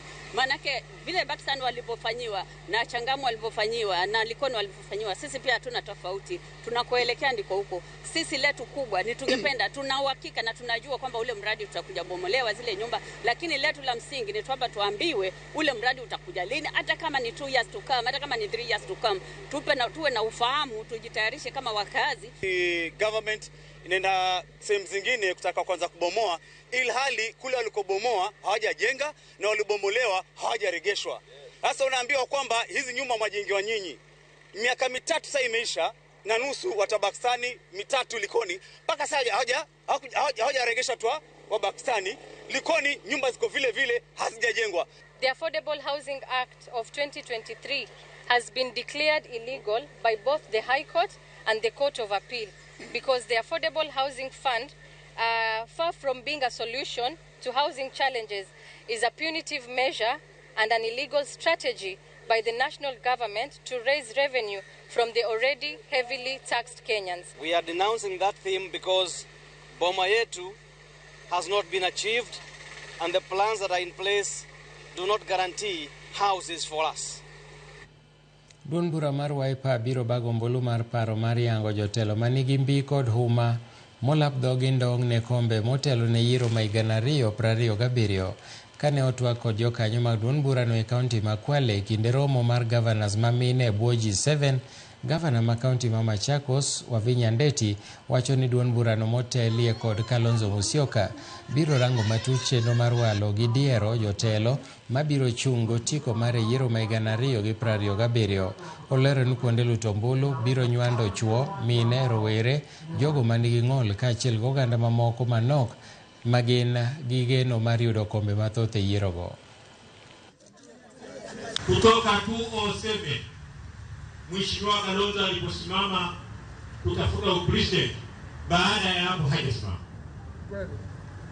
Kwa hivyo tumekuwa tukisimama bila presidential candidate, na mara nyingi sana mtu akisimama na chama ambacho huko mbele hakina president, ni rahisi kunyang'anywa, ni rahisi kuibiwa, ni rahisi chochote kutokea. 2027 tukipata support ya chama fully, tunakuahidi ya kwamba tutakuwa na MCA more than 10. Tunakuja kufanya poli, sisi tutachukua wale popular. Kama huko popular tunataka chini. Sio kuja kuletewa watu. Hatuna bali kuletewa watu ili mtu anasukuma. Hapana. Yule hapo popular ndio tutamchukua, na tukimchukua sisi kama hatuna competition, basi anapatiwa tiketi ya nini? Ya Wiper. Ikruok dhi nyime mar ringo odiechieng' mar Madaraka Day ma idhi tim tarik 20 dweni mar 10 e kaunti ma Kwale. Gavana ma Kwale Fatma Achani wacho ni oganda jo Kenya duto orwaki e nyasi ma kamano mibiro tim e alap ma Kwale Stadium, kendo puoyo mokalo jatend piny William Ruto kuom yiero kaunti ma Kwale kaka kanyo midhi bagi e nyasino, kowacho ni dongruoge modhuro bende osedhi nyime e kauntino e yo makare. Jagoro mongirore migawo mar arita Raymond Omolo wacho ni ikruok mar stadium ma Kwale oserumo, kendo weche arita kwe bende oseridi, ka Omolo medo ni chenro mag ute ma nengogi ni piny bende dhi nyime makare e boma ma Diani. Kamano en achiel kuom ajenda ma piny owacho chwalo ne jopiny. Tunashukuru Mheshimiwa Rais wa Jamhuri ya Kenya kwanza kwa kugatua sherehe hizi na kuja mpaka Kwale. Kwa muda mfupi huu ambao tumeandalia sherehe hizi, tumeona benefits ambazo tumepata kama Wakwale. Uwanja huu umekamilika kwa muda mfupi kwa support ambayo tumepata kutoka serikali ya kitaifa. Kwale is ready to host the celebrations, and the team has worked really hard to ensure that this becomes a reality. When we began, the stadium was just beginning to be constructed, and today, if you look around, it is completely finished and it is ready. We have just also undertaken the dress rehearsal by the Kenya Defence Forces, presided over by the CDF, and everything is in place for these celebrations. Jambetre mar piny Amerika e pacho ka Meg Whitman osingo ni piny owacho mar Amerika oketo maromo $80 milion e kaunti ma Kisii ma timo chenro mopogore mag dongruok. Koloso e limbe mare e gwengego, Whitman mane orwaki kod gavana ma Kisii Simba Arati wacho ni sekta ma gibiro miyo pek oting'o mano mar thieth, ka gavana Arati ne otiyo gi thuolo mar kamano mar yango okenge ma kauntino osekawo mar bero sekta mar thieth, pur kod dongruok. Bende Whitman noyudo thuolo mar romo kod rowere e mbalariany ma Kisii, jopur kod jokanyo mamoko matego winjruok kod tiyo kanyakla e kind piny Kenya e kind piny Amerika kod kaunti ma Kisii.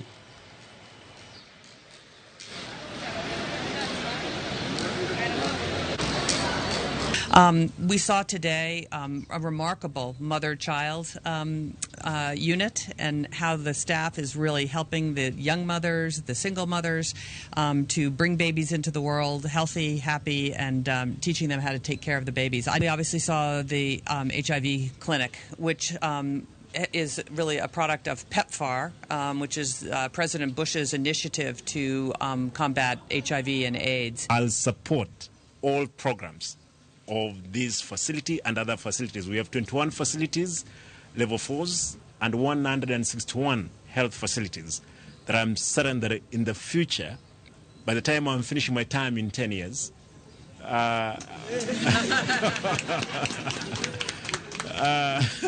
for sure we'll get to somewhere.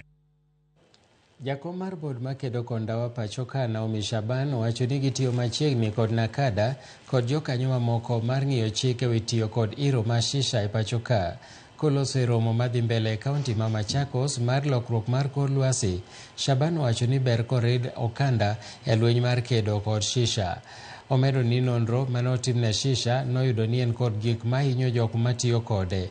Bende omedo ni e tudruok kod migawo mar thieth mar pur kod mano mar alwora ging'iyo mar konyo jopur ndawa weyo purno kendo donje mamoko kaka pur mar chiemo.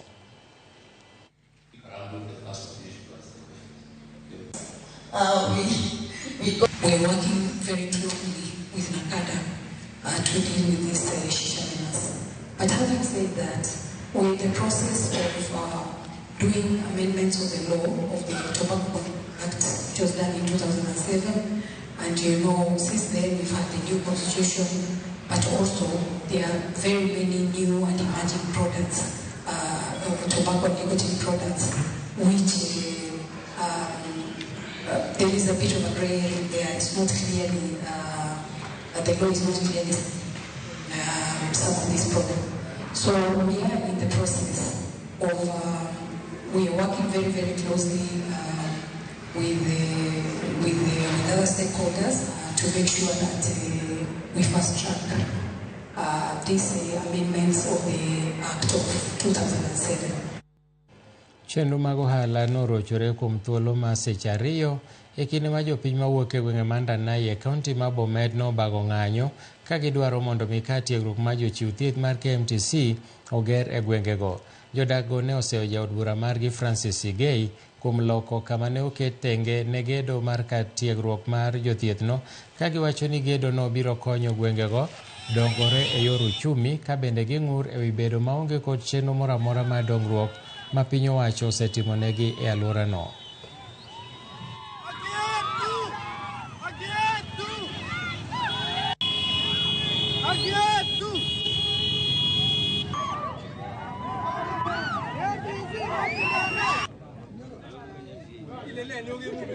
Tunataka kufuata ile ahadi Mheshimiwa His Excellency Rais William Ruto alipeana hapa Ndanai kwamba KMTC itachengwa hapa Ndanai Sub-County Hospital. Tumesikia kwamba ati KMTC kuna watu wanataka kuchukua KMTC upande wa Sotik. Na tunasema kwa sababu hii ni Sub-County Hospital, the only Sub-County Hospital in Sotik Sub-County, tumesema hapa inaistahili kuwa na KMTC. So swali letu ambalo tumelikujia kabisa na hatuna huruma hata dakika moja kwa yule ambao anatuharibia sifa ya hapa Ndanai na Sotik kwa jumla, kwamba arudishe hiyo KMTC hapa Ndanai vile inawezekana. Ndanai haichakuwa na kitu ya maana ile ya kwamba itusaidie katika uchumi na kila mahali. Kwa hivyo tunasema kama wakaaji ya kwa Ndanai, KMTC ijengwe Ndanai. We have schools like Ndanai Girls, we have Kipsinge, we have Rotik. When they have no role model, they'll get all their role model only have gone to campus, which is maybe beyond Gericho and far. But when the KMTC is here in Ndanai, our girls here will struggle to join KMTC and be nice. Piny owacho komakore kod riwruok mar Finland omedo kenge madhi konyo e geng'o midhiero mikelo kod pogruok mar kit chwech e pacho ka. Koloso e nyasi ma kamano e mbalariany ma Kibabii e kaunti ma Bungoma, kotelnegi kod jagoro maduong' e migawo mar twech Anne Wang'ombe, giwacho ni gidhi medo okenge mar puonjo oganda e wi midhiero mikelo kod pogruok e kit chwech e kind oganda jo Kenya. Kata kamano wacho ni sirikal biro dhi nyime matiyo kanyakla kod pinje mopogore kaka yorno mar kedo kod midhiero ma kamano, kodwaro mondo mi ng'ata ng'ata koting'o jodolo obedi ong'ala manyime mar puonjo gigo mikelo kod pogruok mar kit chwech. Ji maromo 637 noyudo puonj makama mane otimore e dwe mar 9 higani. We realized that the reason why we've remained the same for many years is because we had not targeted on changing the mindset of our people. We know that culture is good. We have very good and positive aspects of our cultures. But what we are saying, let us embrace the good lessons that we can pick from our cultures. The government has put in place various strategies to combat gender-based violence, which include signing various agreements with, or bilateral agreements with various international communities, various countries, like the one we have with Kenya, Finland. I want to thank the Finland bilateral program for working very closely with the anti-FGM board to make sure that we come to zero FGM in in the Elgon area. And on 7th November this year, we are going to have a declaration by the Sabaot elders that they are going to support that we should not have FGM again going on among the Sabaot. Ramogi yena mondo asomi moko kuom ote ma useoronwa kaeri. Ramogi TV aneno maler kabisa, mano youth leader Brian Omolo mar Jesus Evangelical Church Nyaera. Kaito machielo bende en mar aneno maber, awinjo maler ka ni e dala mar Kisumu, weche peke Senate manade, mano Karo Caroline. Kaito Nyaringa Alfred awinjo Ramogi TV ka ntiere Isili Nairobi, wacho ni Nyasach kwe mondo bed kodu. Migago choponwa e pachoka maber Kamenye walemne Gachagua. Kaito machielo bende wacho kanyo ni Gladys Onyango wacho ni dine bed ni keto jotelo te tago maliet kama dikoro Kenya ber moloyo. Jona Pidi mar Embakasi wacho ni owinjowa maber mokalo. Kaito ndiko ji mang'eny mondo rwakne, ng'eni ok en chenro mar mos, kata kamana wakwayo ni mondo igol paro motudore gi weche manyien mwasomo gi e thuolo ni eri. Kaito Ramogi machielo wacho ka ni an Alan Tindi wuod Kanyada Nyal Kinye Town kantiere Mbita Town, owacho no winjowa e yo makare. Aneno maler kabisa, youth leader aparo nonuore. Kaito Mbiru aneno ka ok oketonwa ote motudore gi weche manyien. Ramogi ng'eyo ni chenro mar dwaro thicho oko Rigathi Gachagua ma en jalup jatend piny osebedo kadhi nyime od bura mar Senate chakre kiny, to mana kaka Chris Owino nowachonwa ni chenro no kawuono chakre saa 8 eka wadonje kuku mar wach. Ka intiere machiegni beda e Nyakalondo kata wang' jowi mar Ramogi TV mondo miyud thuolo mar neno gimoro amora Chris Owino ni kanyo, obro medo leronwa gik matimore. Odiochieng' manyoro nyobedo matek ahinya ne okinde mag od bura mamalo, ne jalo kata jaod bura Mutuse manochwalo twak makamano ka okinde mag Gachagua ne penjo matek mokalo, kendo ne ochal ng'at ma bende ne ok ni gadieri gi gima notere od bura. Koro duto wabro we lwet od bura mar Senate ma bende bro ng'ado bang'e no ka wang'igo ombulu seche mag otieno. Chris Owino nyisowa ni ombulu nyalo chakore kar saa 2 mar otieno kibro go ombulu achiel kachiel. Gima Chris otemo leronwa kanyo kaluwore gi chik en ni kuom ketho 11 manodonjne godo Rigathi Gachagua, kapo ni jo od bura mar Senate opuodho ni nitiere kata achiel kuom ketho 11 go magi yiego nadier, ma to jalup jatend piny nodhi marach, mano kende oromo tere pacho. Inyalo neno ka ji osechako go campaign, wadwaro ng'ane. Ing'eni seche moko bende ber ka iluoko kube ka dhiang' osenyuol. Ok inyal ng'eyo, jomoko osechako luoko kube kata ko to dhiang' pok onyuol. Koro biro chuno ni mondo giriti nyaka seche mabiro go mondo weche otimre. Wabro dok e od bura mar Senate bang' thuolo machuok ka jo od bura mar Senate odok mondo mi gidhi nyime gi twak makamano, to kete mane Ramogi TV okang' kokang' gimoro amora matimore e twak mar dwaro thicho oko Rigathi Gachagua, wabiro dhi nyime nyaka wang' wachopie giko mare. Kapo nomed kinde kata ni nyaka kiny, pod wan kodu kanyo. Nyinga Milton Ochieng', bed godi chieng' mokwe.